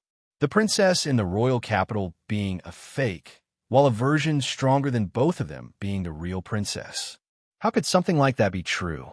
If the two of them had shared their thoughts with each other, perhaps they wouldn't have come to this conclusion. But neither Gazef nor Brain voiced the sudden suspicion in their hearts. "It's nothing important. We were just concerned for your safety, Princess," Gazef said. "I'm fine. Thank you for your concern," Renner replied. However, the Renner before them was indeed not the real Renner. It was a doppelganger. Renner and Peroroncino arrived together at the Oriental City Hall, which was once the place where Albedo frequently conducted her work. Renner had a conversation with Demiurge for a while and had a general understanding of what she needed to do now. The most important task at the moment was recruiting people. While Renner could handle all the work by herself, it would be too exhausting to do it alone. Renner met with all the former human officials of the city, and after evaluating hundreds of candidates, she selected a few to assist her. Then, she began a large-scale recruitment drive for the City Hall staff. Peroroncino used a special item to make sure that everyone in the city heard about the recruitment efforts at the City Hall. He also promised them power and vast amounts of wealth. Although the undead had replaced the people of Irantal in their work, reducing their daily workload, their financial situation remained pitifully poor. This opportunity was incredibly rare for them. Moreover, the recruitment process didn't consider one's background, only their abilities. Soon, a large number of applicants appeared. During the interviews, Renner would ask a few questions to determine whether a person was suitable for the City Hall position. As a princess, Renner had met a wide variety of people, and through conversation, she could easily discern what kind of person someone was. Time passed quickly, and over 1,000 people came to apply, but only 30 of them were deemed qualified. Renner efficiently assigned tasks to the newly recruited staff. Then, she began addressing various miscellaneous matters related to the Sorcerer Kingdom. Throughout this time, Peroroncino remained by her side. He couldn't help but be curious about Renner's working style. He observed her all day. It must be said that Renner's focused work ethic somewhat fascinated Peroroncino. As a result, everything was handled very efficiently, and each task was completed perfectly. By this time, the sky had started to darken. After finishing the task at hand, Renner's gaze turned to Peroroncino. Peroroncino had been watching her with an appreciative expression. "If you want, it can be any time," Renner said. "Want what?" Peroroncino suddenly didn't react. Renner was also stunned. This pervert is acting all innocent now. Then, she realized that Peroroncino truly seemed not to have understood. "Wait, I clearly said it so clearly just now," Renner thought, confused as to why Peroroncino suddenly wasn't being suggestive. The two of them stared at each other for a minute. "Is that what you meant?" Peroroncino suddenly realized. Renner nodded. "Let me know when you're done," Peroroncino said, still understanding. After all, Renner was working for the Sorcerer Kingdom, and it wouldn't be right for him to disturb her. It's fine. The remaining documents are easy to handle, Renner replied. Renner certainly didn't like being interrupted while handling matters, but certain things were necessary to achieve her goals. Renner had thoroughly figured out Peroroncino. To win his favor, she needed to approach things from the perspective of someone who could excite him. How could she make someone like Peroroncino excited? Renner often thought about such things when she had nothing else to do. Peroroncino was the one who had placed her in this position, and he could just as easily take her down. Gaining his favor was the most important task for Renner at the moment. Since you say so, I won't hold back. Renner seriously reviewed the documents in front of her. Meanwhile, Peroroncino. Time passed quickly, and thanks to Renner's efforts over the past few days, the overwhelming workload was rapidly decreasing. Renner also found a talented individual from the common folk. At first, they refused Renner, but she first provoked them, then proposed a bet, followed by competition in their area of expertise. She won. Renner completely overwhelmed them in their own specialty, earning their admiration and respect. Thus, Renner gained 5 elite personnel, one of whom was a woman. That day, Renner listened to their reports while heading back to the city hall with them. As soon as Renner returned to her office, she noticed that the legs of her chair had been cut short, as if someone had sawed them off. Renner sat thoughtfully in the chair. But at this moment, Renner was sitting at the same height as usual in the chair. Her face was slightly flushed, as if she had caught a cold. The other 5 were reporting to Renner, with her occasionally responding with a comment. But every now and then, Renner seemed a bit. They stopped talking and looked at her. It's nothing, you can't continue. Renner waved her hand. The 5 of them, still puzzled, resumed their report. Regarding the northern part of the city, Renner's speech suddenly stopped, and after a brief pause, she continued issuing orders. The 5 of them looked at Renner, their confusion deepening. Are you feeling unwell? I'm fine, I know my body. I know it well. You don't need to worry, Renner said, but she stopped halfway through her sentence. The group continued their conversation in an atmosphere that felt strange. Finally, one person couldn't hold back and spoke up. What exactly is wrong with your health? I refused to answer that. Renner's expression was very serious. Her small face was flushed, possibly from a serious cold. The others didn't dare to press further. They could only keep their concerns to themselves. After 3 hours of reporting and discussion, Renner's work for the day was completed. Once she finished her work, Renner opened her drawer. Inside, there was a bottle of milk. Caligula. Renner drank the milk from the bottle. Looks like if I want to grow taller, I really have to drink milk. Nana had already been in the capital of the slain theocracy, the holy city, for some time. Recently, she had been gathering information through hearsay, relying entirely on her own investigation. She had set her sights on someone. That person was the High Priest of Light. Every day at 11 a.m., the High Priest would patrol the entire holy city, inspecting the city's defense work. After several days of investigation, Nana confirmed the person's identity. It was indeed the High Priest of Light. The 6 High Priests of the slain theocracy were the highest authority in the country. With any one of their recommendations, Nana could join the Black Scriptures. Just as the High Priest of Light finished his day's work and returned home, Nana silently and invisibly followed him into the house. After the door was closed, the High Priest turned around and saw Nana. Who are you? The High Priest of Light raised his staff and pointed it at Nana. Faced with the sudden intrusion of a little girl into his home, the High Priest of Light did not dare to relax for even a moment. His house was protected by magic, so if he hadn't opened the door himself, the magic would have been triggered, causing a loud noise and a slight explosion. However, since everything inside the house remained intact, it meant that the girl in front of him hadn't triggered the magic. He began to suspect that the girl before him was not human. I want to join the Black Scriptures, Nana said seriously, her gaze unwavering. The High Priest of Light was momentarily stunned before he asked, How did you get in? I just followed behind you and came in, Nana replied. Although Nana didn't want to answer his question, she thought about it for a moment and decided to respond, as it was necessary to join the Black Scriptures. The High Priest of Light let out a sigh of relief. As long as she was human, it was fine. If some kind of monster had snuck in, it would have been a huge problem. You say you want to join the Black Scriptures? Nana nodded. Why? The High Priest of Light asked again. Because I heard there are many powerful people here, and I want to become stronger, Nana replied. Then how strong are you? The High Priest of Light's greed began to surface. The girl before him had followed him into his room without him noticing. Her stealth ability must be very impressive, and slain theocracy could definitely use someone like her. I could kill you with a blink, Nana said calmly. I don't like kids who brag, the High Priest of Light responded. Before he could finish speaking, Nana's dagger was already pressed against his neck. Do you still think I'm bragging?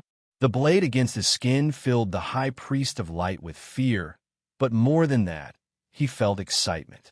With such strength at such a young age, her future, she could very well surpass even the most formidable warriors. I can help you join the Black Scriptures. Really? Nana asked, putting away the dagger, her eyes full of anticipation. However, I have a few questions for you. Go ahead, but I might not answer them all, Nana replied. How old are you? 8 years old. Where are you from? From the kingdom? Where are your parents? I've never seen them. I've been on my own since I can remember. Why do you want to join the Black Scriptures? I heard that the strongest people in humanity gather here. I came to get stronger. The High Priest of Light looked at Nana, observing her innocent eyes. There was no trace of lying in them. As a superior, the High Priest of Light could judge whether someone was lying by their eyes. Her eyes show no sign of evasion, her expression is calm, and her mind is at peace. She probably isn't lying, the High Priest of Light thought to himself as he observed Nana. But Nana's profession was that of a ninja, and as a ninja, disguising herself was a necessary skill. How could a simple lie be detected? The High Priest of Light could only discern if ordinary people were lying. For someone as strong as Nana, he couldn't tell if she was lying. However, Nana was still just an 8-year-old child. In the end, an 8-year-old child's lies were often easier to detect. Thus, the High Priest of Light easily convinced himself of Nana's words. He arranged for a separate room in his house for Nana to stay in. The next day, the High Priest of Light took Nana outside the temple. Wait here for a while, he told Nana before entering the temple. A group of rulers from the Slian Church gathered together to pay their respects to the statue of the 6 great gods. Thank you, divine beings. After going through some tedious rituals, the phase of free discussion began. Yesterday, I met an 8-year-old girl who possesses strength approaching the heroic domain. All the other high-ranking priests and officials turned their gazes toward the High Priest of Light. My personal judgment is that her future strength might reach the level of Antylene. The others looked astonished. Are you sure you're not joking? The High Priest of Darkness questioned. I would never joke in such a setting. I can't determine her true strength based on just my own judgment. Further testing is needed. Could she be a descendant of the divine beings, lost to the outside world? That's not very certain. She has always been a wanderer and has never met her parents. She heard that the people of the slain theocracy are very strong, so she came to the slain theocracy in order to become stronger, the High Priest of Light said. I want to bring her into the Black Scriptures after confirming her strength, the High Priest of Light continued. He then turned his gaze toward the person sitting at the head of the table. At the head of the table sat the highest-ranking priest of the slain theocracy. Once he received the others' approval, it would be certain that Nana would join the Black Scriptures. I would like to meet her, the highest priest said.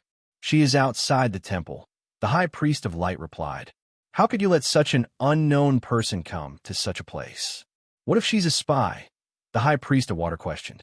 She's only 8 years old. Aren't you overthinking?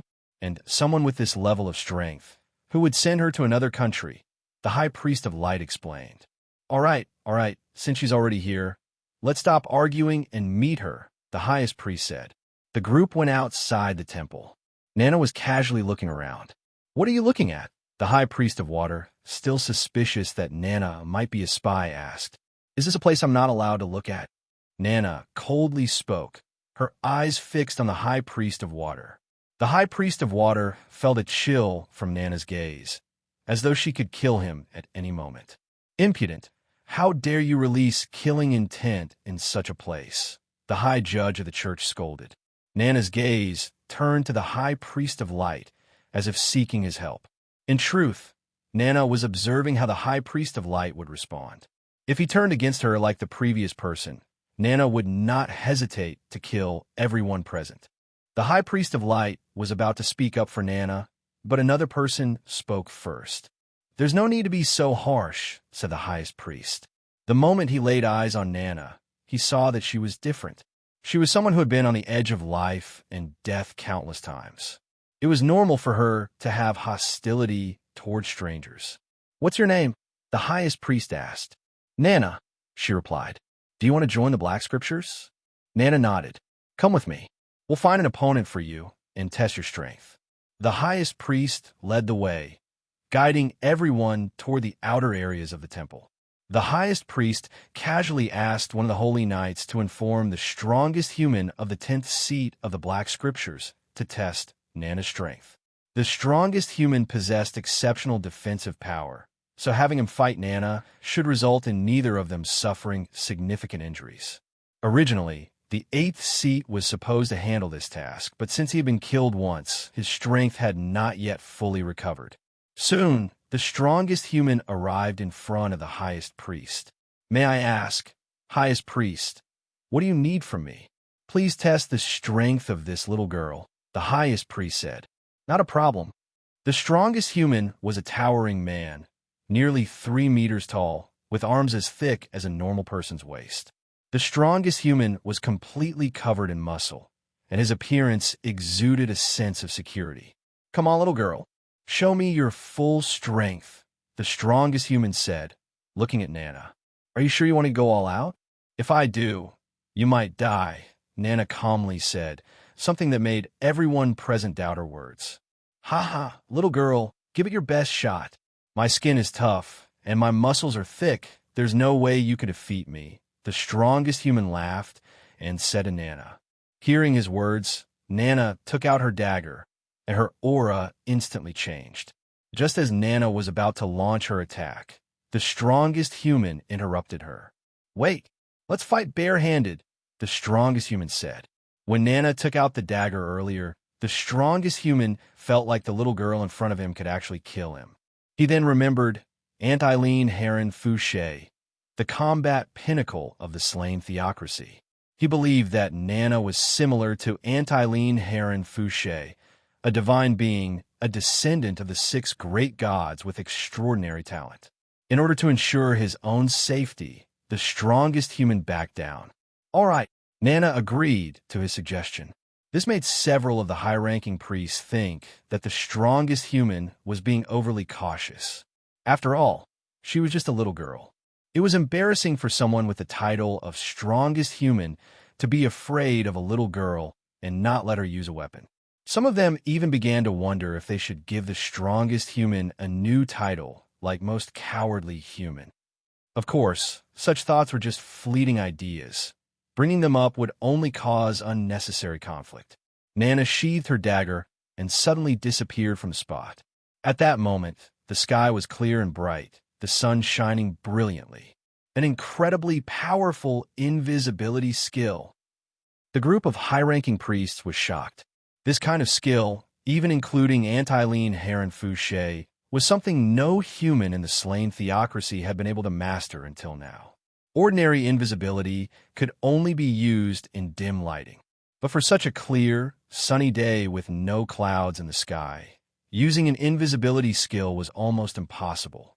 Moreover, after Nana activated her invisibility, no one in the entire area could detect any sound from her. Even a high priest of darkness, who specialized in researching such magic, couldn't find any trace of Nana. Just as I thought, this little girl must be a divine being, the strongest human thought to himself as he watched Nana vanish from his sight. As the strongest human was deep in thought, he suddenly felt a hand strike toward his neck. The strongest human turned around and reached out with his hand, but he grabbed nothing. From the perspective of the priests observing the match, the strongest human inexplicably turned and swiped at the air. At that moment, Nana revealed herself, standing directly above the strongest human's head. The strongest human had no idea. He was still looking around, searching for Nana's figure. The strongest human weighed a ton, while Nana, with her small and slender body, was incredibly light and agile. Furthermore, earlier, Nana had used her killing intent to draw the strongest human's attention, and now he was completely unaware of her presence. From the priest's vantage point, the strongest human appeared like a clumsy fool, scanning the area as he searched for Nana. "She's above your head," one of the priests, unable to watch any longer, shouted a reminder. The strongest human looked up, only to see a Shu's soul heading straight for his face. Nana stomped on the strongest human's face and then lightly landed on the ground. The strongest human, using all his strength, threw a punch at Nana. Nana, not willing to back down, kicked in return. Everyone expected Nana's leg, including her foot, to break from the force of the blow. But the result shocked everyone. Nana's strength was completely on par with the strongest humans. At this point, Nana was at level 50. During her battles in the Holy Kingdom, she had earned a significant amount of experience from demi-humans, bringing her level to the 50th threshold.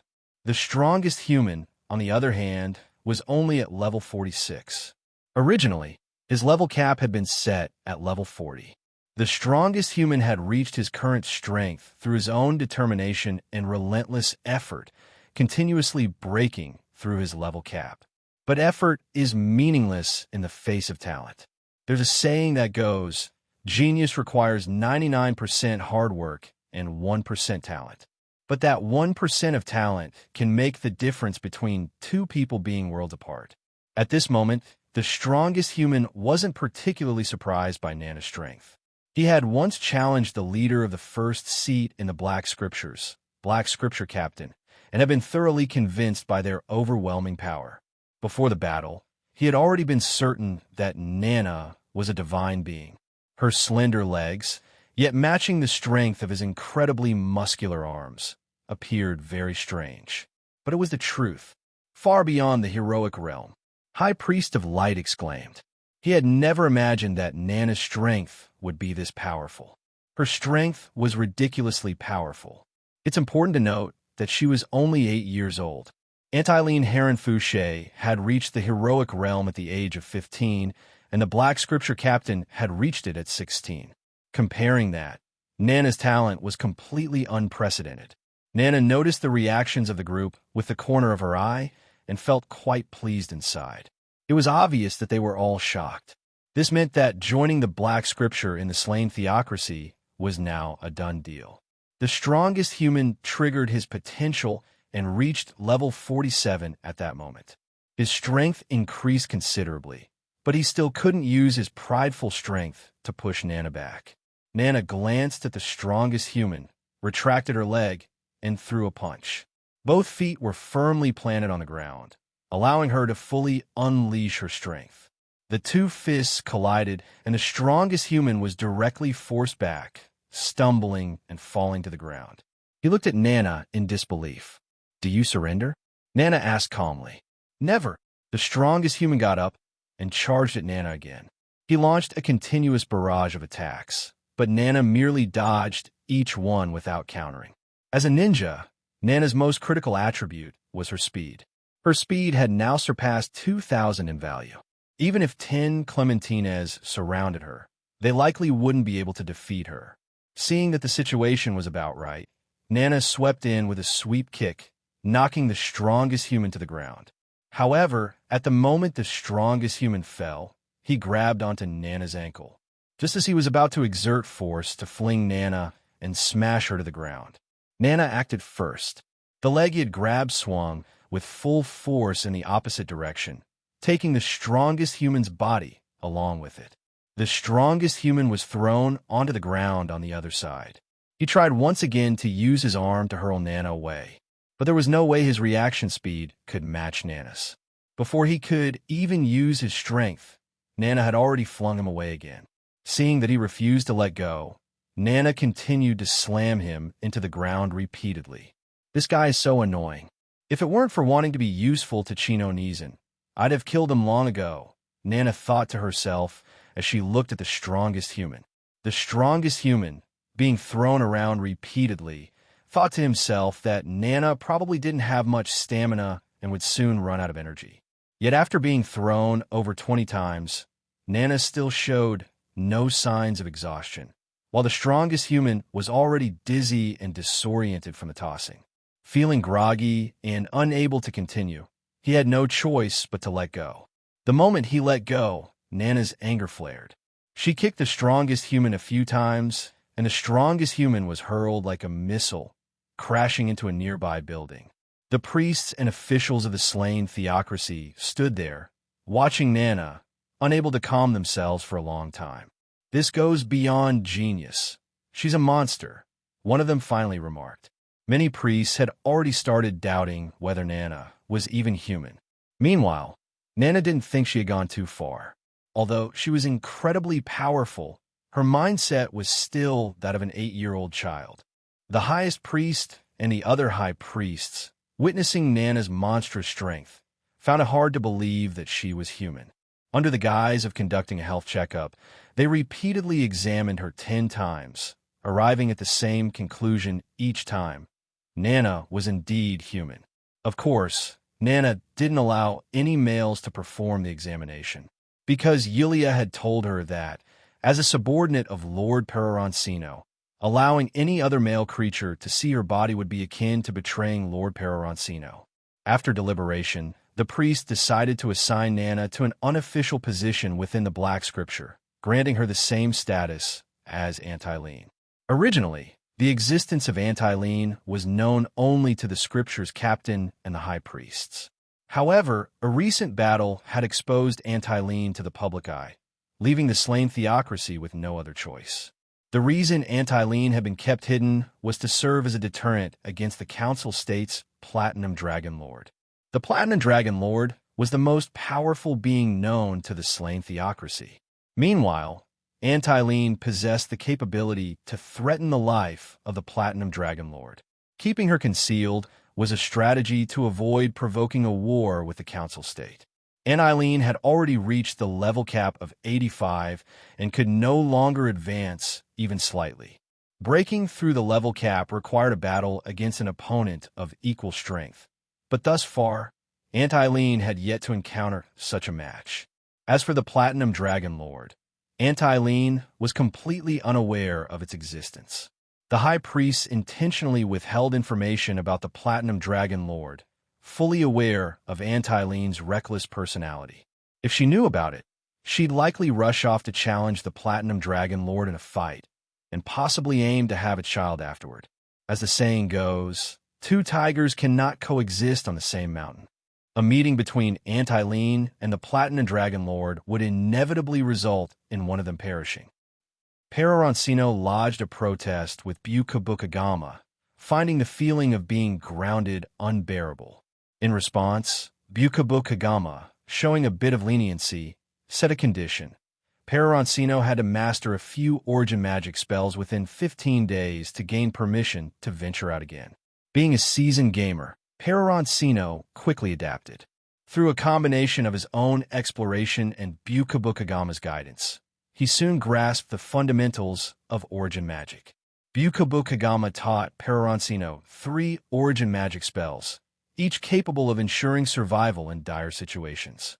However, Peroroncino only mastered one, an origin magic spell for teleportation. This teleportation spell was unstoppable and uninterruptible. Even world-class items couldn't block it. It could be considered the ultimate escape skill. With this ability, it became virtually impossible for him to be trapped or instantly killed. And as for instantly killing a level 100 player, well, that was practically impossible. If such a powerful being truly existed, then all of Nazarick might as well resign themselves to their fate. Just as Peroroncino was preparing to set off on an adventure with Shaltir, Bukabukagama handed Mare over to him. Mare was arguably the most devastatingly powerful unit in Nazarick, aside from the 3 supreme beings.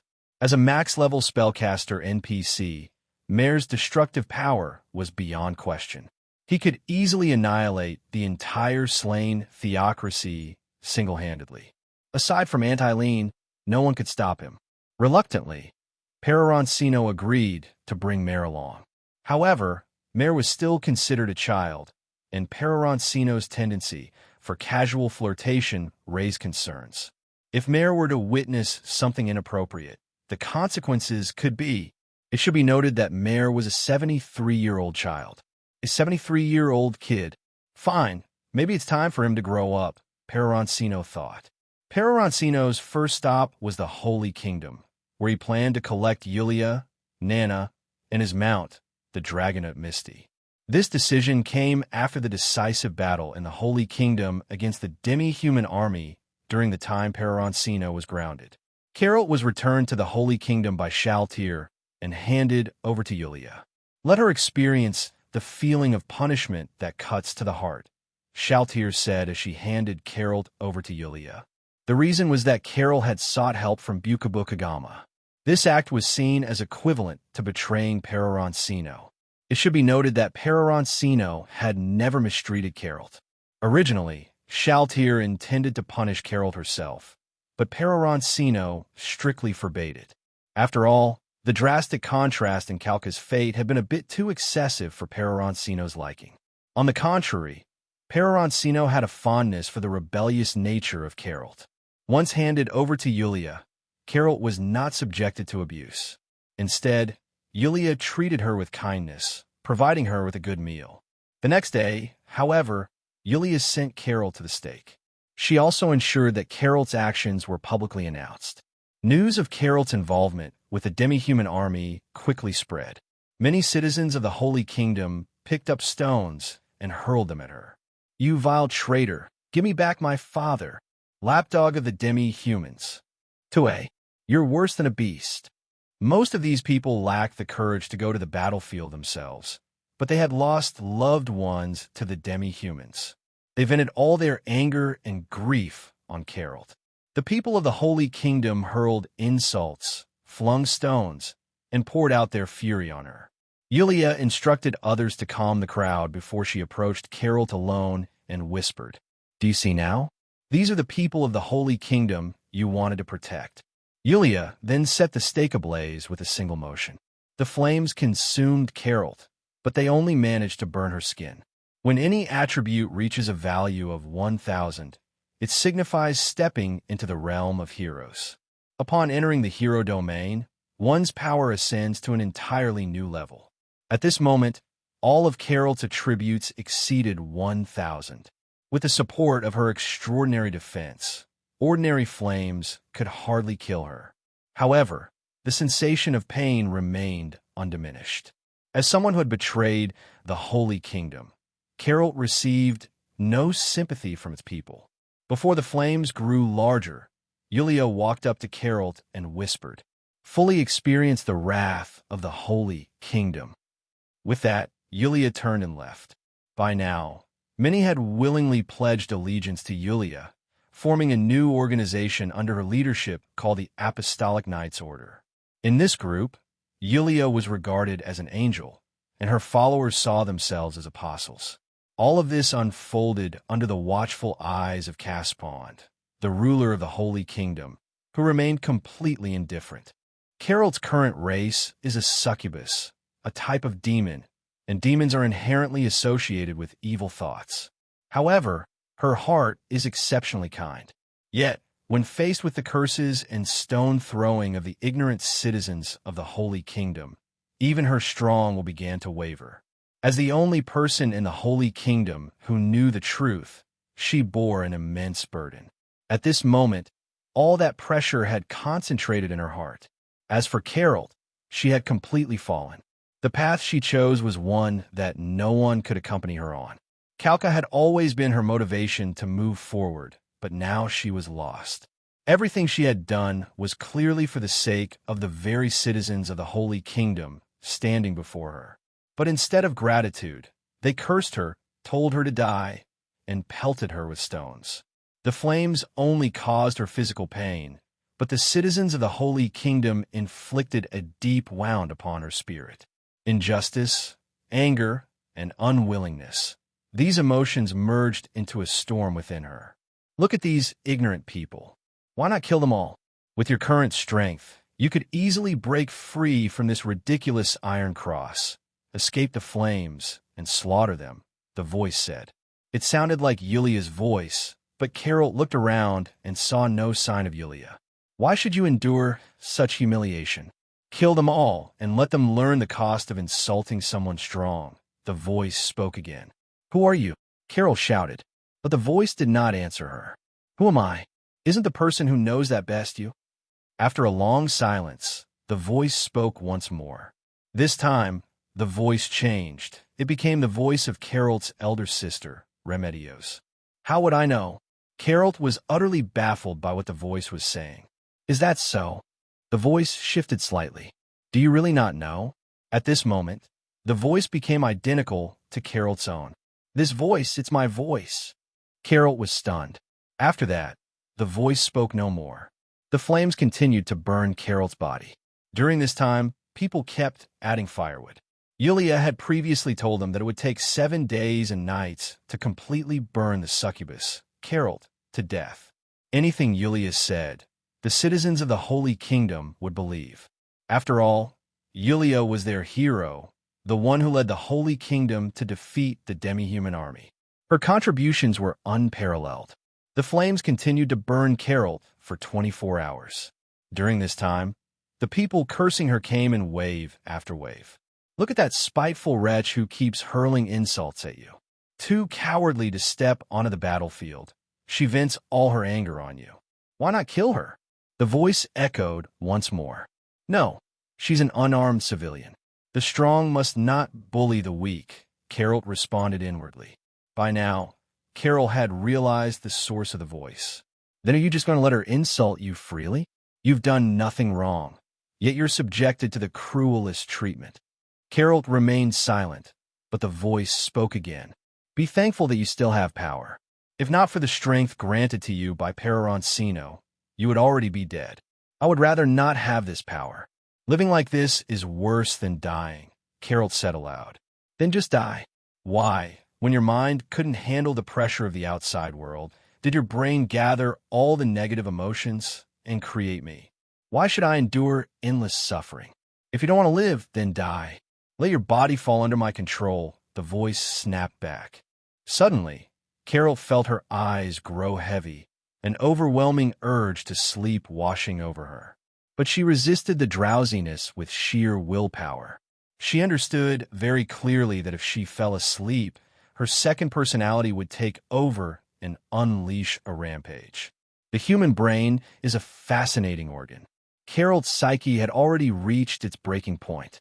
If she went beyond that threshold, she would succumb to the pressure and die suddenly. To protect Carol's consciousness, her brain had created a second personality, a new entity to bear all the negative emotions. Carol resisted the attacks of her second personality with sheer willpower. Wouldn't it be better to just kill them? Out of the millions of humans in the Holy Kingdom, losing 1 or 2 doesn't really matter, does it? Carol ignored the second personality. Look at those citizens of the Holy Kingdom with their hateful expressions. If you were to kill one of them, would they beg for mercy? The second personality continued whispering in Carol's ear. On top of that, the flames constantly stimulated her nerves, pushing her closer to the edge. Carol felt so tired, so desperately wanting to sleep, but she held on with her willpower. By the time 3 days and nights had passed in the flames, Carol felt her resolve nearing its limit. At this moment, Carol could no longer hear the voice of the second personality. However, as she looked at the person adding more firewood, a thought crossed her mind: how much she wanted to twist that person's head off and kick it like a ball. Carol's gaze shifted to a group of children nearby, throwing stones at her. She felt an overwhelming urge to walk over to them and play a game of hide-and-seek. Of course, whoever got caught, Carol thought she would kindly borrow their heart to see what color it was. Shaking her head vigorously, she tried to dispel such thoughts. Then she saw a man passing by. Without hesitation, he picked up a fist-sized stone and hurled it at her. In a sudden burst of strength, Carol broke free with one hand from the chains binding her arms and caught the stone mid-air. In the next moment, she calmed down. If her reaction had been a fraction slower, she would have thrown the stone back and pierced straight through the man's head. Seeing her catch the stone, the man fled in terror. "I need to get out of here, or I'll definitely end up killing someone," Carol thought to herself. Carol broke free from the chains binding her body and stepped down from the iron cross. She slowly walked out of the flames. The person adding firewood saw Carol breaking free and immediately turned to flee. Just as Carol was about to leave, a sword suddenly pierced her body from behind, running straight through the center of her torso. Although it didn't hit her heart, without treatment, death was inevitable within 5 minutes. Carol turned her head and saw the vicious expression of Remedios. At that moment, the last shred of Carol's kind will completely vanished. "Thank you, my dear sister." Carol's gaze changed, her eyes filled with a twisted kind of affection as she looked at Remedios. "You're welcome," Remedios replied, withdrawing the holy sword. Remedios thought Carol's "thank you" was because she believed she had freed her from suffering. Before this, Remedios had sought out the best blacksmith in the Holy Kingdom to repair the holy sword. Although it was restored, its power was greatly diminished. Still, it was more than enough to kill Carol. "Sister, how should I repay you?" Carol asked, blood streaming from her chest, her expression adorned with a smile as she looked at Remedios. "This is my duty. There's no need for you to repay me," Remedios replied, puzzled as to why Carol mentioned repaying her but firmly refusing any notion of repayment. "Then let me tell you a secret. Queen Calca is still alive," Carol said nonchalantly. "What did you say? Where is Calca?" Remedios tried to grab Carol's arms to question her further, but Carol evaded her grasp. Group healing. Carol cast a healing spell, the only healing magic she knew. Such serious wounds can't be healed with just group healing. Carol's magic was very blue intensive, and after using it 5 times, she would run out of mana. To fully heal her injuries, at least 10 uses would be required. But this was the maximum number of times Carol could cast the spell in Remedios' memory. After Peroroncino had changed Carol's class, her magic had been greatly enhanced, and she could now cast the spell 10 times. Remedios simply watched Carol struggle in her dying state. It wasn't until Carol began casting the 7th group healing that Remedios noticed something was wrong. She attempted to attack Carol, but Carol skillfully dodged. The two of them engaged in an intense chase, but Remedios was never able to land a single hit on Carol. In the end, she could only watch as Carol healed her wounds and escaped. Hello, everyone!